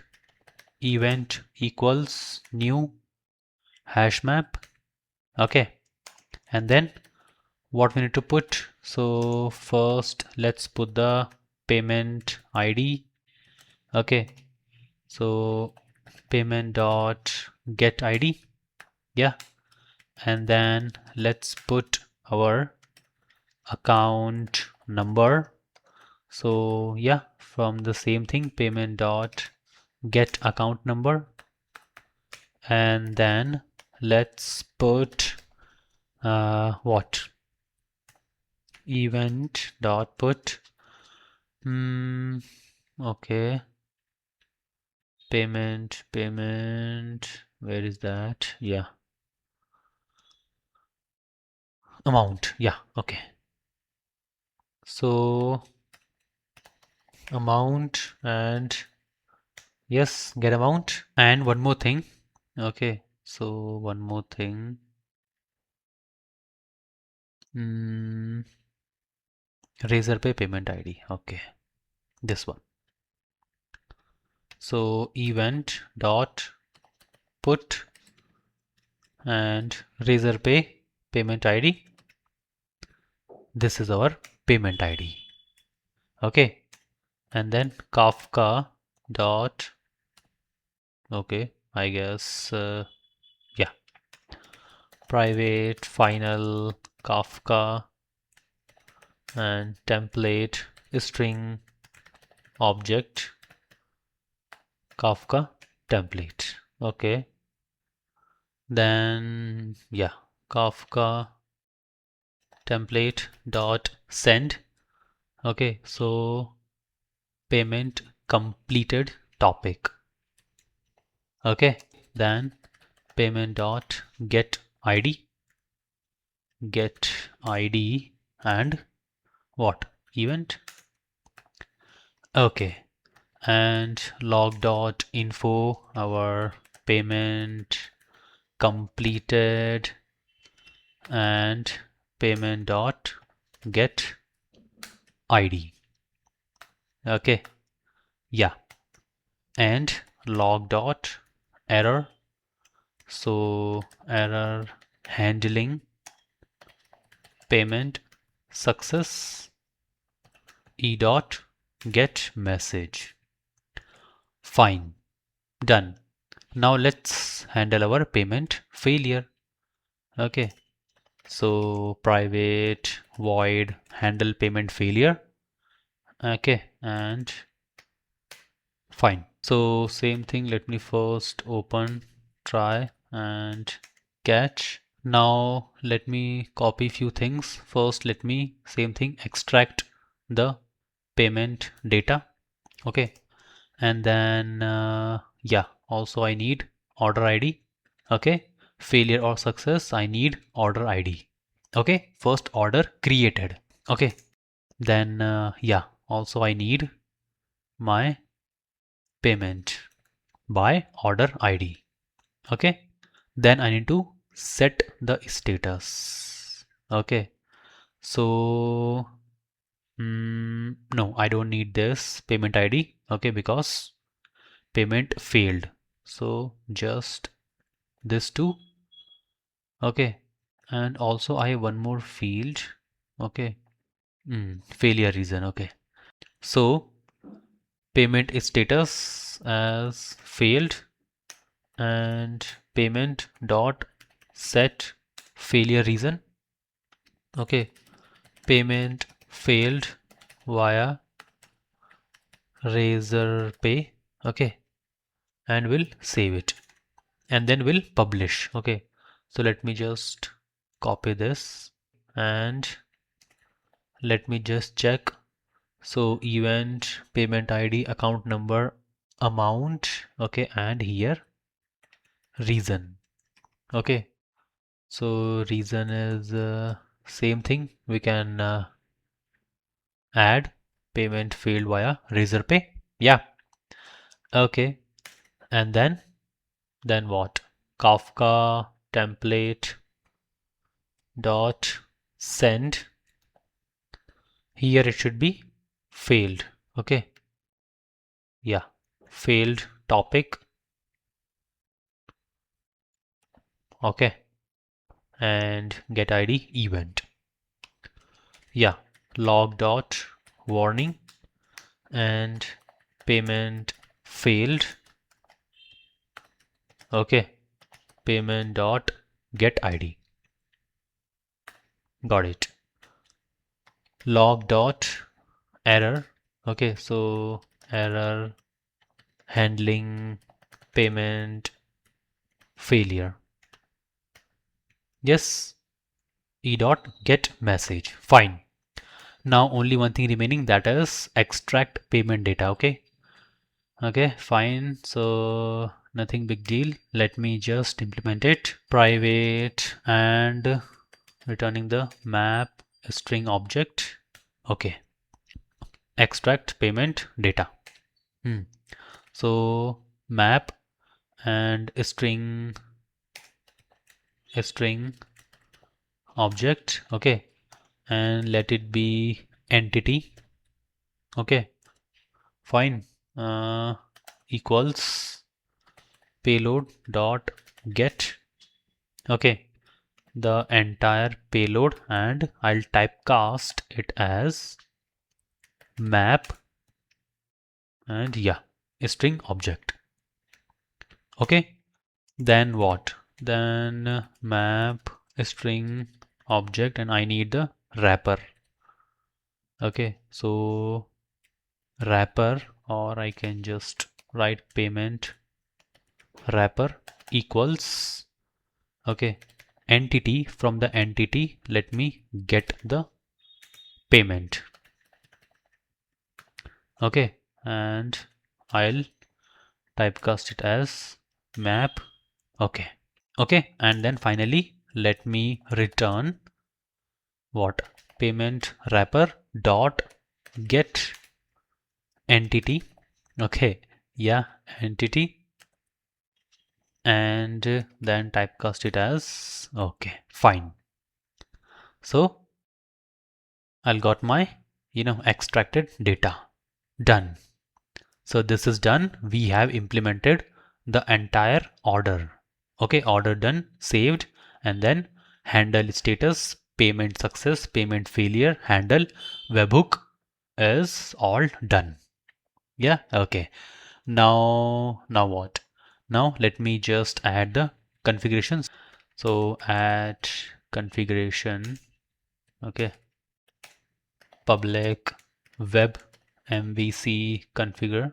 Okay, so now return new web MVC configure inside, we'll override that method. So public, okay, and yeah, definitely add cross origin mappings. Okay, add override. Okay, and then registry dot add mappings. Here we have added what? API, yeah, dot allowed origins. So yeah, and then dot allowed methods, get and post, put, delete. Okay, allowed headers. Okay, and yeah, that's it. Fine. Okay, done. Also at bean. Hmm? Hmm? Yeah, done. Now only one thing remaining, that is our properties file. Let's do it. Okay, fine. So Spring application name payment service. Okay, then data source. Okay, so just let me copy paste from my account service. Okay, I have, yeah, this one. Okay, till dialect. Okay, so and here I need another database. Okay, see how many database we are using. Okay, and everything fine. JPA Hibernate dialect. Okay, now my Kafka properties. So that too, let me just get it. 1 second. So we have published. Yes, just published. Okay. If just published, then we don't need consumer. So we just need this producer. Okay. And where is my payment? So first I need my bootstrap servers localhost 9092 and then just producer. Fine. Server dot port 8083. Okay. Yeah, 3 is missing. Okay, fine. Now our Razorpay configuration. So Razorpay configuration. Okay, so what we have, you know, just added the variables Razorpay dot key ID and key secret. Okay, Razorpay. So Razorpay dot key ID. Okay, so it's like some R, Z, P, and something like. Fine, and then key secret.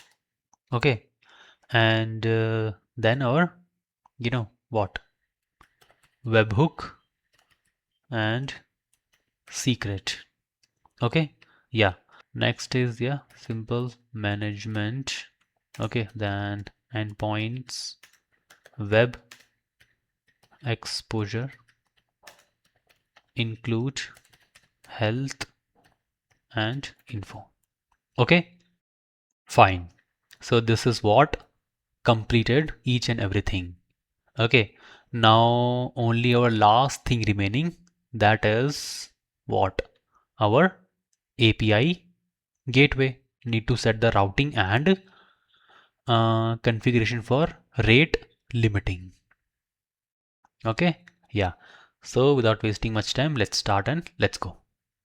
Okay, so let's start with our API gateway, all the routings and configurations. Okay, so at first let me code my rate limiter config, rate limiter config. Okay, configuration, fine, public and key resolver. Okay, key resolver, then return exchange. Okay, then mono dot just exchange dot get request dot get remote address. Okay, then dot get address and dot host address. Yeah, okay, at bean, that's it. And now let's add the routings in our application dot YAML. So Spring application name API gateway. Okay, and then data Redis host. So localhost and port 6379. Yeah, and then what? Cloud gateway and routes. Okay, yeah. Now let's start. So account service routes. Okay, 1 second. Okay, fine. Yeah. So now ID account service. Okay, then URI. So HTTP localhost and 8081, and then predicates. So path. Okay, so path is what? API v1 and accounts. Yeah. Okay, fine. Then filters. Okay, so yeah, filters. Okay, name is request rate limiter. Okay, and args redis rate limiter and replenish rate. Okay, rate. Okay, let me keep it as 10. Okay, also the burst capacity. So rate limiter and burst capacity 20. Fine. Okay, now the same thing goes with our transaction service. Okay, yeah, fine. So here transaction service routes. Okay, and transaction service localhost 8082 API v1 transactions. Fine. And yeah, next is our payment service. Okay, so okay, here payment service routes and payment service 8083 API v1 payments. Okay, one second. In our Java. Okay, fine. API v1 payments. Yeah, okay, that's it. Also payment service, fine. So let me just modify this as 5 and 10. Now it is good. Okay, so now this will be our entry point. So server dot port 8080. Okay, 8080. And then management, then endpoints, web exposure. Okay, include here health, info and gateway. Okay, yeah, health, info and gateway. Okay, this is done. Now what else remaining is I guess in our notification service. Yeah, notification service. Okay, so I told you that we have already consumed our OTP generated event. Okay, and also we have created send alert method. Okay, you can see this. Yeah, this one. Now we need to also consume few more methods. What methods? So if suppose transaction is completed. Okay, so in that case we need to consume that the completed event and need to update or notify to the user. Yeah, so in that case we need to notify both the user, sender and receiver, that some X amount debited, okay, and some X amount credited. Yes or no? Yeah, so we need to just notify the debit alert, credit alert. Okay, second thing is, if suppose fraud is detected, if suppose any suspicious activity detected, then in that case too we need to notify to the user. Okay, fine. Third case is in case of razor pay, or I'm talking about external payments. Okay, suppose you have purchased something from the Amazon, okay, or whatever website. Okay, and once you click on the checkout button, okay, so it will take you on some checkout page, banking page. Okay, and something got failed there, or the bank, the payment got success. Okay, so we also need to handle that case. that is what the external payment. Suppose you are paying to some external merchants. Okay, so we also need to handle payment success and handle payment failure. Okay, yeah, so I already told you that we need to inform user each and every money movement, where his money is going, and that is what the real banking application do. Okay, yeah, so that is quite most important, and yeah, we can't left it. So let's implement that too. Okay, yeah. So at first we have consumed OTP generated. Okay, the next is public void. Yeah, any guesses? Okay, consume transaction completed. Fine, add payload. Okay, and map. Okay, let me just copy and paste. Okay, fine. Yeah, okay, and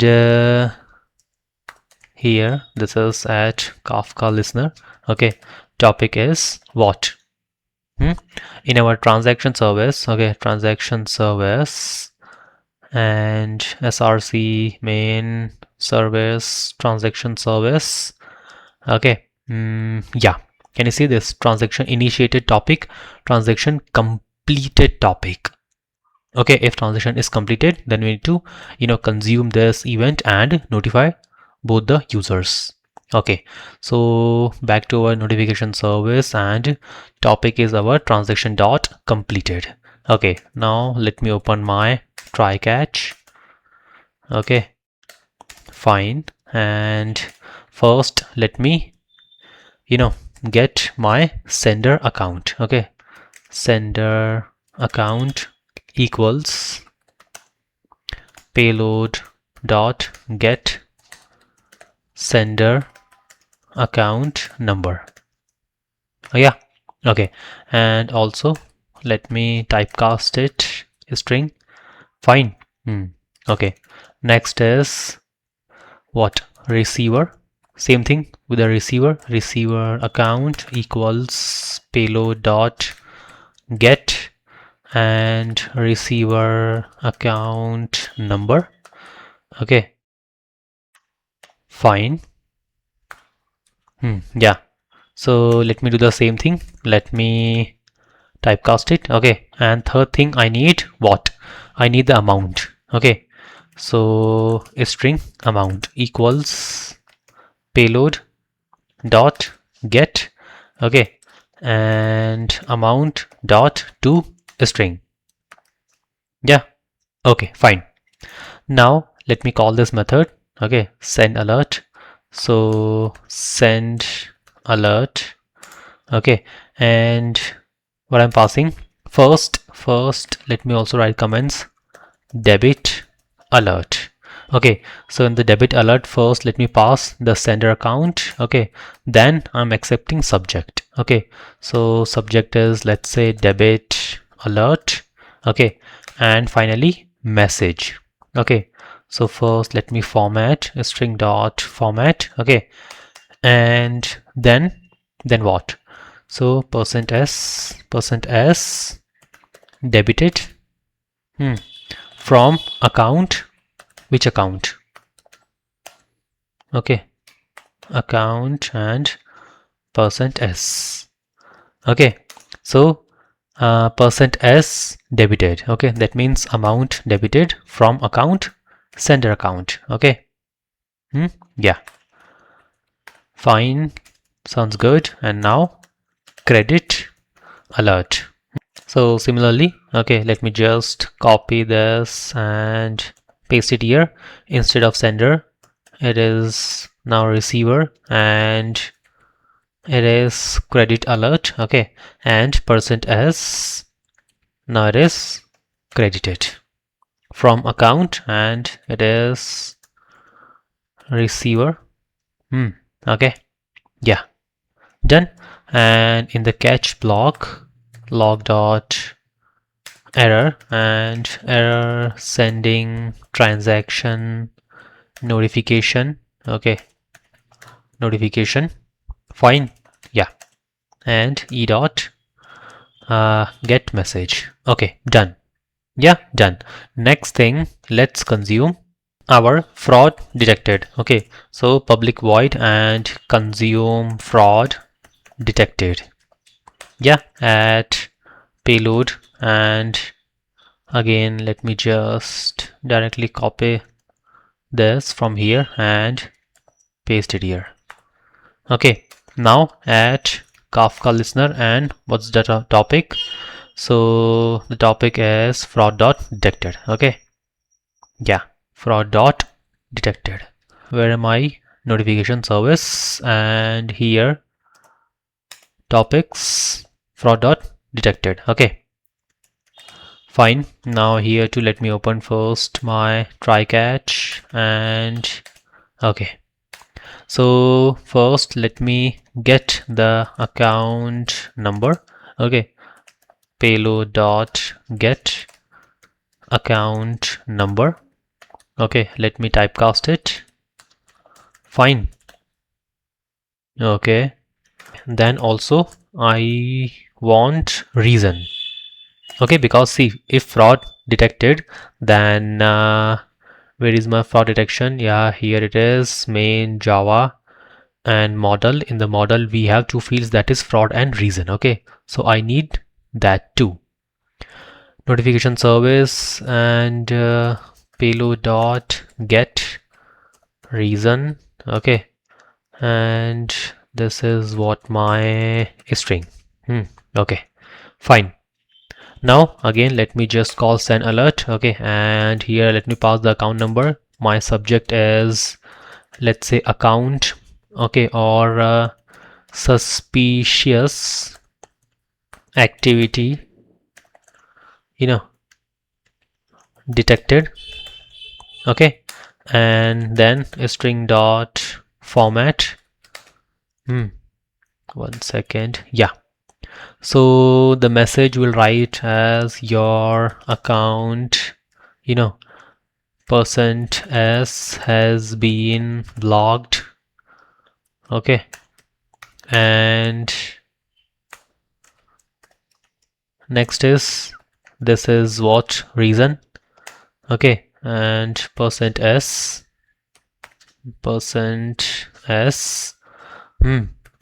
okay, and what, please contact your bank immediately. Okay, so yeah, fine. Okay, so it is your account. Okay, account number and reason. Yes. Okay, that's it. And in our catch block, log dot error, and error sending fraud alert e dot get message. Okay, it's done. Fine. Next is we are consuming our refunded event. Okay, if something got failed and our bank processed the refund, refund process. Let me consume that. Okay, public void consume and transaction refunded. Okay, then I'm getting the payload. Yeah, okay, here at Kafka listener. Okay, what's the topic? Transaction service, and yeah, transaction dot refunded. Okay, notification service and topic transaction dot refunded. Okay, fine, let me open my try catch. Okay, and here, so let me get my first sender account. Okay, already the code is there, just need to copy, get sender account. Okay, then I need amount. Okay, refund, so I need the amount. Okay, I'm getting it. And then refund. Okay, so also I need reason. Okay, reason I'm getting. Okay, I got it. Fine. Now let me call send alert again, and first my sender account. Okay, the subject I put as refund and processed. Okay, and message string dot format. Okay, so your transaction of %s was cancelled. Okay, and transaction cancelled. Okay, and %s has been refunded to account %s. Okay, and what? So your transaction of uh 1 second. What is that? Transaction of %s was cancelled, and okay, %s has been refunded to %s.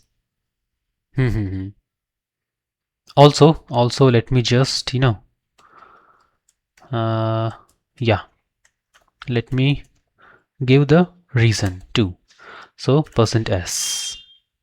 Okay, yeah, now it is fine. So there are total 4 fields we need to fill. Okay, so your transaction of amount. Okay, and reason is reason. Okay, then %s has been refunded. Okay, so that to amount. Okay, and refunded to account, sender account. Okay, done. Yeah, now in our catch block log dot error, and error sending refund notification. Okay, e dot get message. Yes, done. Next two more. We need to consume 2 more events. Okay, so that too of our payment service. First is public void and consume payment completed. Okay, so yeah, same thing at payload. Yeah. Okay, and at Kafka listener. So we already seen, we have coded our payment service just few minutes before. Okay, and our payment service, yeah, payment completed and payment failed. So payment dot completed. Okay, fine, and in coming few minutes we are going to test it. Okay, real money testing. Okay, so topic and payment dot completed now. Okay, and what I need, so first I need account number. Okay, I already coded here, not here, yeah, here, account number. Okay, and then I need amount. Okay, from here I got it. Okay, fine. Now let me call the send alert method. Okay, and let me pass account number. Okay, and then the subject, let me keep it as payment successful. Okay, and then string dot format. Okay, the message is payment of %s completed. Okay, and then what? So I also need to just display razor pay ID. Okay, and that 2%s. Okay, fine.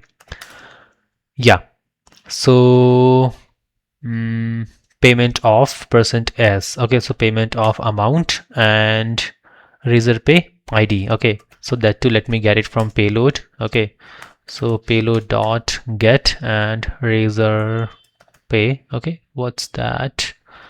Payment service entity. Okay, razor pay payment ID. Okay, fine.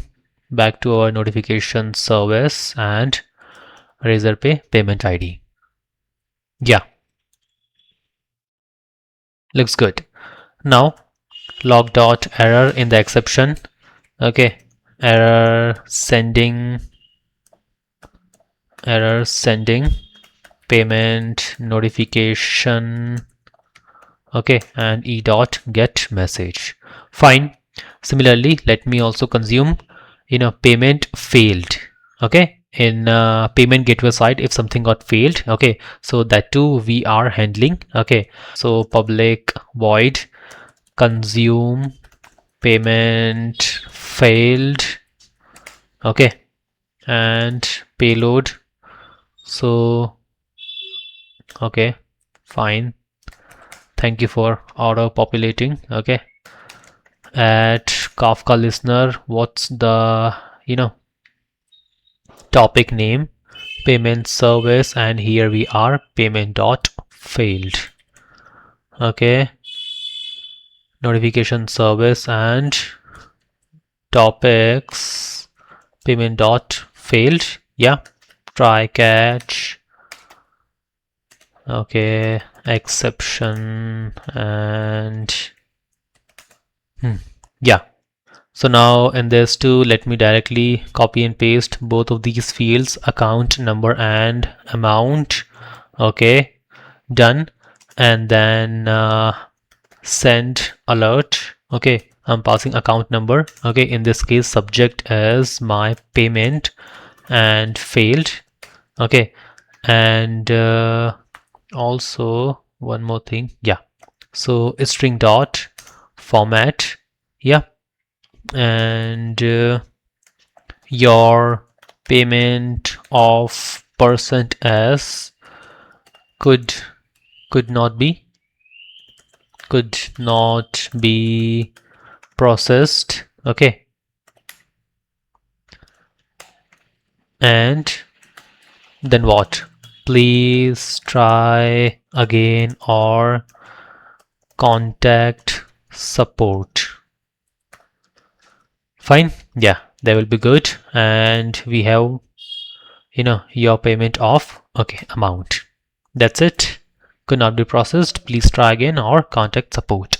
Okay, in the catch block, log dot error and error sending payment failure. Yeah, we need to specify and notification e dot get message. Okay, so it is done. We have consumed all our events. Yeah, the first thing is OTP generated. Okay, find, and then what? Transaction completed, debit alert, credit alert, and then if fraud detected, that too we have consumed, and then refunded also we have consumed, payment completed and payment failed. Fine. So in each method we are calling one method, that is send alert. Okay, because this method is only responsible to send alert and notify my user. Okay, so for now let me take all the alerts and notification into my logs, my log terminal. Okay, because as our current focus should be on end-to-end testing of our digital banking system application. Okay, we need to test the important functionality. Okay, most importantly transfer method. Okay, and then what, in the transaction service we have written verify OTP method. Okay, before that fraud detection in real time. Okay, and OTP generated. Okay, find, and our notification service consume that and it will call verify OTP. Fine, and then refund process and properly implemented SAGA implementation. Okay, SAGA pattern and compensating. Okay, block and compensating and completing the transaction. Okay, so these are what our important functionality. We need to test it out first. Okay, and we need to make sure that none of these broke. Okay, if any one of these will broke, then we need to rectify there itself. Okay, once it is confirmed that our digital banking system ready to move to the production, okay, then we'll implement this functionality. Okay, send alert. See, this is not important one. Anyway, we can take alerts in our logs. Okay, later on we can just implement SMS via Twilio API, okay, which enables to send the SMS on our WhatsApp and SMS on phone, and then we'll implement Java mail, okay, to receive the notification on our mail. Fine. So yeah, our current focus should be on end-to-end testing, okay, and I recommend you not to miss a single second of our testing part. Yeah, that's it. So let's take the alerts in our logs and then finally move to our most crucial part, that is testing. Okay, yeah, let's go. Okay, so log dot info and okay, fine, then log dot info. Okay, so account number, then log dot info. Okay, so subject, yeah, subject, okay, fine, and then log dot info message. Okay, and finally log dot info, let me close it. Okay, yeah, okay, fine. So I'm accepting all the notification alerts in my logs. Okay, okay, fine, for now this is good. Okay, and let's shift all the focus should be on our testing part. Okay, yeah, fine. So before we start testing, let me just check all the files, okay, whether any of the file remain untouched. Okay, so I guess our application, yeah, okay, so application.yml of our notification service is incomplete. Let us just complete this too. Okay, so Spring application, okay, dot name, so it is notification and service, fine, and then Kafka properties, Kafka, okay, then bootstrap servers, fine. So local host 9092, okay, and then let us directly copy paste the entire consumer and producer, okay, from my transaction service or any other service properties file. You can just copy.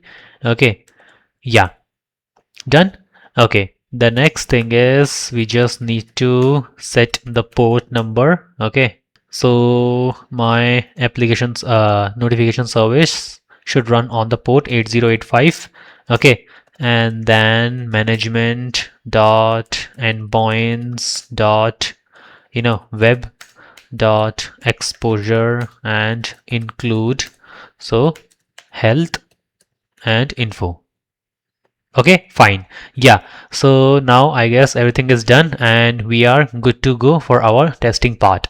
So first let me close all my services. Okay, let me just close all the tabs. Yeah, okay, so at very first thing what we need to do is just pay attention here. What we need to do is, first thing is we need to check our data flow. Okay, or I can say infrastructure. Yeah, that means whether our services is running or not. Okay, our data services I'm talking about. Okay, so Redis, Kafka, Zookeeper, MySQL. Okay, yeah, okay, and the second thing is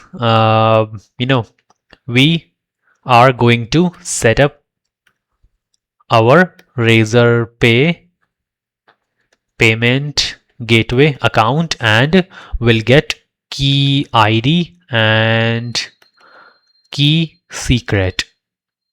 Okay, and we'll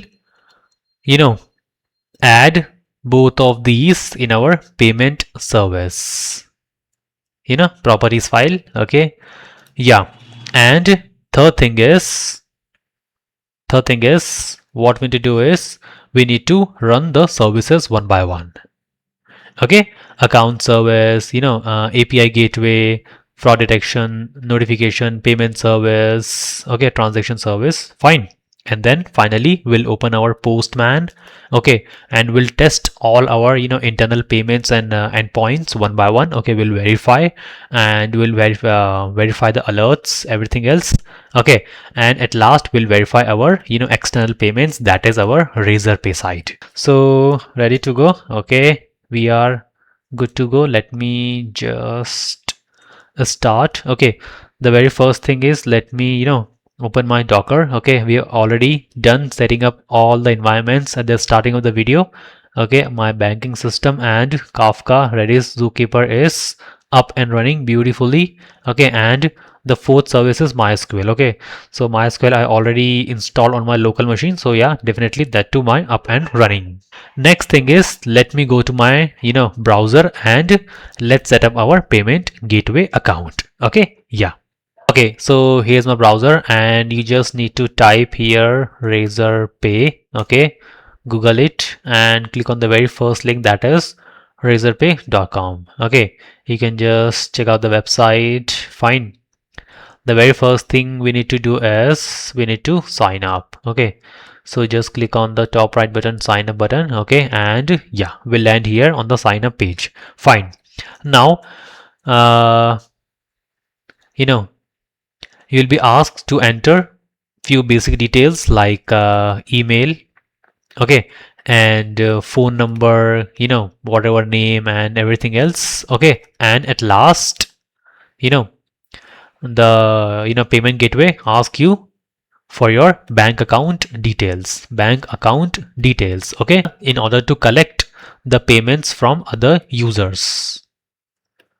Okay, yeah, definitely. So bank account details, and then just click on the next, and you land on the dashboard. Okay, fine. So I already signed up, so let me just directly log into my account. Okay, so once you logged in into your account and you land here, okay, on the home page, you can see there are a lot of options: payment links, payment pages, payment razorpay.me, okay, link, invoices, payment button, and other options. Fine. So what you need to do is just you can see here account and settings. Okay, click on this button and you land here on the account and product settings page. Fine. Under website and app settings, there's a link API keys. Just click on it. Okay, and you land here. Yeah, so you can see there are two options: website and API keys and webhooks. Okay, yeah. So at first here under website and API keys, you can just first, if you have, then you can just add your website or app. Okay, and second is API key and integration. Okay, so you can see I've already generated one API key. Okay, that is key ID and key secret. Okay, in case if you are new to this Razorpay payment gateway, then you can just click on the button, okay, and generate a new key ID and key secret. Okay, API keys, credentials. Fine. Okay, and this is what we'll get our key ID, key secret, and once generated, just save that into your secure place in your file system. Okay, because we need them in our payment service. Okay, yeah, so where we need payment service, src main resources application.yml, and yeah, here can you see we have already added the properties Razorpay key ID and key secret. Okay, fine. Yeah. Okay, so this is what our websites and API keys. Fine. Next is our webhooks. Okay, so can you see here is one button, add new webhook. Okay, just click on that. Okay, and yeah, I want all of you to focus on this thing, active events. Okay, I already told you that webhook has the hundreds of events. Okay, my webhook captured the event and notify to my backend. Okay, so suppose suppose there is a user, okay, and my user, let's say this is my user. Okay, and user have purchased something from Amazon. Okay, click on the checkout page. One checkout page, this is what my checkout page, and enter all the bank credentials, everything else. Fine, and something got failed here. Okay, something got failed from my, that Razorpay payment gateway site. Okay, so my webhook, okay, with the help of webhook, what he'll do is he will capture that failed event. Okay, because my webhook has lot of events, mentioned here. So let me just zoom it. Yeah, can you see payment events? So under payment events, payment dot unauthorized, payment dot failed. So we'll just check it. Okay, payment dot captured. Okay, if payment is successfully done, then payment dot captured is uh, is captured by my webhook. Okay, and notify to my backend. Then backend will proceed forward as per our code. What we have written. Okay, next is a payment dispute created, payment dispute won, lost. Okay, and then order events, order paid, order notification delivered, failed, invoice, subscription events, active, pending, halted, charged. Okay, settlements, QR events, fund accounts, events, refund events, transfer accounts. So lot of events. Okay, almost 100 plus. So we don't need to take care because see, Razorpay is another party. It's not a part of our bank. Okay, so if suppose my user is paying something, someone to the external merchants, to Amazon, okay, or to some other, on Airbnb or whatever, to external payments. Okay, so there is someone payment gateway. Okay, now if something got happened, captured, whatever, okay, so we need someone to capture that and notify to our backend whatever happened on the front end side, on the payment gateway side. So that is what our webhook setup will do for us. Webhook is not mandatory. Okay, yeah, but it is recommended. Okay, it is not mandatory for the real payments. Fine, but it is recommended. Okay, because the payment gateway also has their internal handling process for the failure and for the success. Okay, like once payment got successful, so they'll redirect on some other website, okay, or on other page, or if something got failed, then they'll ask user to retry. Okay, and the third part is currently we can't set up our webhook. Okay, because you can see here it is asking us webhook URL and HTTPS URL is recommended. Okay, so the very first thing, okay, we need what? We need domain name. Okay, domain name, let's say our digital banking system.com. Okay, and in actual this is not enough. Okay, what we need to enter here, just listen to me. So first, once we'll get our domain name, dbs.com / our payment service, base URL pattern. Okay, so in our controller, we have just added our URL pattern in the request mapping. Okay, so let's say this is our domain name. So dbs, okay, .com / API, v1 and payments. Yeah, this is only. Okay, let me check it.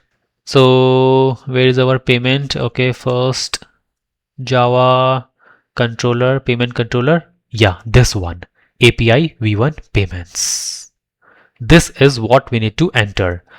Okay, fine. So this is what we need to enter, and our entire URL is this dbs.com. Okay, whatever domain name / API v1 and payments. And this is complete thing we need to enter here. Okay, but unfortunately we don't have our domain name. Okay, fine. So one thing for you, okay, one homework for you, that you can just complete the project and host this project, okay, even on the free tier, and then try webhook. I want you to try. Okay, and next thing is, okay, Next thing is secret. Okay, so just add some strong secret, just like we used to add in our JWT token. So also mentioned here that we strongly recommend adding secrets for security. Okay, then alert email. Okay, and next thing is what? So whatever events we have handled, okay, so we have handled payment failed and payment capture, just check it, okay, or whatever you just need to check, just have the proper handling code at the backend, okay, and create webhook. So it will create a webhook, and whatever secret you have given here, just copy that secret and paste it into your application YML here, webhook secret. Yeah, so this is kind of our Razorpay website API keys integration and webhook integration is done. We are all good to take you know uh, payments from the user. Also, one last thing, that is you can see our current mode is test mode. Okay, can you see this test mode? Okay, test mode. So yeah, no real money moves for now. Okay, so why? Because currently we are testing our application. Okay, once our application is tested thoroughly, it is confirmed that we can move our application to the production, then we'll toggle it and change it to the production. Okay, now important thing is, once you'll change it to the production, you need to generate a new API key, and that too for the production. Okay, so the current API keys are for the test mode. Okay, so these API key will not work there. Okay, once you'll generate the API key for production, that works as your real payment. Okay, that takes your real payment. Okay, so for that too, they have a few requirement. The first requirement is your bank details should be verified. Okay, second thing is you should have a proper website hosted on a some domain. Yeah, definitely, then only they'll allow you to put their API key and key ID and key secret on your website. Okay, fine. Yeah, same thing with the test mode. Okay, just will do the money transfer, everything will handle success and failure. Okay, but there is no real money movement happens here. Okay, yeah, and also I just already told you what you need to do that. Yeah, okay, fine. So now our Razorpay payment setup is all done. Okay, we are good to go to start all our microservices. So now let's start our all the microservices one by one. Fine, so let me start with API gateway. And yeah, one more thing, so make sure that you have updated all the values in our account service application.yml. Okay, what values? So values of MySQL username and password. Okay, because I've updated it. Okay, and second thing is make sure that you have set the proper key ID and key secret what we have just now fetched, okay, from the Razorpay. Yeah, okay, fine. And also third thing is add enable feign client annotation. Okay, yeah, fine. Now let me start my all the microservices. So let's start with our API gateway. Okay,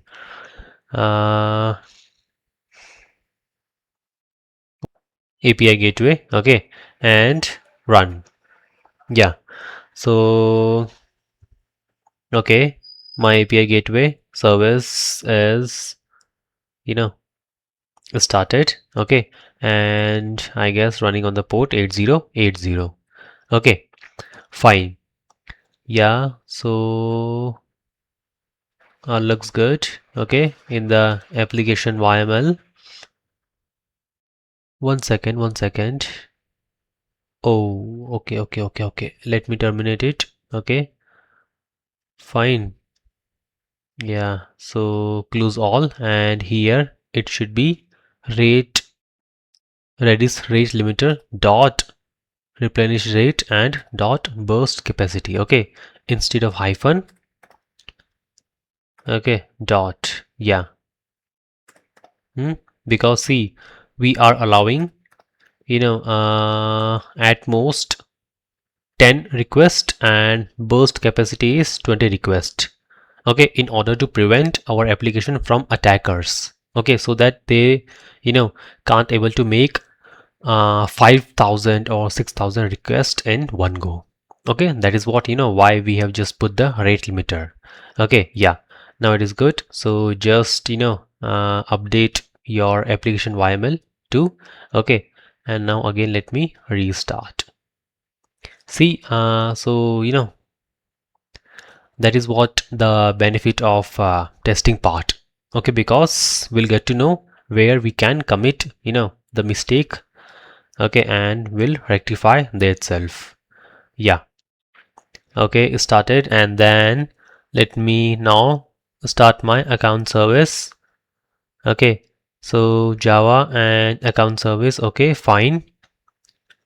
Run. Also, let me parallelly check the application.yml. Okay, so my account service is running on the port 8081, and yeah, so I want, all of you to focus on my screen. Okay, and look at here. In the Kafka properties, we have group ID. Okay, so make sure that whatever group ID you have, kept in one service, okay, that should not be repeat in another. Okay, so for account service, our group ID is, account service group. Yeah, and it is running. Yeah, I started my application. Okay, fine. Okay, next is let me start my transaction service. Okay, transaction. Okay, first thing is make sure that you have added this enable fiend client annotation. Okay, yeah. Second thing is in the resources, and yeah, can you see this? In the transaction service application.yml, okay, group ID is same as of account service. Okay, so here we should have to update, transaction service group. Yeah, fine. Now it is fine. Else you'll face the error. Okay, while testing. Run, and yeah, now my transaction service is running on the port, I guess 8082. Okay, yeah. So let it run, and then after that we'll start our fraud detection service. Okay, fraud detection service, fine. So okay, it started, fine, great. Then fraud detection service, okay, you should add this enable fiend clients, and in the resources let me first check. Yeah, can you see this here too?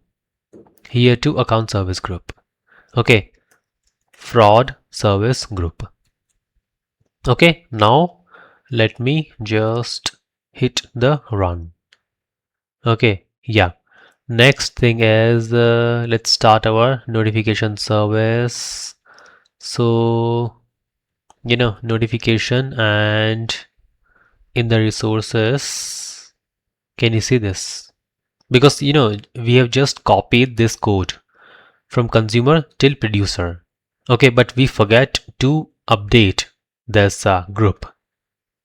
Okay, so let's modify it. Notification. Okay, notification service group. Yeah, okay, so my fraud detection service is up and running. Now let me just hit run. Okay, and notification service started. Okay, and next is our payment service. Okay, so payment service, fine, and resources application YML, and here, yeah, Fine, no consumer. So let me start my payment service. Okay, and started on the port, I guess 8083. Yeah, so mm,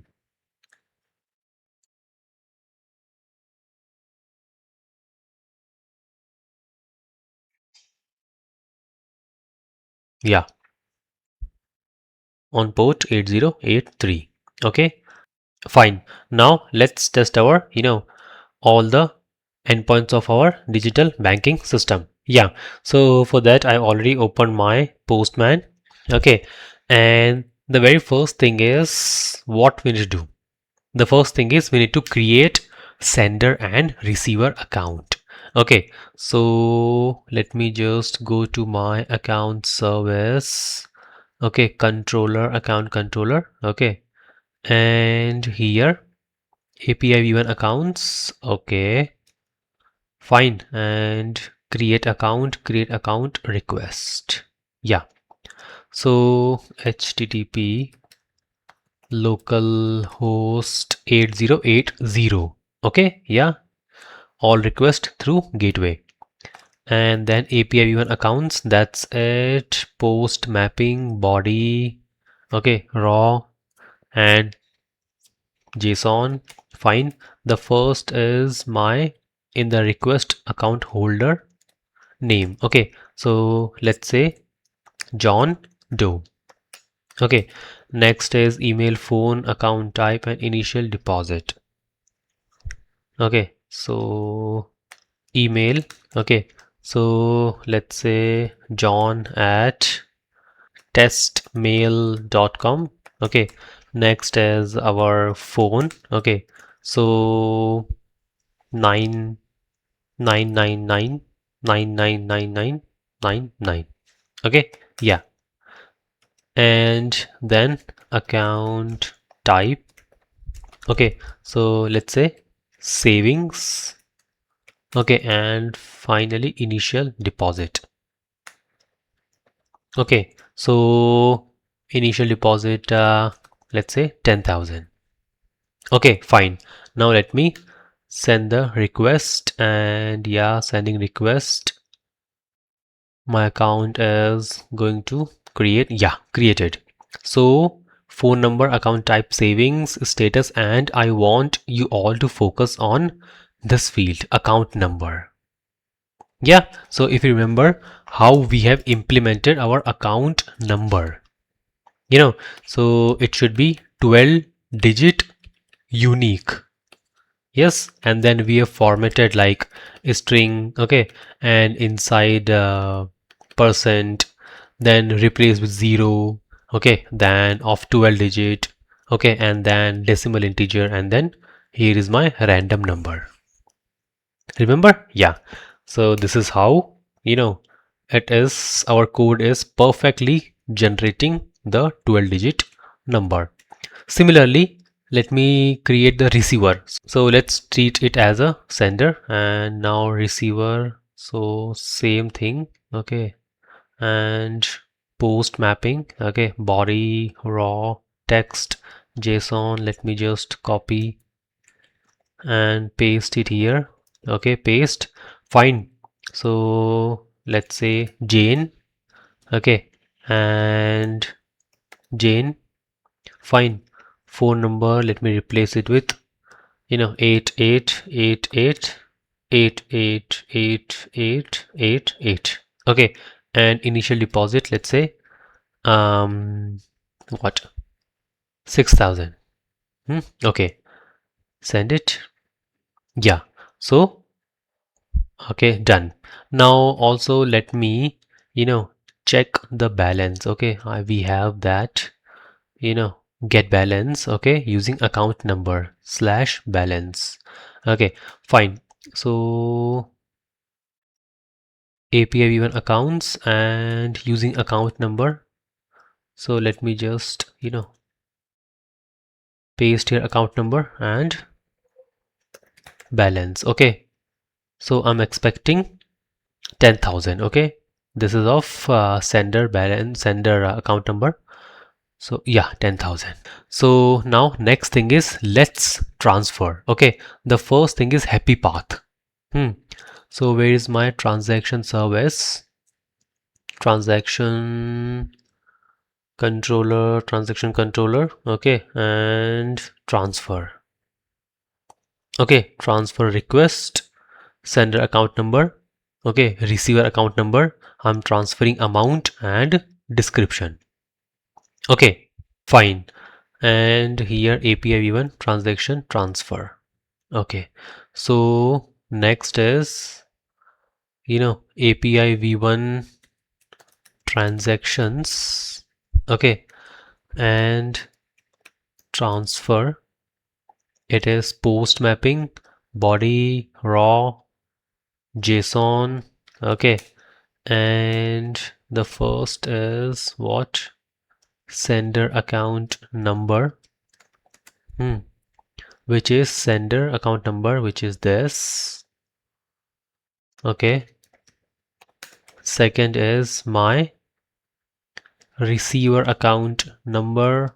Okay, so receiver is, yeah, this is okay, and then amount. Okay, so amount, let's say what, 600.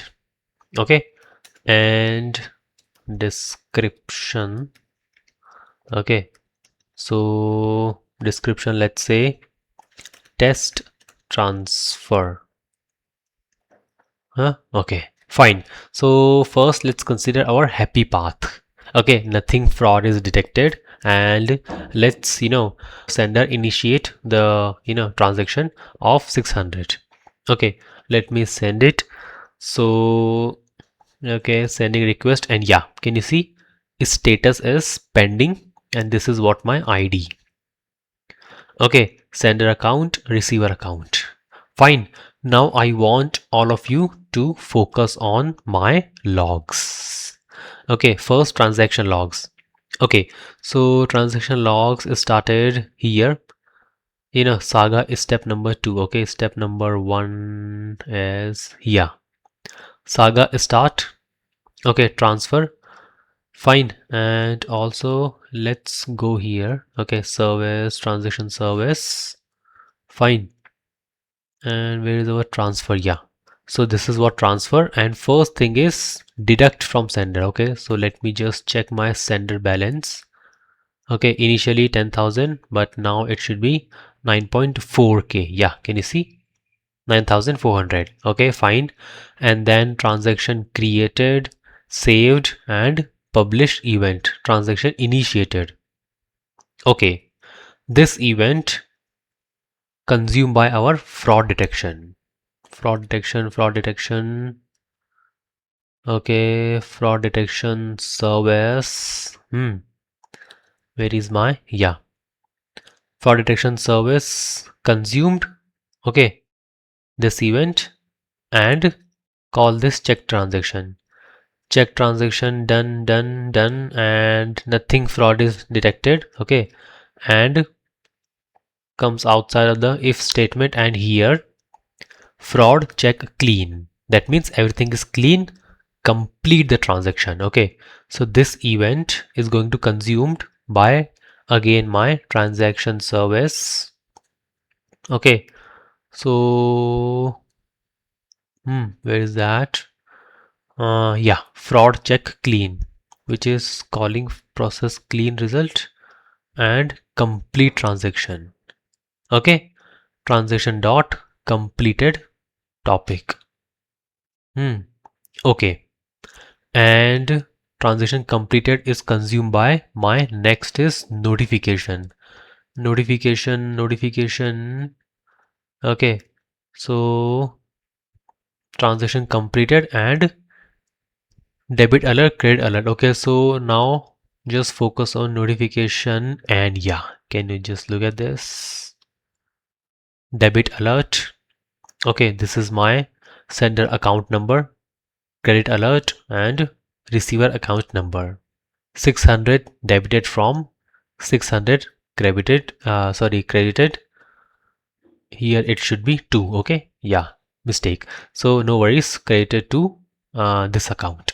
Okay, fine, done. So this is the happy path. Now let's add a fraud in this. Okay, so which fraud? Let me just add velocity fraud. That means, let's say I'm the fraudster, and I have ran a script. Okay, and that script fires six transaction immediately in less than 10 seconds.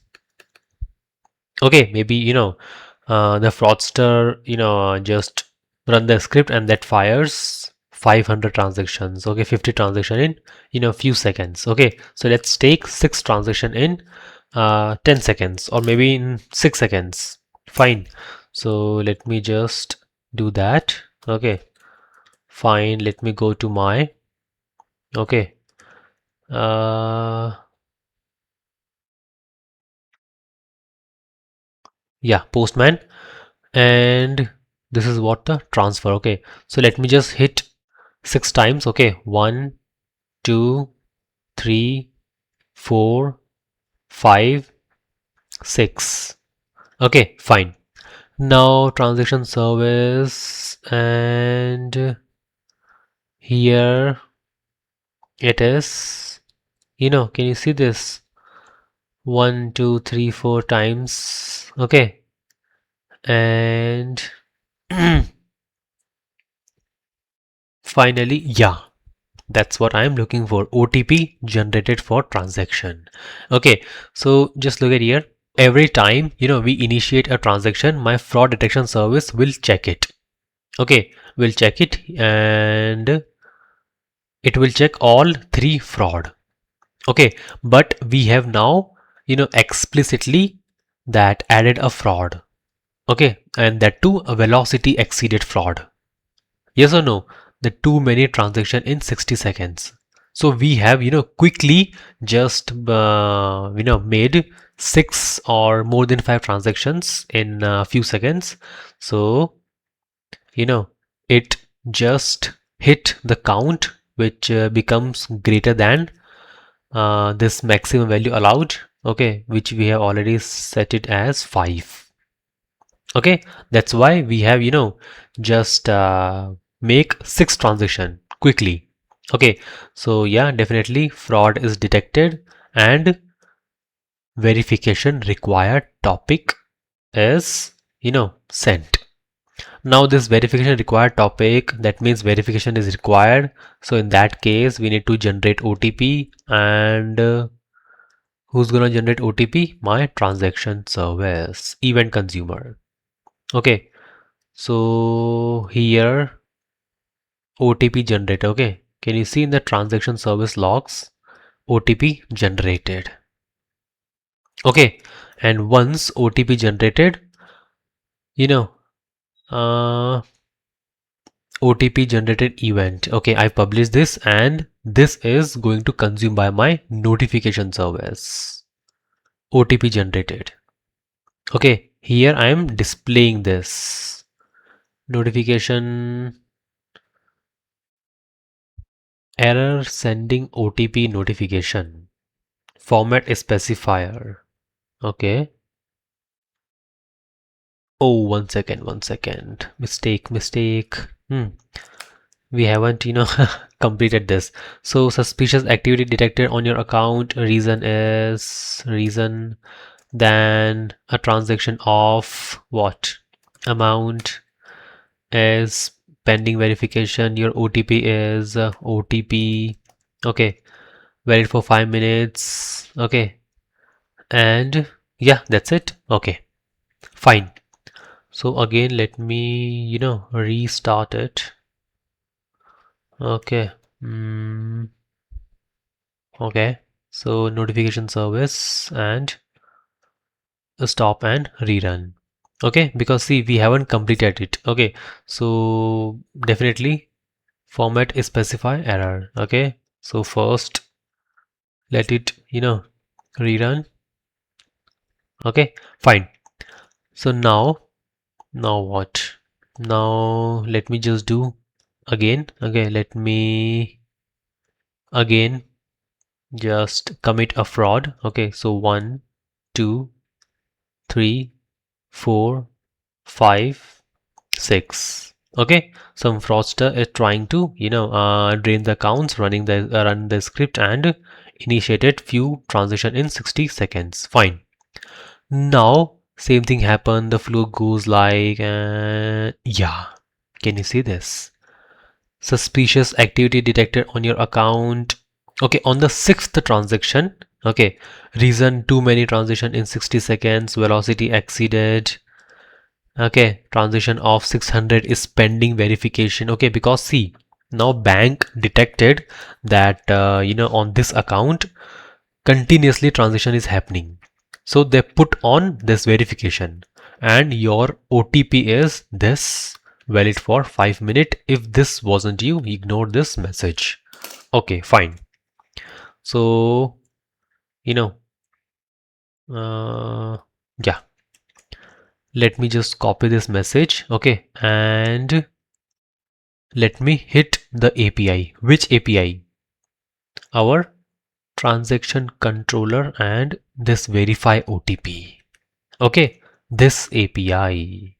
In the request param, let me pass this. Okay, find my postman and transaction, fine. Transaction ID. Okay, verify. Transaction ID is what? This is my transaction ID. Okay, let me just put that. Okay, and verify. Fine, and then request param. Okay, so question mark. Fine, then OTP equals, what is the OTP? 242990. 242990. Okay, fine, and post mapping. Okay, so send it, and can you see this? Status is completed. Okay, that means genuine. Genuine. Okay, so now your job is to test it with wrong OTP. Let's say 12345 6. Okay, and expired OTP. Fine. So we have provided for all the things, right? So in our transaction service, you know here, block account, block and compensate, refund. Okay, okay, yeah. So in case of OTP expired, in case of wrong OTP entered, in case of else this correct OTP. Okay, so you can just try these two. Okay, in this case, user will get refund. Okay, fine. Yeah, simple. You can try. Yeah, you can just try. Fine. Okay, now let's move to our next part. Okay, see, this is what our first part is done.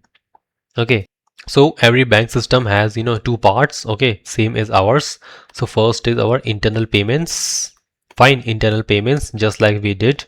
Okay, second is our external payments. Yeah, so for this we have set up our Razorpay account.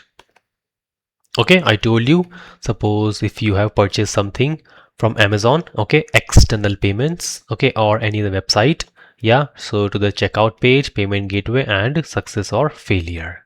Yeah, let's do that. Okay, fine. So now let's do that. And okay.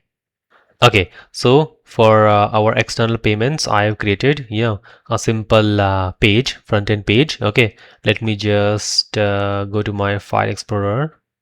Okay, and yeah, this is payment. Let me just copy as path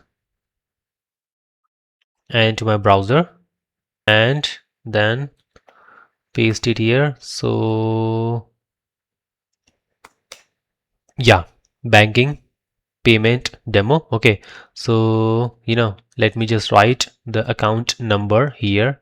Okay, or account number sending to my receiver account. Okay, receiver account number, and here let me just take in dollars. Okay, fine.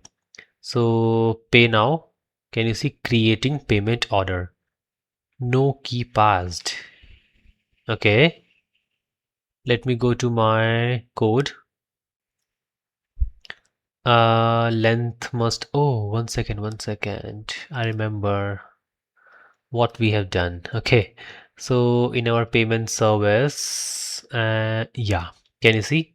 I told you here in the currency, you should have to put just one. Okay, let me put the USD. Okay, USD, USD, okay, and US dollar.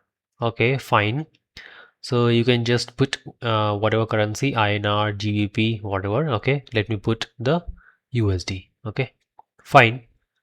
And then again rerun my, you know, payment service. Okay, fine. Okay, and we are just about to, finish. And okay, running on the port 8083. Fine. Okay.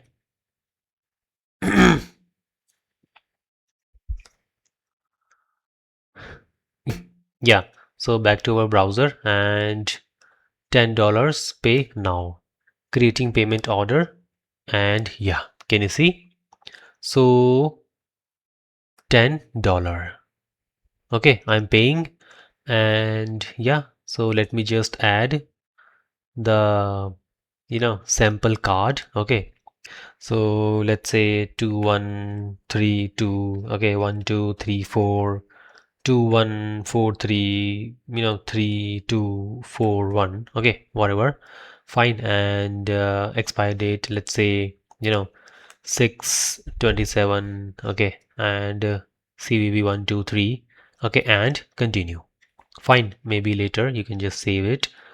And now this is what our banking system. Okay, paying $10 now.